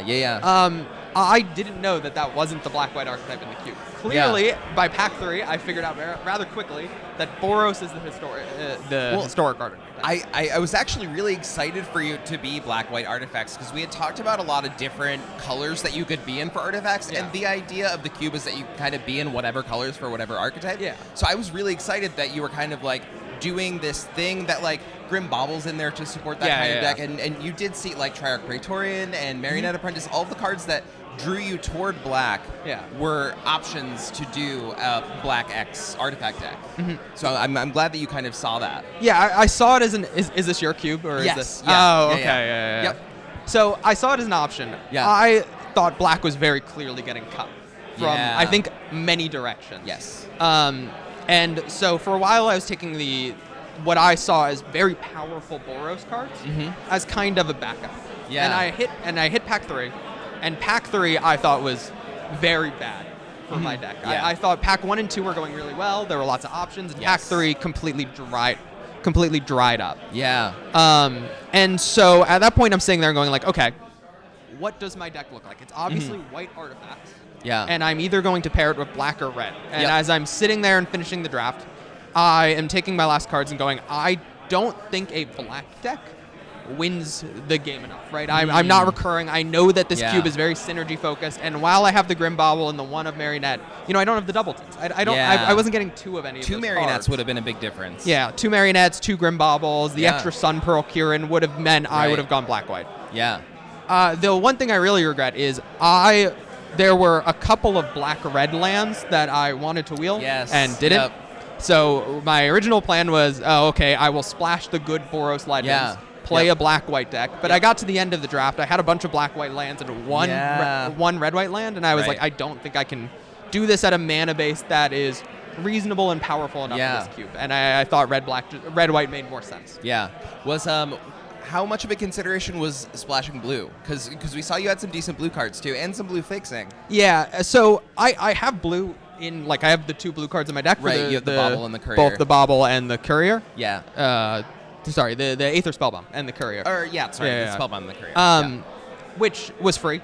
Right. Yeah. I was like, this is just a free splash. Yeah. And both those cards are perfectly acceptable in my deck. Right. I thought the 1/1 flyers, while good, once again, I didn't have the 2 Sun Procurins. I was worried about the power level of a 1/1. Like, in my head, in my deck, the issue here isn't going to be cards. The issue isn't going to be, trying to make sure I have stuff to do. The issue here is definitely going to be not tying. Yeah. And you have to stay alive. I thought the 1/1 for 3 mana flyers don't do it. And it's not like I was, putting them into my graveyard for free without Goblet Engineer and then just like reanimating them. Like, I pretty much had to cast them, sack them, bring them back. And I thought 3 mana was too much for them. Yeah.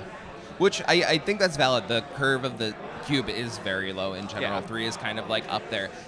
So we noticed that you had a lot of mana issues, not just with drawing lands, which was like unfortunate. That's how Magic is sometimes. I mean, I was playing 16. I was taking calculate that there were only 16 lands. Yeah, that's what it was 16 with a Bobble and an Aether Spellbomb, and I was like, this should be good enough. Yeah, which, like, mathematically, I agree. Yeah. It sucks that it didn't end up playing out that way. Yeah. Did having to not sacrifice the Spellbomb, or I don't know why I keep calling it Spellbomb, Star to find your land because you needed it for the Aether Spellbomb? Yeah. Do you feel like your colors bit you at all, or is that just kind of like, it is what it is? The Spellbomb for me was certainly not a... I wasn't treating it like a blue card. I was treating it like a colorless card. And I was treating it as bonus if I could sack it for blue. Yeah. What really was killing me is my final hand had, Teshar and these 1-mana artifacts. And the goal of my deck is to be alive just long enough to do the Teshar and the 1-mana artifacts. Yep. And eventually you're sitting there, and I remember looking at hands, I think in maybe match 1, with a Teshar, a Bobble, and like 2 lands.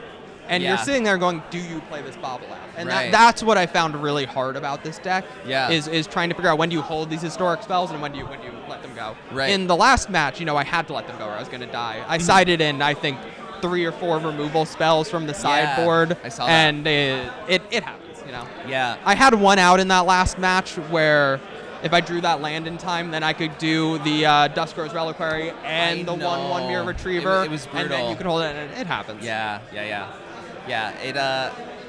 It was interesting seeing you side in Dog Umbra, and I was like, oh, I wonder if he sided that in because, the fight spells really did a number on you. Yeah, but they don't stop the fight spells, right? Right. Well, they would save something that dies to a fight spell. True. That's a good point. If you flash it in, but then you use it as pacifism, and it's like, oh, actually, pacifism. Pacifism is is so great. good. Is great in that. Yeah, deck. And it was funny to see the pacifism and still like cycling cards on the pacifism creature to get the prostrator. Hey, I think my opponent played very well. I thought they played that really tight. That deck looked really scary. It looks really good. So what did you think about your chances in the second match? Obviously, game 1 is very scary. Yeah. Were you put off at all? Were you feeling like how are you feeling going into game 2? Did you think you still had a chance? I think I knew that this was a pretty bad matchup going into game 2, and this is a draft mistake, right? I don't think there were gameplay issues. I think this was a draft issue. Yeah. And I think there were 2 instances where I saw the 1 in a red instant, deal 5 to a thing if you sack a creature or enchantment. And I looked at that and I wasn't confident I was red when I saw that red removal. And taking those and having those in my deck, I think would have made the difference here. Yeah. And if I recognized that black was being cut just a little faster, if I recognized early into pack 2 instead of late into pack 2, I think my deck would have been better against this matchup. I saw you considering the Reckoner's Bargain, and I was like, it's interesting that he's considering it so highly. And then I remembered that you have these hangerback walkers that you want to get rid of. You need ways to get rid of. And I was like, ooh, actually, that's really smart. And I think you ended up you had so many. It seemed like from watching it, you had so many decision points in the draft where it was like, I really need this, but I also like the ceiling on this is so good, or like Yeah. this is so good for my deck, so I'm gonna pick that and hope that it wheels. And it like your wheels were not always. No, kind the to first you. pack was very kind, and I think Yeah. led me into a false sense of security. Yeah. And the second pack and third were not kind. Yeah, your first pack, I was like, wow, you are cruising. Yeah. Did you, so I actually have a question about Stonecoil Serpent. So you passed both of those pack one. Yeah. Were those a consideration? They were. or- They were a very intense consideration Okay, because okay. I want to stay open. Yeah. They were obviously great artifacts. They'd be Yes. in my deck. Yes. They're really awkward with a lot. They have the Hangerback Walker problem where I can't just bring them from Yeah. the graveyard to the battlefield. Yep. Hangerback Walker's so good that who cares? Right. But Stonecoil Serpent I liked in the deck. Yeah. But I wasn't like, this is critical for the synergy I'm trying to do. Right. It's just a good card. Yeah. And yeah. I thought there were cards I needed a little more. I think that's wrong. Like, I think I Yeah. needed the Stone Coils more. Yeah. I was cruising so much in pack one that I was like, oh, what's the worst that could happen? You were on top of the world in pack one. Yeah. Yeah, I was really excited for you. And I guess it makes sense if some of your recursions like Teshar, Goblin Engineer, like those cards, They can't do it. it does nothing for you. I guess it hits Bannon and Edgar, but Yeah.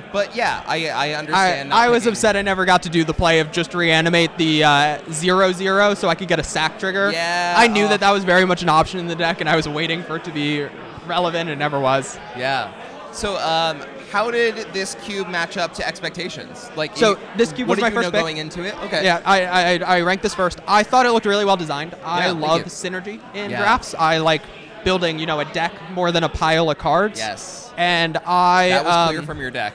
yeah, and I really enjoyed the cube. It totally met expectations. It was Awesome. great. Cool. Yeah. Cool. Do you have any last words for chat? Or I guess chat, have you been talking to us, chat? I don't know. No, they're being good listeners. Yeah. Okay. Any final words? Any final ideas? No, thank you so much for casting. And this is my first cube for a cause. And I remember telling my my partner right before the draft, I'm like, oh, they have coverage here. I won't be on coverage though. Yeah. I mean, what's the odds of that? You were going to be the guy on coverage, Yeah. turns out. and so I think she's gonna watch the VOD later and she'll find this very fun. So this is great. Thank you. Thank you so much for letting us interview you and for being part of Cube for a Cause. Yeah, awesome. Thank you. All right, talk to you later. Andy, get back in here.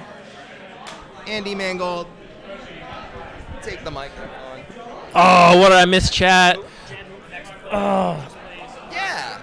Well, hold on. Let's just wait. 'Cause we'll talk to Jed we'll talk to them after the next round. Oh, right, because we don't want to. Yeah. Yeah. Scott, I would love to talk to another LaCroix. I'm gonna go do like a sub squad or something. Oh, sick. Oh, actually, I won. Chat, I have a question for you. Is it LaCroix, or LaCroix? Who thinks it's LaCroix? I don't know. I've only Does ever seen it anybody written. think it's LaCroix? Look, I'm in a Polar Seltzer stronghold. Polar is from Worcester, Massachusetts, so we drink Polar there. Okay. I don't know. This is You're saying Pola's from Worcester? Pola's from Worcester, Ken. Pola's from Worcester? Pola's from Worcester. What did I miss? What does Zach have to say for themselves about not taking meticulous archive? He said he was really sorry, and no. We talked mostly about colors during draft navigation and how he was kind of cruising in pack one, and he was very much like, I was thrilled after pack one, and now packs 2 and 3 were a little bit harder for him. I don't think we really talked about splashing blue that much. He wished that he realized sooner that he was in red and not black. I didn't lead him as far as, hey, maybe you should play those black cards, but I mean, to be fair, there's not that many of them. no. But the ones he they're has are so really good. They're so good. They're really good. It's true. And like Goblin Engineer and Triarch Praetorian, crazy. Yeah, that goes dummy. That's just a messed up combination of cards. All right, let's talk about this finals while our players are finishing their rounds. Yeah. What kind of deck do you think is best positioned against the sort of Bant deck we just saw from Jed? Which, I got to say, very scary deck. Yeah. Kind of curved out both games and had a really high density of interaction, Yeah. a high density of card draw without sacrificing synergy. Okay, so I think we talked about how much black felt cut for our featured drafter in the draft. You're wondering where that black deck is. I would love to see a deck with just a lot of interaction, a lot of removal. But so I think a deck with a lot of removal is well positioned against the Auras deck, right? But what I would actually like to see is that red-green Auras deck that we saw building. I would love to see like an aggro or a mirror match with different colors. We can find out real quick. With John just walked by. That was John's deck. We could have asked him if he had talked about it 30 seconds ago. Yeah. But so you think a more aggressive but similar-ish deck, a deck that's also playing the beatdown. That's what I would want to watch. Okay, what do you think can win? I think anything with like good cheap removal, good interaction, and interaction is gonna be great against that kind of deck, because it's like, oh, you cast Ivy, all right, well, before you get to even untap, I'm just gonna remove Ivy. Or you cast an Aura that's a fight spell, well, I'm gonna bounce your thing in response. The Aura fight spells are risky for that exact reason. Right. Do you have most of the interaction in black? You think that's the color that's best suited to interact? Yeah, there's a fair bit in red too. Like, for example, we just watched a red drafter that had 0 copies of Fiery Temper, 0 copies of burn spells at all. Right. So somebody out there's got some burn spells. Yeah, I think there's a lot of removal in black and red that we didn't see. I think there's also a good amount of removal in white, but I think we did see some of that taken from Zach. So there's probably a black-red burn 'em out deck. Sorry, Chris. I was probably a lot louder on the mic than.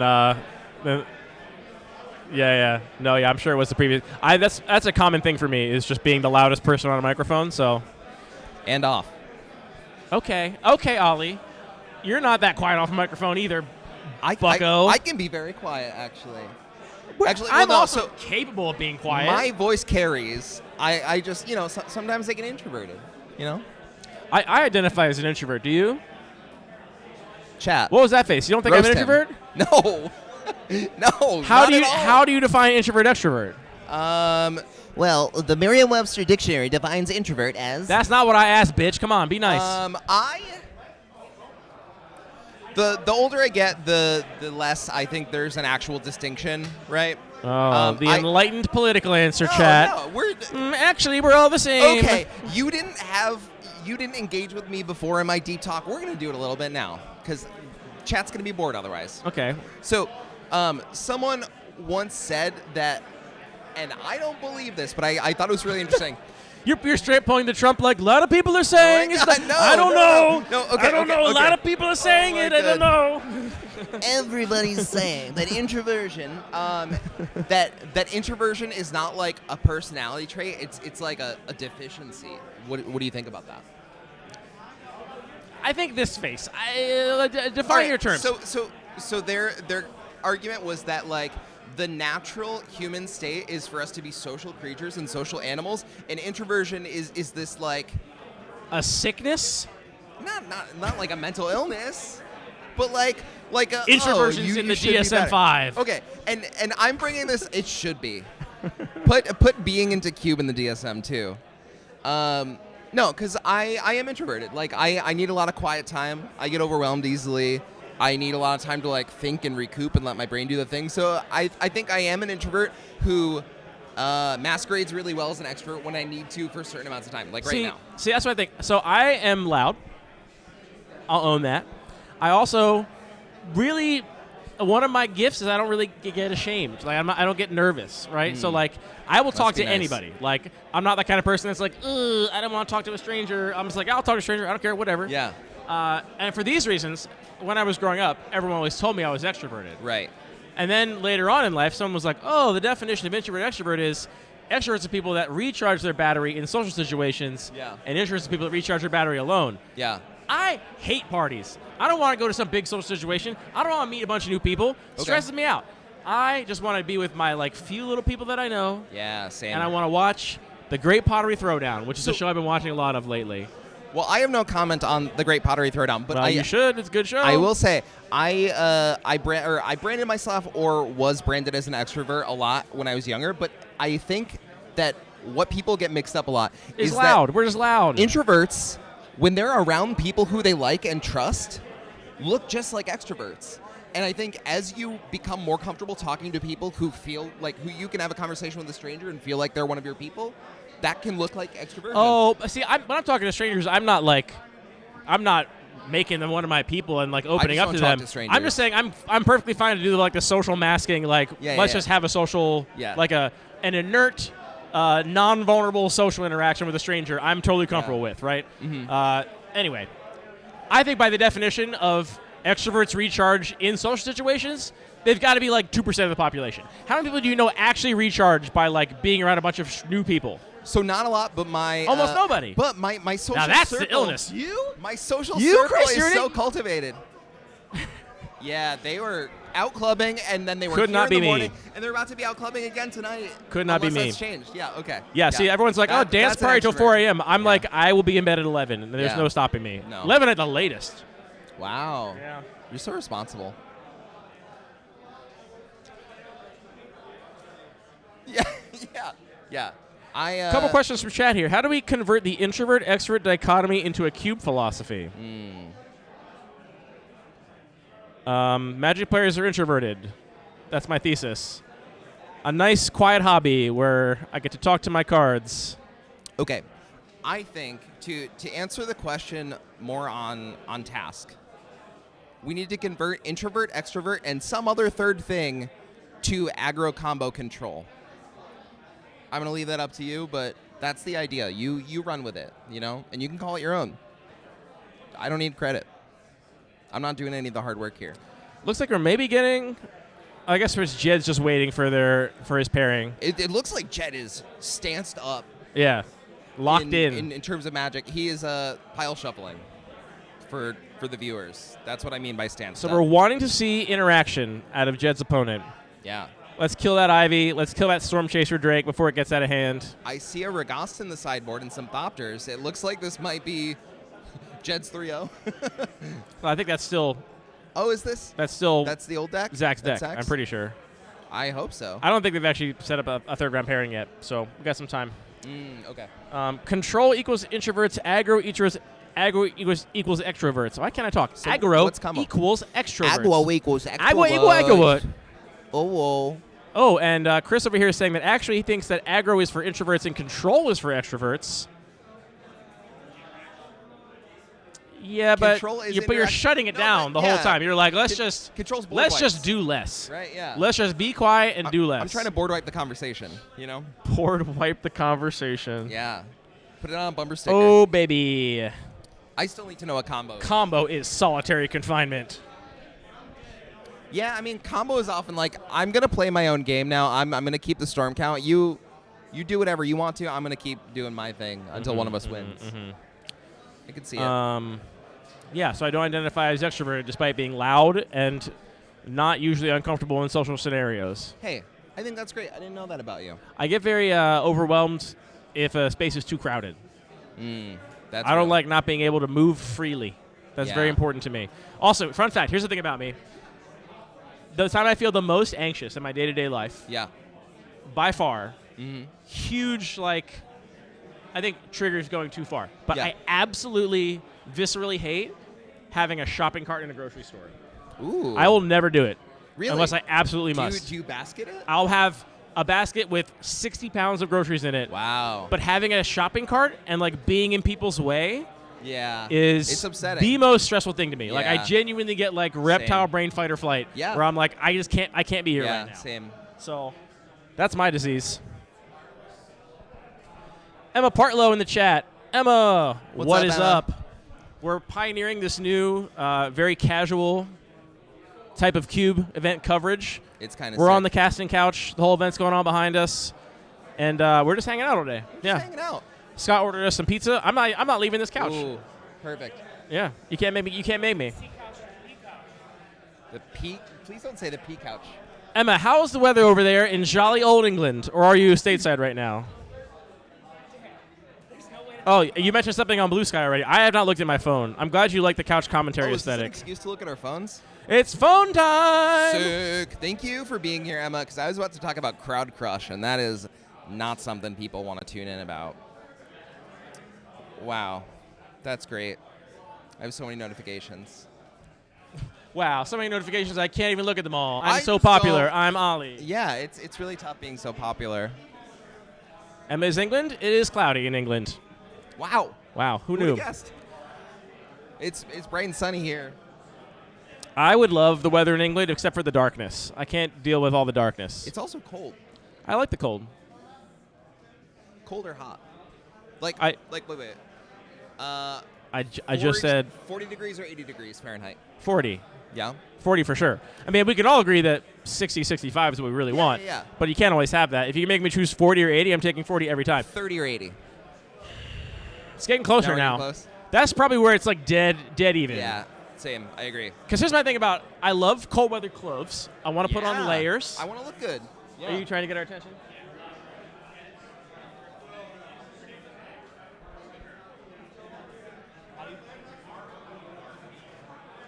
Okay. Thank We you. have Do you want a edit? Do you want finals edit match access to the coming. spreadsheet? That would be probably good. Yeah. What's your email address?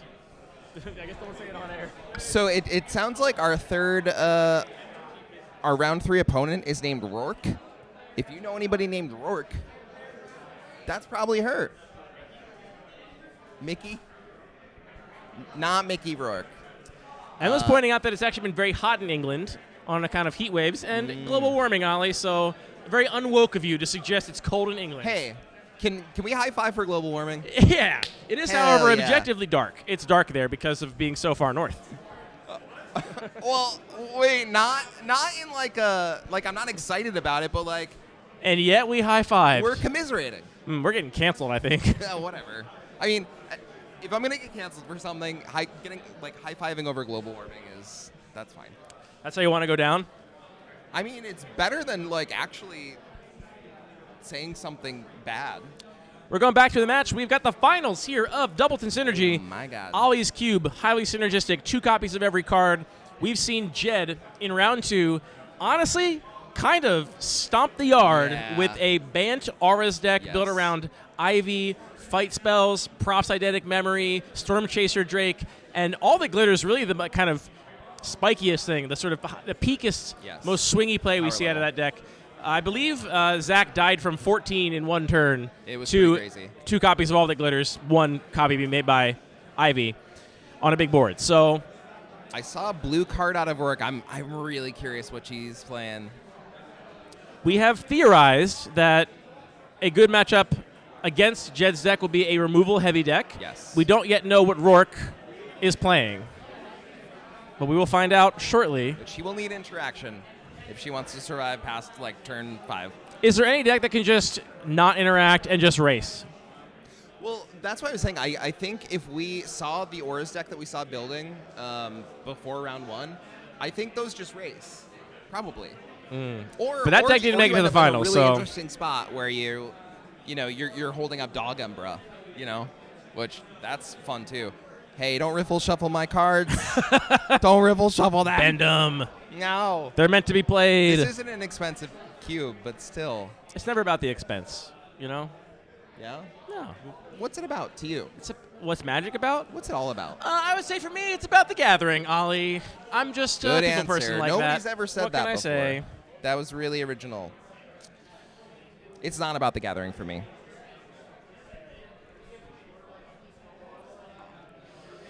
Camera's shaky or choppy. I think it's just a little choppy, but we have a wireless HDMI cable here. It gets a little bit choppy here and there, but the feed has overall been good. So luckily we're not, if we were watching some sort of e-sport, it might be a problem. It is shaky though, because Jed's got the elbow. and Oh, he's you think someone's shaking their leg a bunch?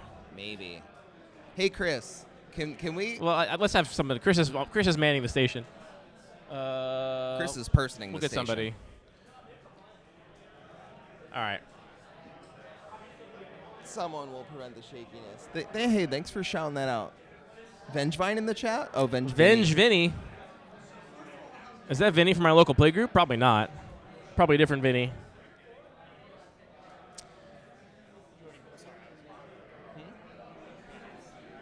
What'd you say? Yeah. Yep. Readjusting the camera. We got round 3 coming at you in no time. Another Vinny. There are dozens of you. Dozens of us. There are dozens of us. Now, I got to say, Ollie, you barely touched your bagel. I want to And look look, out for our and look, misophonia havers. I would never food shame here. You eat as much of your bagel as you want. I just wanted to make sure you had enough we had nutrients. gummies. We did. You did have gummies. We got a nice handshake. We are underway here in round 3, playing for the pin at Cube for a Cause in New York. And the pin is sick. Do we still have the pin? I do have the pin. Industry City, Brooklyn. We are having a problem with the feed. Don't worry, it'll be right back, folks. It will be right back. Do not worry. They can't even see us right now. Yeah, they can't even see us, so well, there's no point in holding We're up that holding up pin. a really cool pin. So this is the company that makes the switcher that Chris is using. yeah, It's called Amiibo. Vibo. Amiibo. I Vibo. I Vibo. You Vibo. Amiibo Babuba. Everybody's Viboed. Oh no, it's Amiibo. It's down on the bottom right. Amiibo. I am Amiibo. You are good. I'm sure our lovely Chris is just freaking out right now. Yeah. And we'll have things fixed shortly. But we're not freaking out. No, cool we're as fine. Cucumbers. We're like 2 cucumbers on a couch. We're like two cucumbers on a couch. Here we go. We are back. We are so Okay, back. I see red, black. No, red, blue. Red, blue land from Rourke. All right, we are 1.5 turns underway here in the finals. Uh-oh. I think we're backing. We're going to have to do just audio because boy. Chris is sorting the feeds out. The one downside of his setup is that Chris does have to run all the way across the room to switch the camera feed. So what's happening on the battlefield that you can't see right now is Jed has played a Season Hallowblade on turn 2 on the play, having won the roll. And Rourke led off on a blue-red dual land and is now following up with a Reckless Fireweaver. That's where the other Reckless Fireweaver is. Now, we know that Rourke does not have 2 copies of this, so how much can this deck really be committed to that plan, given that it's only going to have 1 copy? I'm not sure. So, Reckless Fireweaver v. Seasoned Hallowblade. Looks like Jed has all of his mana under him, all of his colors. Yeah. I'm afraid of what's going to happen to the Artifacts player, given what happened last round. Looks like Jed's taking a little think. Probably because love to take a little think. He knows we're stalling, you know. He's like, hey, do you want me to think more? Yes, please, Jed. I think the feed is also maybe a little delayed at the moment. Yeah. It looks like things are paused. No, we're thinking. We're attacking with the. Was that a long think about whether or not we're willing to trade a card in hand for a Reckless Fireweaver? I gotta imagine we are. Yeah. Just taking 3, following up with Cetessan Champion second main. That's another Enchantress payoff card. Yes. I think it's a 2/3, 1 in enchantment. ETBs, 1/3. put a +1/+1 counter and draw a card. So much card advantage here. Oh, and it got removed with a the chainsaw. to immediately kill the Cetessan Champion. And the Map Fairy, Spyglass Siren. I know you're still not seeing this chat. We're working on getting the feed fixed. But what we have here is a Cetessan Champion out of Jed, which was immediately killed by a chainsaw out of Rourke's deck. And then Rourke also followed up with Spyglass Siren and now has a pretty big board. Yeah. Jed is shocking in a breeding pool to cast an Ivy. And I assume if he's shocking in a blue-green land, you're shocking in that land, blue-green land, there's some follow-up. Meltstrider's Resolve, copied by Ivy. That looks like it's going to be a Rancor, Plague Wind, right? Oh, it's Rancor. Rancor. By oh Ivy. No. Once again, all the cards in my hand, they're 5/1 creatures that are indestructible. So we saw a Rancor, a block with the Spyglass Siren, and then discard to. I mean, basically, Jed's deck has 9 power with trample in play right now. Yeah, it's scary. 9 power with trample, 4 of it with flying, and 5 of it effectively indestructible. Cool. They can see again. We're still gonna commentate because that's what we're here for. But Chris, you did a great job. Thank you for your hard work, Chris. Oh, we have more removal, and it's got to be cast on Ivy, right? I wonder how many cards are in hand. Wow. Oh. Okay. I mean, that's really trying to get rid of the Seasoned Hallowblade. Yeah. And you can't follow up with another removal spell because that's indestructible to end of turn. Right. It's not like a, temporarily give it hexproof or something. That's the Rust Harvester. Yep. It's kind of like a weird Grim Lavamancer, but for artifacts that puts counters on map things. On it? I assume so. Yep. A land. Not ideal. I wish we knew whether or not there was more removal in hand. I feel like if there's more removal in hand, you do block the Hallowblade to get the card out, right? At this point, yeah, I mean, yeah. Certainly I would if you have more removal, I think trading a 1-mana card for a card out of your opponent's hand is probably worth it. You're still taking a lot of trample damage, though, is the problem. Oh, my goodness. Oh, boy. Season Hellblade really putting on a show here. Yeah.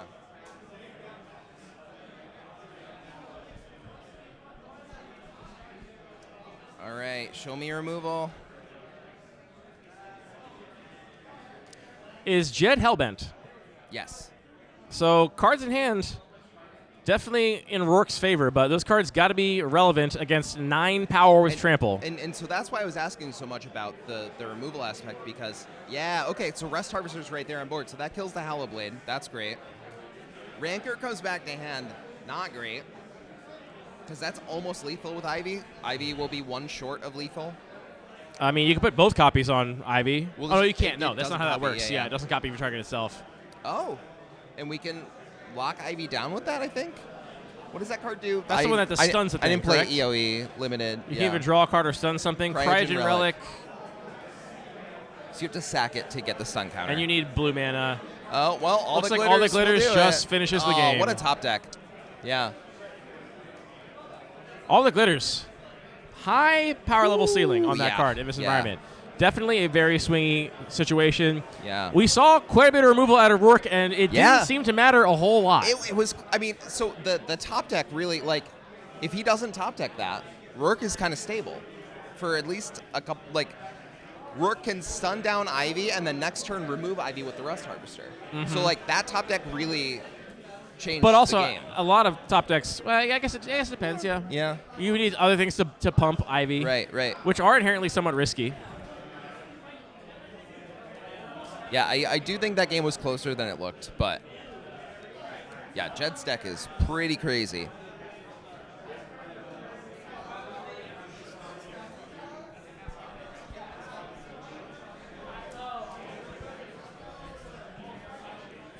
It's funny how underdog pilled I am. I just want to see a third game out of everybody. I want to see whoever looks like they're going to win lose. Oh, for sure.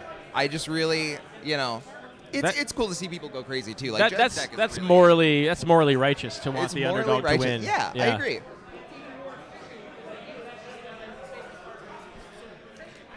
Chat, what do you think about righteousness?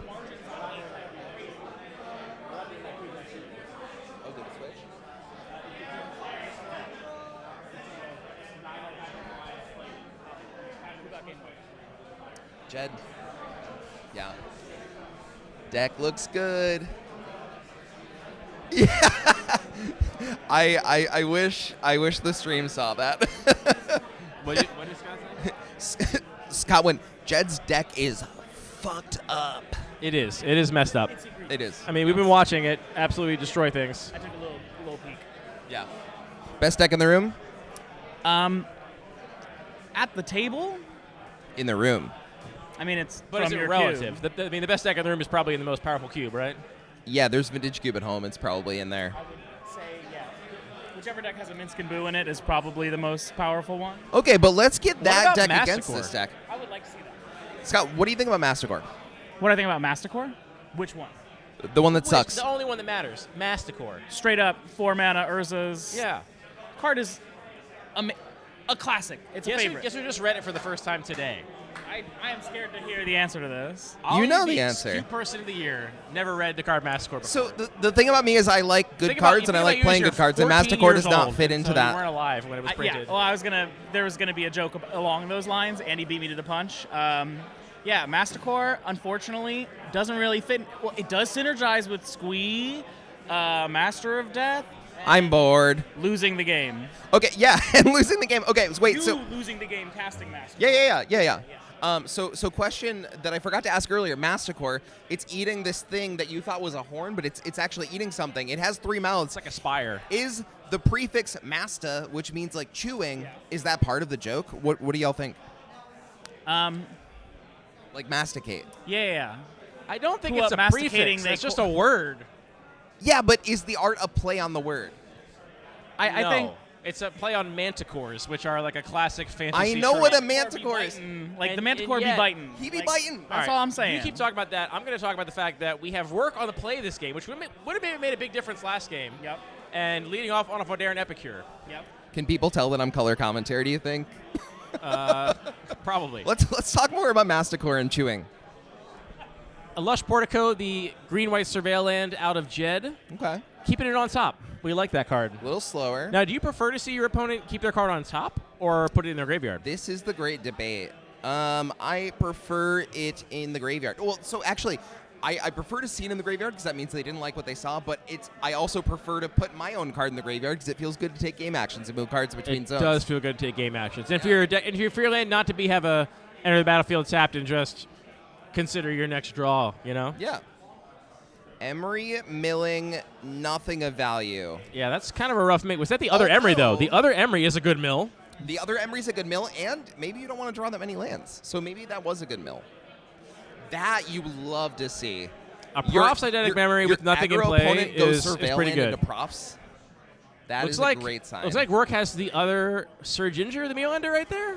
Yeah. Yeah. I see Surginger. I see not Goblin Bombardment, Makeshift Munitions, and 2 other cards. Chart a Course. Shout out to my people who asked me to put cantrips in blue, and I said, no, but I'll put Chart a Course. That's cantrip. Yeah.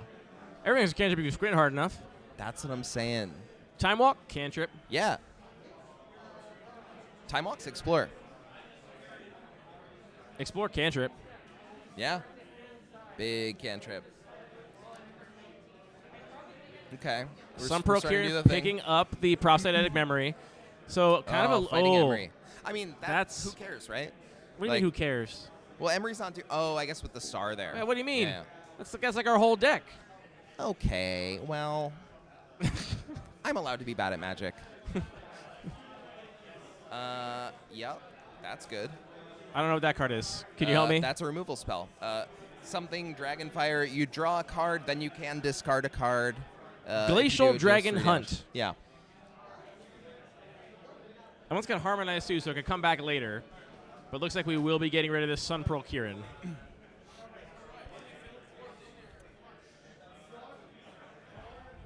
Interesting to see Surginger discarded. There must not be so a far, land. just a lot of one-for-ones, though. So nobody has really generated a lot of card advantage. Oh, that's actually really good. The only 2-for-1 so far is going to be this Prosthetic Memory, which is getting recast. Yeah. Bombardment is going to make it really hard for Jed to have things on board. Makeshift Munitions. Fudge. Makeshift Munitions. Yeah, we see a lot of 1-toughness things out of Judd's deck. Yeah. Ivy, Seasoned Hallowblade. Yeah. The Sunpearl Kieran. Yeah. So that's very real. And then, that of course, a 1-3. Then a 1-3 comes out. And now it has. We also draw a card and put Keen Sense on it, the Cover Shifted Curiosity. More. Yeah. Someone once asked me, why don't I just run the regular Curiosity? I said, mind your business. I said, shut your ding-dang mouth. I said, nobody asked you. All right, we're making some mana, cycling through the star. We draw Aether. Okay, Aether Spellbomb. Yeah. We did tap out of blue, unless we named blue. Oh, no, there's blue. There. Never mind. Also, looks like maybe we named blue with our mana because we didn't use our floating mana to cast the Aether Spellbomb. So we probably named blue with the star. I wonder. Or not. You don't bounce. Don't forget about your mana. Don't forget about your mana, Rourke. Rourke, don't do it. You need every. Rourke, you got a mana floating. Maybe Rourke named green mana. I don't know. We can only hope. Oh, Rourke. No casualty. Sad. Someone went too hard on my sleeve. We've all been there. Coloring everything. Is that a land drop out of Rourke? So we forgot about the floating mana. We did. I mean, Maybe she just didn't want to use it actively. Maybe she intentionally didn't use it. This. I mean, at very least to like cash in the blood token, maybe. Yeah. I guess we have one card in hand, so you might not want to activate the blood token. I'm not sure what that one card is. If we have one card in hand, to be fair, the mana doesn't actually matter. Oh, wow, draw 2. Wow, that's really good. Is it a cast or ETB? Profs or Setessan Champion. ETB. Oh, it is ETB. Yeah. Okay, so maybe that's what Rourke was thinking through. Do I need to bounce this now with this floating mana, or can I afford to save it? And realizing that it was an ETB trigger instead of a cast trigger, deciding to just wait. And now there's which actually makes sense. It makes a lot of sense because otherwise, Jed could just replay Session Champion Right. into Profs Yep. the same turn. So that's Yep. definitely the way to run it. And now, probably nothing to put that counter on unless you got a 2-drop in your hand. And why not just draw the 2-drop? That seems perfect.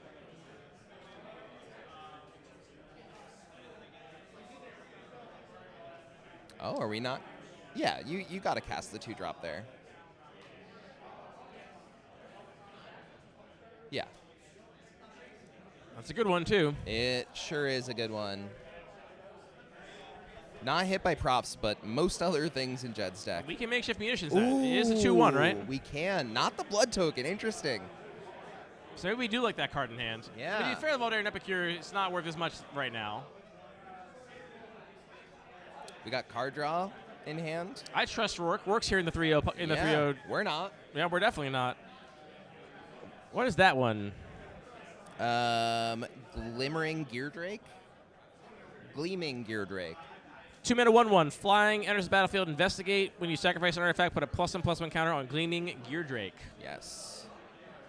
Eat the clue. Maybe that's a reason to immediately. keep the blood token? Yeah, Maybe last card in hand yeah. is Gleaming Gear Drake? Yeah. Because Gear Drake represents a lot more damage over the game. So much more damage than than Voldaren the Epicure does. Yeah. Yeah.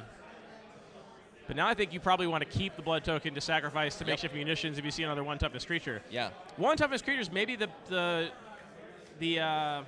what's the Achilles word? heel? You know, yeah, Achilles heel. Thank you. I Yeah. was like, what's that guy that has that one part of his body that? Was that actually? That's genuinely what I was trying to Oh think my of. God. Maybe the sort of 1 toughness stat line is the Achilles heel of this deck. That's the Ollie's lungs of this deck. Do you have bad lungs? I have asthma. Yeah. Oh. Yeah, it's sad. Don't worry, there's no GoFundMe or anything. I just keep my inhaler on me. Well, there is actually a GoFundMe, and it's to raise money for. Oh, this segue! Look at that segue. Raise money for Make the Road New York, which is what this event is all raising money for. All the proceeds from all ticket sales and all the money donated on the stream, which you can find in the pinned comment, is all going to Make the Road New York, which is an advocacy group that builds the power of immigrant and working class communities to achieve dignity and justice in New York and beyond.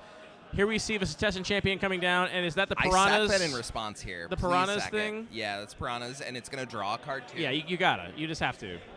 You got just one face. Yeah, nice. I mean, it's a bummer. We're not happy to do it, but it's still the right line. Hello.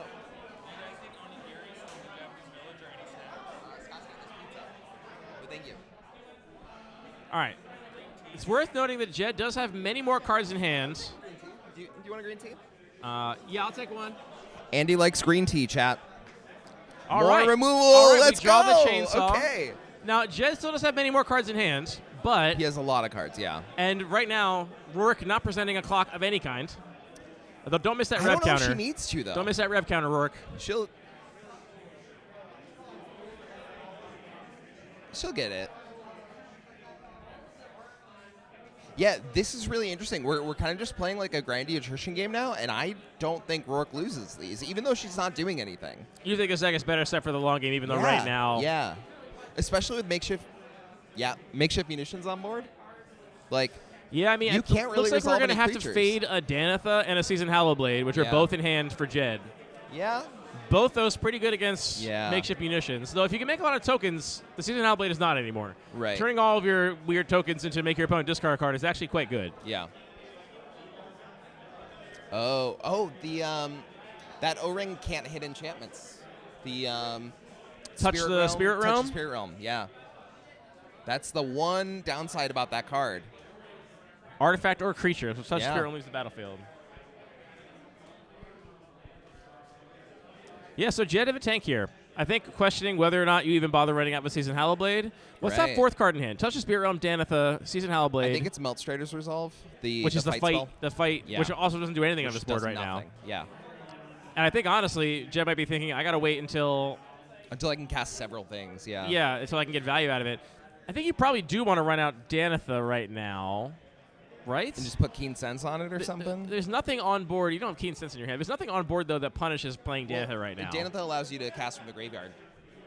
So I'm just like, Oh, that's, is that not it's more Danitha cards. then? What is that? Uh, That has to be a Danitha. I think I see in hand. yeah, that looks like Danitha. Yeah, why wouldn't you play Danitha there and just pass? I mean, Jed, a very good player, so Yeah. I'm sure there's a reason we're missing here. All right, here's a creature. That's going to get fought next turn almost certainly. Yeah. First, he's going to pick up a Put chainsaw, I on it. imagine. Yeah. Oh, no. We're just playing... Clockwork Percussionist. 1 mana artifact creature, haste, dies, exile the top card. You can play it till the end of your next turn. Chris, not a fan of this stupid monkey. I think he's kind of smart, all things considered. All right. Now getting in with the haste monkey. Why Yeah. not? That's 12-turn clock. Reckless Fireweaver is the real clock here. That's what we really want to see. I'm surprised we didn't come in with Reckless Fireweaver, too. And we left all 3 mana up because equipping the chainsaw does cost 3. Yeah. So we can't hold up makeshift munitions Right. and also equip the chainsaw. And so... And there's also this stun All right, counter here comes artifact. the Danitha. Okay. I guess we were just waiting to get value off of something other than Keen Sense. Well, maybe But it's once a turn, right? maybe we're turning something into a skeleton. It's once on each of your turns, yeah. Yeah, so we could have gotten Keen Sense back last turn and this turn Yeah. get the removal spell back still.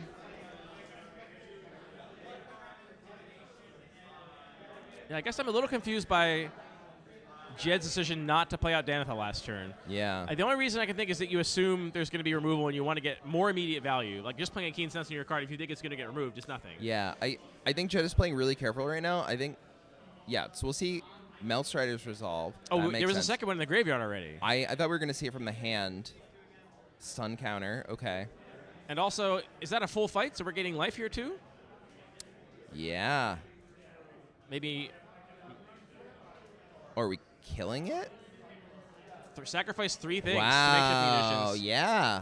to kill So it. I thought Jed was doing it that way because I thought he was going to keep up Touch of the Spirit Realm. And I'm actually surprised that he didn't channel Touch of the Spirit Realm on his own Danitha to save her and be like, okay, glad you sacked your whole board. I still have my 3/3 Vigilance. And you obviously wouldn't get the lifelink. fight then. Yeah, but which is that's fine, worth it because you but get at the that fight point- next turn. I Yeah, guess that was really interesting. Huh. And now it's Hallowblade is just dead. And also, wasn't there some life loss from Reckless Fireweaver there that we didn't? Should have been, potentially. There was a chainsaw sacrificed. Oh, sacrifice that to kill Hallowblade and then exile the top card. Yeah. I mean, that looks really good Yeah, right now. This is looking really good.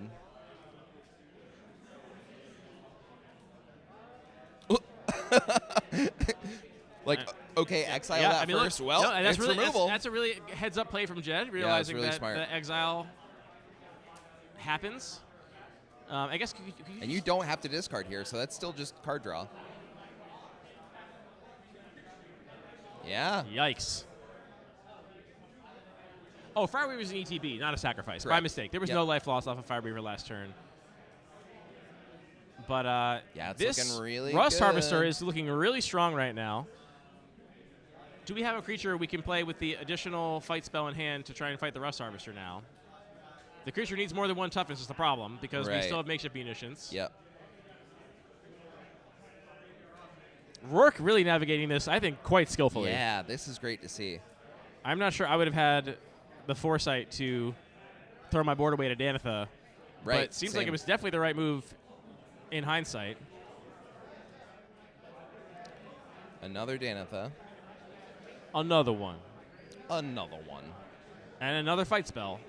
Yep. This one, we can't kill this Danitha. We only have... We have 3 mana up, but we don't have enough things to sacrifice. We can sack whatever Danitha's fighting. So there's no life gain. That is what we're going to have to do. Although it's 9 to 20, I don't even. Yeah. I guess if it's gonna die anyway. Well, because if you... Yeah. A second Danitha has hit the board. Yes. And Paying 2 mana, sacrificing both. huh. Just going face with it? Interesting. Maybe? It would have to be, right? That Do they have that a- is questionable.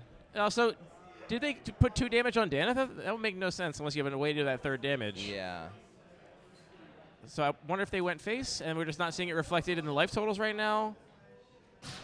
What did I miss? I don't know. Danitha's a 3/3, is she not? Yeah, she has 3 toughness. No, Danitha's a 2/2. We're completely wrong. we're dumb. Danitha's a 2/2. So the only reason, yeah, okay, never mind. That makes total sense. Way more sense.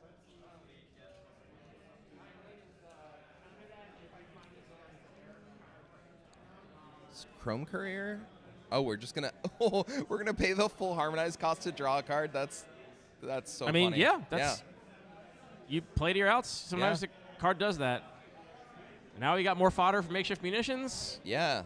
Rourke is... I don't even think you map here. I think you just keep it up for the munitions. Oh, for sure. Yeah. For sure. You've seen so many incredible one-toughest threats out of your opponent. Yeah. Really heads-up plays by Rourke here. Love Yeah. watching this.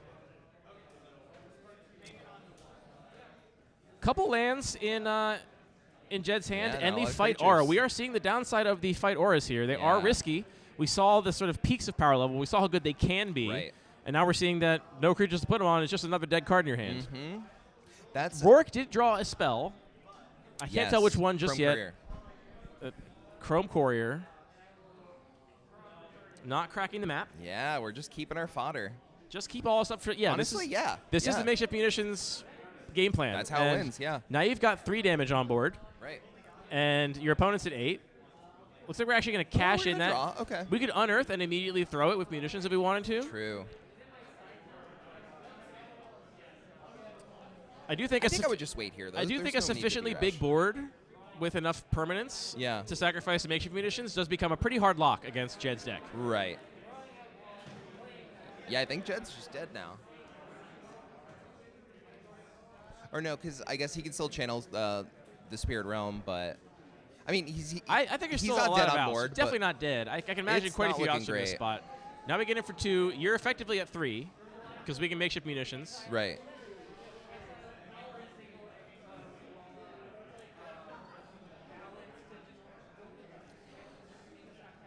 Now, are we keeping track of damage? Ooh, Synthesizer's an incredible draw. Yep. That's it. We're Yeah. done here. Yeah. We're Yep. done here, folks. That's a Yeah. gleaming Skydrake off the top. Wow. A game 3, our first Very game cool. 3. Yeah, and finally. this is a sick matchup. Yeah. Really showing off what this cube is capable of. Yeah. So if you're just tuning in, we are heading into the final game of the finals of our first draft of the day, which is Ollie Beek's Doubleton Synergy. 2 copies of every single card, and you only draft 1 card per pack. How many times do you have to remind people of that? So, at some point, someone thought they were funny and made that joke, and I thought it was funny too. So I repeated the joke Oh, you made a horrible mistake. stupidly, and then it became a whole big thing that I had to try really hard to escape that joke, and I thought I was dead. And then I come to New York City this weekend, and now everybody wants to make that joke. And I told Bones, Thank you, Chris. I told Bones specifically because he's one of the people who is like spreading this joke. I was like, if people mess up the draft, you're the one who has to fix it. I would stop making that joke. He sure does. Yeah. Judge Bones One of this pick per particular cube pack. event. Our players are mulliganing, and this is going to be our first game 3 of the day, first game 3 of the Yes. event. And we saw Jed in round 2 really make mincemeat of a red-white artifact deck, and then have also a really strong performance in game 1 here. But in game 2, we see what Rourke's deck is capable of. She put together a really grindy engine that just has... She basically is playing game pieces.deck, I feel like. So many cheap cards in Rourke's deck, make a bunch of game pieces, and then we do know there's only 1 copy of makeshift munitions in Rourke's deck, though, because we saw the other copy in somebody else's deck. So that's such a key card. It's one of those things where it like almost alters your mulligan decisions. If you have like a not great hand, but there's makeshift munitions, we've seen that Jed doesn't actually have a way to remove that. So if you can draw it and land it, you're in a really good spot. Yeah, chat pointing out the Rust Harvester, also incredible here. Yes. If you get to play it early and untap with it and have enough fodder in your Yeah. graveyard. And I think we honestly haven't even seen what Rourke's deck is truly capable of, because we saw both Emerys go to the graveyard that game Yes. without ever activating. True. And that seems like where this could get super dumb. Yes. With all of these artifact creatures, with all these ways to sacrifice things, with the experimental synthesizers, the monkey, even just the monkey and Emery and makeshift munitions is like a crazy little engine. It was really cool to see that even without the Emerys, her deck was like chugging along, right? There's so much interaction and so much like every card is 1.5 cards that it's just like, yeah, you can, if you keep your opponent, we just saw an Ivy get sided out.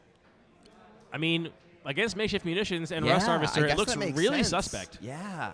It's just so strong when it's good. Yeah, and being on I the think play. maybe this is just like a heads-up play from Judd of realizing I actually can't do the synergistic thing against this suite of removal Right. consistently. I just have to so be down. let me just play fair cards that are better in this matchup, even if they don't have the same internal synergies in my own deck. Yeah, I do wonder if the fact that she's an X1 is part of it, because the reason I mean, not the reason. There were a lot of things that went on, but not drawing a creature was kind of the nail in the coffin there. And Yeah. Ivy, even though at her highest she is a support creature, she still is an evasive creature that attacks for 2 every turn. Yep. Right? So I'm almost surprised to see it sided out, but I would hope that a different creature got sided in for it. I can't imagine it wasn't a creature that got brought in. Yeah. Chat, did you see, you have such keen eyes. Yeah, will you just deliver me a slice of pizza while we're watching the finals here? Pizza, good one-handed food. Heads-up play by Scott, organizer of the event. Oh, no.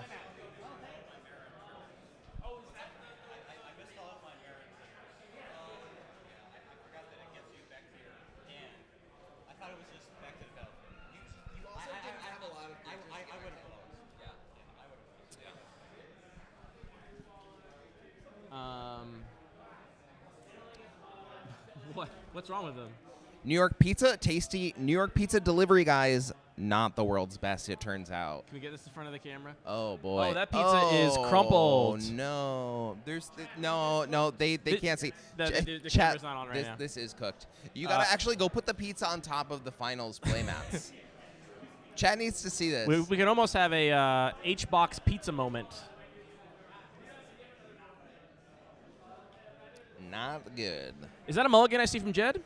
I've been too busy paying attention to appears that way. pizza. Yeah, pizza's a really important part of this event, everybody. I have to imagine Jed brought in another creature, and a creature with more than 1 toughness for the Ivy is my only expectation. And/or, I mean, if he's got disenchants in the sideboard, those are obviously extremely strong here. Yeah. But I imagine those would have come in after game 1. This was a sideboard after game 2, which kind of tells me that Did we see seeing more depth. Oh, you're gonna need lands. Okay, we got 2. We got saved by the bell. 2 bad lands though, I and I don't you gotta mean keep the this on 6, black-red though. OG duel. Huh? No, it's fine. Yeah.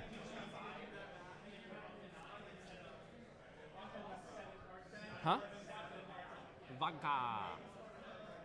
Oh, that was a pizza sauce flavor I was talking about, not an Andy alcoholic having beverage. vodka at 2 I'm just having a p.m. pizza. while working.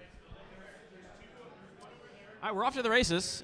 Jed on a mulligan to 1 and on the play starts off on Sun Petal Grove, and already we see game objects hitting the battlefield on Rourke's side of the table with a Chrome Courier. Ooh. Pretty good turn 2 play in Storm Chaser Drake. Now, I see a staggering insight in hand too. ooh, that is really messed up, is it not? Remind me. That's a card that people really don't like, but it gives lifelink, and when it deals combat damage to a player, draw a card, which is great here. So if there's no removal, are we going to see untap into hit you for 3 with lifelink, draw 2 cards? Yes. That is This very has to be bad. removal, Please though. chainsaw. Please chainsaw. Yeah, oh, there it is. It's the chainsaw. That is really, really bad for our friend here. Are we talking about this pizza that is No, dripping the pizza's everywhere? Great. Pizza's good. Just put it down. God. Just put it on the thing. Oh no! You know when somebody hands you a piece of pizza and they're apologizing the whole time? Something's going wrong. Here. I'm gonna hold your microphone for you. Well, will you deal with this? I'm very hungry though. I'm a hungry boy. He's a hungry boy, chat. So we see Tameshi. Tameshi, good. Not really on this board state, but Tameshi's something that got it's an cited in X3. here. Yeah, it had to get sided in. And he has the colors to be able to activate, too. So, and Emery, we're both doing graveyard things. Ooh, Chainsaw off the top with Emery and Sir Ginger. Much better hits this time. Goblin Engineer is sad to see go, but I don't think we care too much. And then Gleaming Gear Drake. Yeah, this is looking real good. Tameshi's probably main deck, right? It's so good in the Auras deck. You can buy back all the Auras, can't you?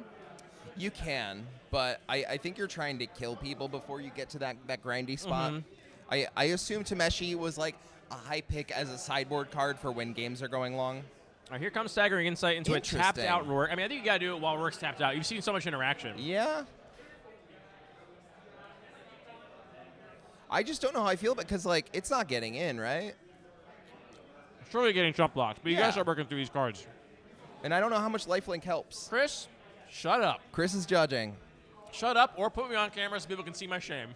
Oh, careful here. Oh, thank And you. he's wearing a white shirt, chat. Vodka sauce. Vodka sauce and white shirt. Not a Doubleton synergy. No. Andy's got it, Scott. I got it, Scott. Everybody keeps trying to help Andy. Andy has it under control, okay? Can't you tell? Scott's too helpful. This game, honestly, is already seeming so heavily in Rourke's favor. Yeah, this and is it's crazy. to think about how much worse this would have been if Rourke had not had that chainsaw in turn 2. Yeah. Oh, yeah. This game would be completely different. Yeah. Yeah. Draw 2 would have been very helpful. It's also crazy to see. If Rourke had been... Yeah, just so different. Rourke is just looking in such a commanding position right now that it's crazy to remember that game 1, she just like got kind of run over. Wow. Yeah. Oh my God. Remembering the scries. Remembering the scries. Please, somebody scry with Sir Ginger. Just once. Just anybody. Oh my God. What? He does have too much text on him, to be fair.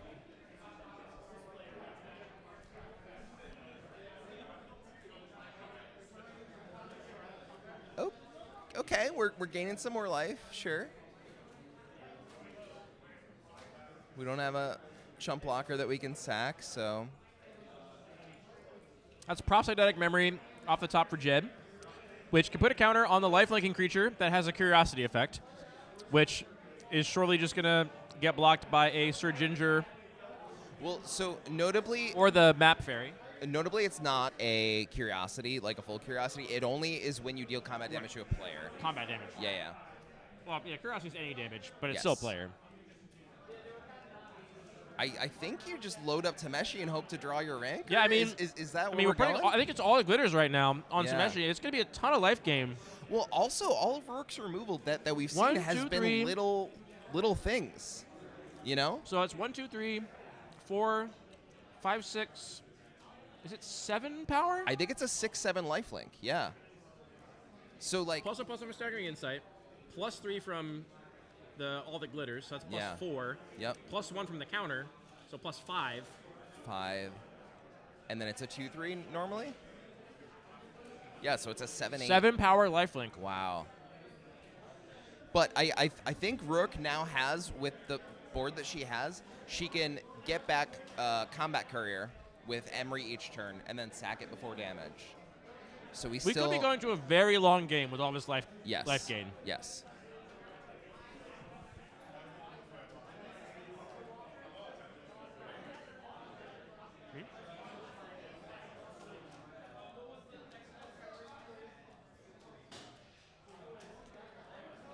Oh, we remembered the scry. And Jed was like, wait, you scry with that? He's like, nobody else has scried with it. Can I get a pepperoni, Scott? I made makeshift plates. Okay. We already told them. It's okay, chat loves it.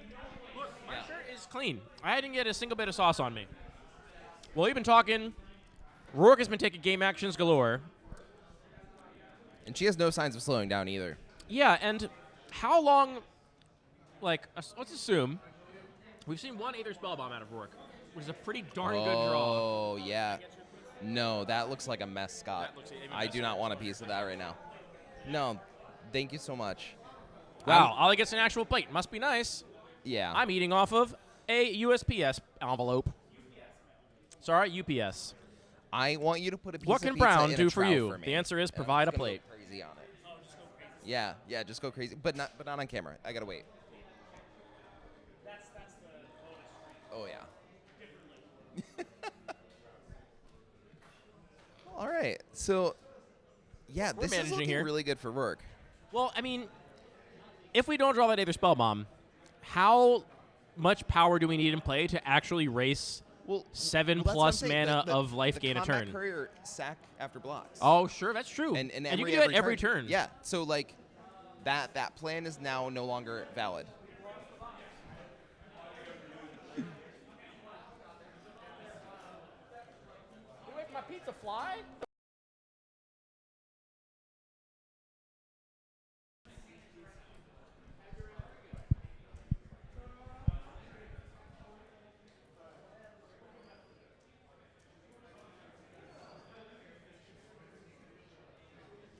It's like we got, okay.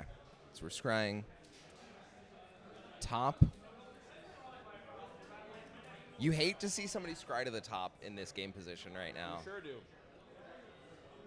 Coming in for a lot. 6, 9, like 11 or something, 10 or 11. Ooh, the draws are not good. What's the other card in hand? Is Danatha and what? Is Danatha in hand? I think it's a...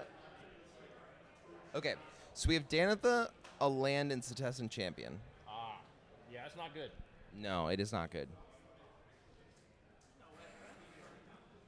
Yeah, I don't know if I'd swing there. You got to keep it back as a blocker, right? I guess maybe it doesn't matter so much right now, but...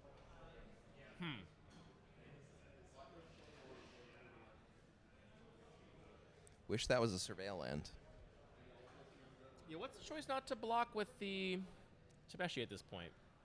Is there some way to make it unable to block on board that I'm unaware of? Maybe there's a... Oh, makeshift munitions. I don't... Yeah, munitions is not looking good. What that does is just going to make... I mean, right now it's not a problem in this board state at all, but it makes a lot of future draws Kind of dead. quite poor for... Yeah.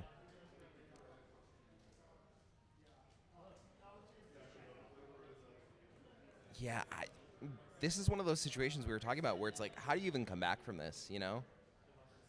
I guess Rankers specifically. or the... did we see the 2-mana protection spell out of Jed's deck? Or was that somebody else? So. Okay. I think we're on Ranker or Bust here. Yeah.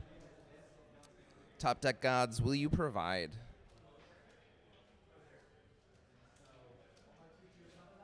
There's a lot going on this board, but not a lot of it matters. What matters is that there's a repeatedly bought back combat courier to fade the big lifelinker on Jed's side of the battlefield, which has no trample, and way more creatures in power on Rourke's side of the battlefield.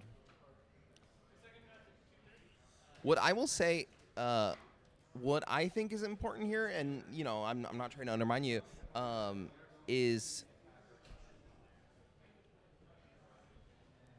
please hold. Make the Road New York, which is an advocacy group that builds the power of immigrant and working class communities to achieve dignity and justice in New York and beyond. Don't forget, this is a charity stream, and you can donate. There are links provided. Thank you so much, Patrick. Patrick's a real one. Who has donated recently? Let's see. We don't want to repeat names. We're refreshing the page. Ashton Moss, Ooh, $25. Huge Thank you. donation from Kim. Thank you, Kim, for the $100. Caleb Chow, $50. Spice Walker, $30. Ashton Moss, $25. Thank you all. And Shout out Anonymous everybody. 10. Thank you all for donating to the cause. Love to see that.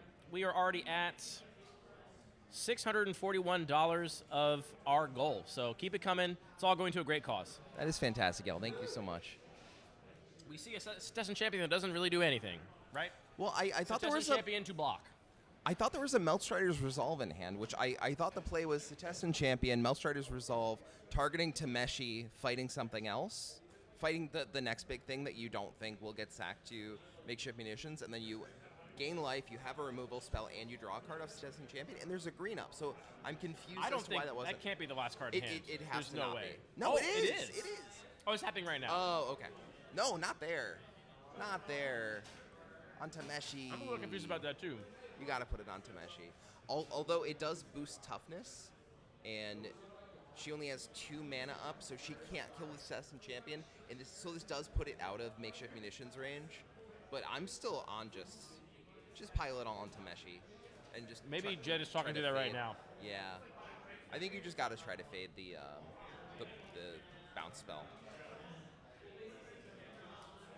It's amazing how impactful Ranker would be from Jed's deck or Aether Spellbomb from Right. Rourke's deck. Feels like either one kind of ends the game almost immediately. Yeah. Maybe there's a way where Rourke could beat Ranker, but I'm not sure I see how that could be possible. Because how big is that Tameshi now? With 1, 2, Very big. 3, 4, 5, 6, 7, 8. 8 power, 9 power? I trust your math. I didn't finish my breakfast sandwich, so I am incapable of doing math. Well, I can start yapping again if you want to get you some pizza. No, it's okay. I'm genuinely scared of how messy that pizza looks. actually amazed with myself. I didn't get a single drop on my beautiful shirt. I think you're insane for eating that in a white shirt. I just want you to know that. That's how hungry I am, brother. Yeah, well, sometimes hunger calls. Yeah, we got another white shirt out of Chris. Mm-hmm. Chris has a bib and also a chunk of the pizza box folded up Wow, as a sort of trough. So smart. A sort of trough-like Yes. gutter. Somebody get a picture of that. That's Trough. crazy. The classic Simpsons quote, Mom, why don't you feed us out of one long bowl? That's a trough, Bart. I'm not going to feed you out of a trough. Oh, my God. Yeah, see, I'm smart. I wore a cute shirt, but it also has like subway seat pattern vibes to it. Which I'm getting Portland Airport carpet vibes from okay, it. well, I wasn't inviting insults, but No, everyone loves the Portland Airport carpet. It's like a beloved carpet. wait, people actually love it? Oh, Yeah. okay, thank you. I take it back. I was inviting whatever that was then. What I was trying to say is that this is great to spill stuff on. Aether Spellbomb off the top to end this game? No. You don't think it would end the game? I think it No would. way. No, it's Oh, just you not still think Aether it's gonna Spellbomb off happen? the top. Yeah. I knew it was off the top. It's that removal spell that I know the name of. Bless you. I think that kills the Cetessan champion if you cast it. What is the card? Reckoner's Bargain, I think. It's a one in Betrayer's a red. Bargain. You know, I was close. Sacrifice a creature or enchantment or pay 2. So you can just pay 4 mana for it. 5 damage to target creature. If a creature would die this turn, exile it instead. But you can sack it to that and then draw a card. Oh, no, it's or enchantment. Classic red Enchantment Matters card. Man, Looks like Worker's thinking about ending the game. The Gleaming Skydrake and the Sir Ginger are just growing. Very big. Gleaming Geardrake, sorry. Gleaming Geardrake and Sir Ginger are growing quickly out of any sort of reasonable range. Like, now they just double block the Danitha, or the Tameshi rather, and even Rancor doesn't get you out of this. Right.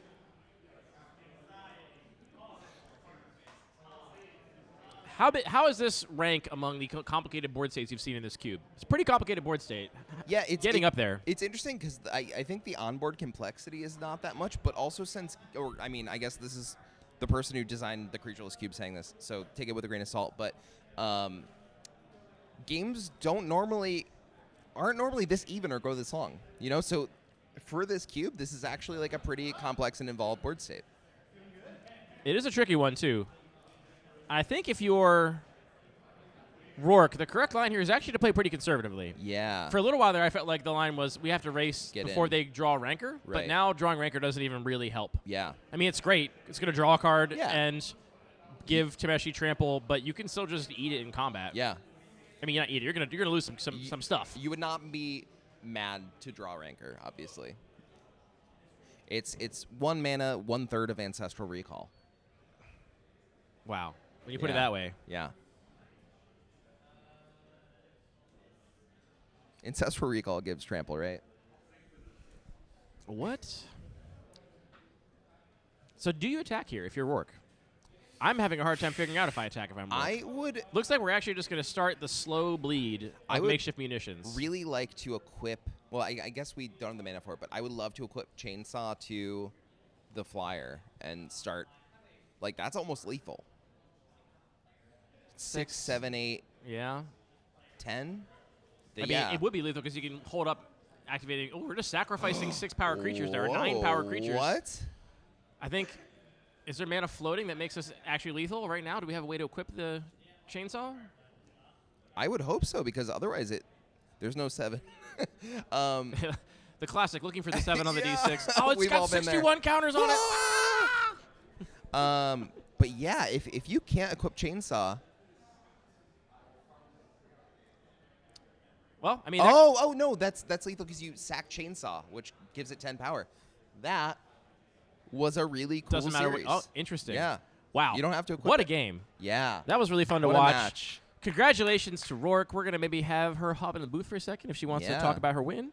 And I hope so. I would hear love to about that deck. it. And Yeah. I'll leave you to talk to Rourke. It's your cube, so I'll let you do it. Also, I'm in the booth for the rest of the afternoon. You're going to be out of the booth after this. So everybody in chat, say a big thank you to Ollie for joining us in the booth this morning. Yeah, chat. Thank me. Just Thank kidding. Ollie. Tell Ollie they look cute.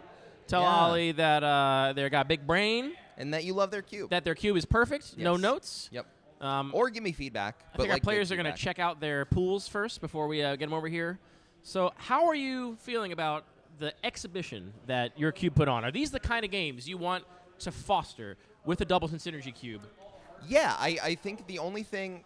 So I will say, watching the draft navigation was super cool and like exactly what I want out of the draft.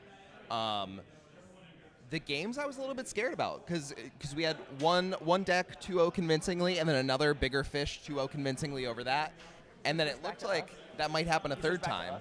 But okay, this is delayed. all in all, I was pretty glad at how things played out. I really liked that at least for the third match we had we had to go to 3 games. That felt really good. Good news, Ollie. Chat says you look cute and your Brian is so big that no one else can comprehend all the word on your cube cards. Congratulations on having Thank a big you, I Brian. think. Yeah. Flork, you want to come in here? Yeah. Here, take this mic and sit on the other side of the line so we don't have to cross over cables. Congratulations. Thank you. We'll move out of the way. All right.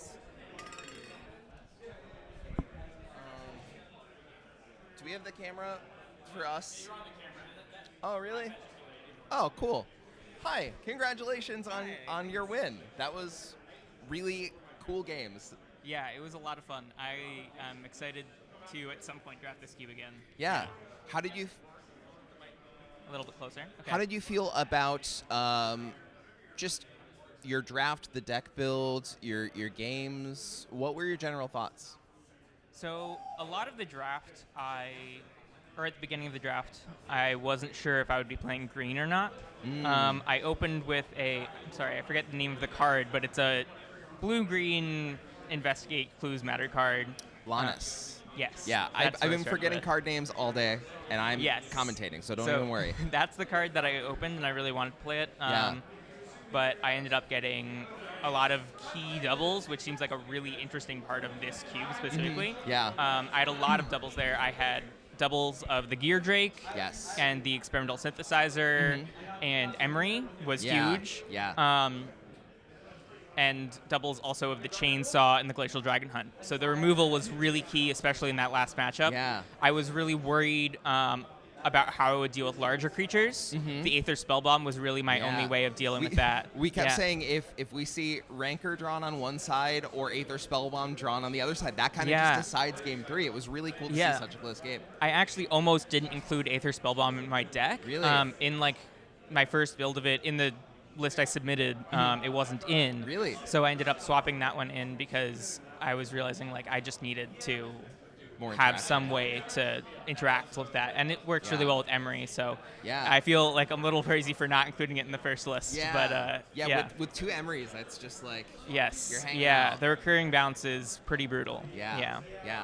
So, how did you feel after game 1? Because we actually said going into this, Andy was like, "This Aura's deck seems brutal." Like, Yes. the second match just absolutely ran over, and I was like, "Uh-oh, is this like am I going to be embarrassed on stream about like, oops, I screwed up the balance?" But I was like, if there's a deck that beats it, it's going to be a deck with a lot of low to the ground interaction. Absolutely. And then we saw that from you. So how did you feel after game 1? I know you didn't quite draw it. Yeah, how do you game feel? 1, I felt I knew my deck was capable of really powerful draws. Yes. I felt nervous because I was in coverage and I wasn't. Right. But I was excited to be playing the games. I was excited to be playing with such a cool deck and against such an interesting deck. Yeah. Like that's also a deck that looks like it would be really fun to play. There's a lot of play to those games. I think I didn't play the best game 1, but I tried to really lock in for the other 2 games. There's a lot of triggers and stuff to keep track Yes. of. Yep. Especially that last game, I was missing a lot of triggers on the Chainsaw, which ended up mattering a lot. Yes. Yeah. But it ended up getting there. So I was We Andy actually asked me. He was like, "How do you think about the complexity of this board state right now?" And toward the end of the third game, and I was like, "I actually think that like this is about as complex as the board states get, right? Because the games in this, I mean, I'm sure we didn't see your first 2 matches, but the games go like pretty quick. Like things are so low to the ground that like you're not generally playing these super grindy, drawn out games. So when it was that, and it was like, wow, there's like okay, when she sacks this, like, there's that trigger and that trigger, and we were trying to figure out how you were going to equip the chainsaw to win, and then I was like, oh wait, that's right. just lethal. Like, yeah. So I had the similar thought process. I was like, I don't have the mana for it. Yeah. But yeah, it ended up working out. Actually, I felt like a lot of the games were more grindy than I expected. Yeah. I only activated the new from Edge of Eternity's. The Rust Harvester? Yes, I only activated that once in all 3 of the matches, but I think the threat of it's very powerful. And there was a lot of games where I didn't have the sacrifice fodder, I was top decking. Yep. But things like Glacial Dragon Hunt really help with that. And just like one artifact, one experimental synthesizer just like gets you so much card flow. Yep. You get a lot of card velocity from these cards. I love that the games start in turn 1 in this cube. Yeah, and watching you, like, not only do they start turn 1, but you harmonizing the Glacial Dragon Hunt to draw a card, just Yes. 6 mana, draw a card, like, I'm like, It ended up being, that's very, still important yeah. of it. There's, and like, the chainsaw, usually it's just a lightning strike, but it ends up being a mana sink. There's a surprising amount of mana sinks and like late game stuff you can do in this format, which is really cool. I love having options when I'm playing a game. Absolutely. It's not just, okay, I have these 3 cards, but it's like, okay, I have 5 mana. I can do any combination of, like, sacrifice this for 1, and Absolutely. Speaking of, the makeshift munitions seems so good in your deck. Yes, I think that was the best card in the deck. Yeah. I saw one, pack 1. I didn't pick it. I think I should have. I think they're obviously not great in multiples, but I just needed one. Yeah, multiples just gives you the chance to draw the really powerful Absolutely. card. And there's it's so many in your sack deck. outlets with the Glacial Dragon Hunts. It's okay to have 2. Right. I love having the Doubleton Yeah. in the cube. It just makes it so much. You can have these more consistent decks. Yeah. With Yeah. these more focused synergies. One of the things about cubing is I love building around a card when I'm drafting. Yeah. And sometimes you just don't even draw it, and that's just such like a but Or even more in the draft, sometimes you're Yeah. building in anticipation of, this deck really needs a mix of munitions. Yes. If there's only one in the cube, You it might might not not get even get opened if you're playing with more than 360. Right. With 2, there's a pretty chance you're going to see one Yeah. at least. Yeah. Yeah, and especially since you see all of the cards in the cube, you Yes. know that Yes. both of an effect are going to get open. You can take an experimental synthesizer knowing that there will be a makeshift munitions if it's open. Right. Yeah. Right. And so, probably my last question: Did you look at the list beforehand, or did you just go in blind and kind of navigate it? Or? I skimmed it. Okay. One of the other players in the pod had done a lot of drafts, Like test against drafts? the computer test drafts. Yep. So he gave some of us like a rundown Oh, beforehand, nice. which was Okay. really helpful.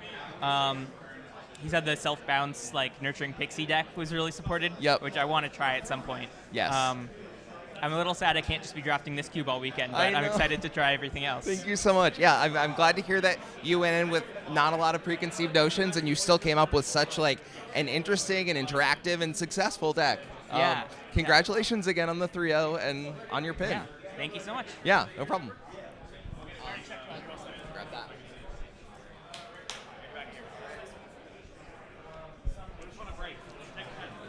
Oh, you're taking a break? Let's take a break. Are we on there right now? No, we're still on right now, Okay, right? let's just hang out for a second. Chat, one more time. Let's hear it for Ollie Beeks, Q Person of the Year. Your first time in the booth, correct? Yeah, first Well, time ever. You did a great job.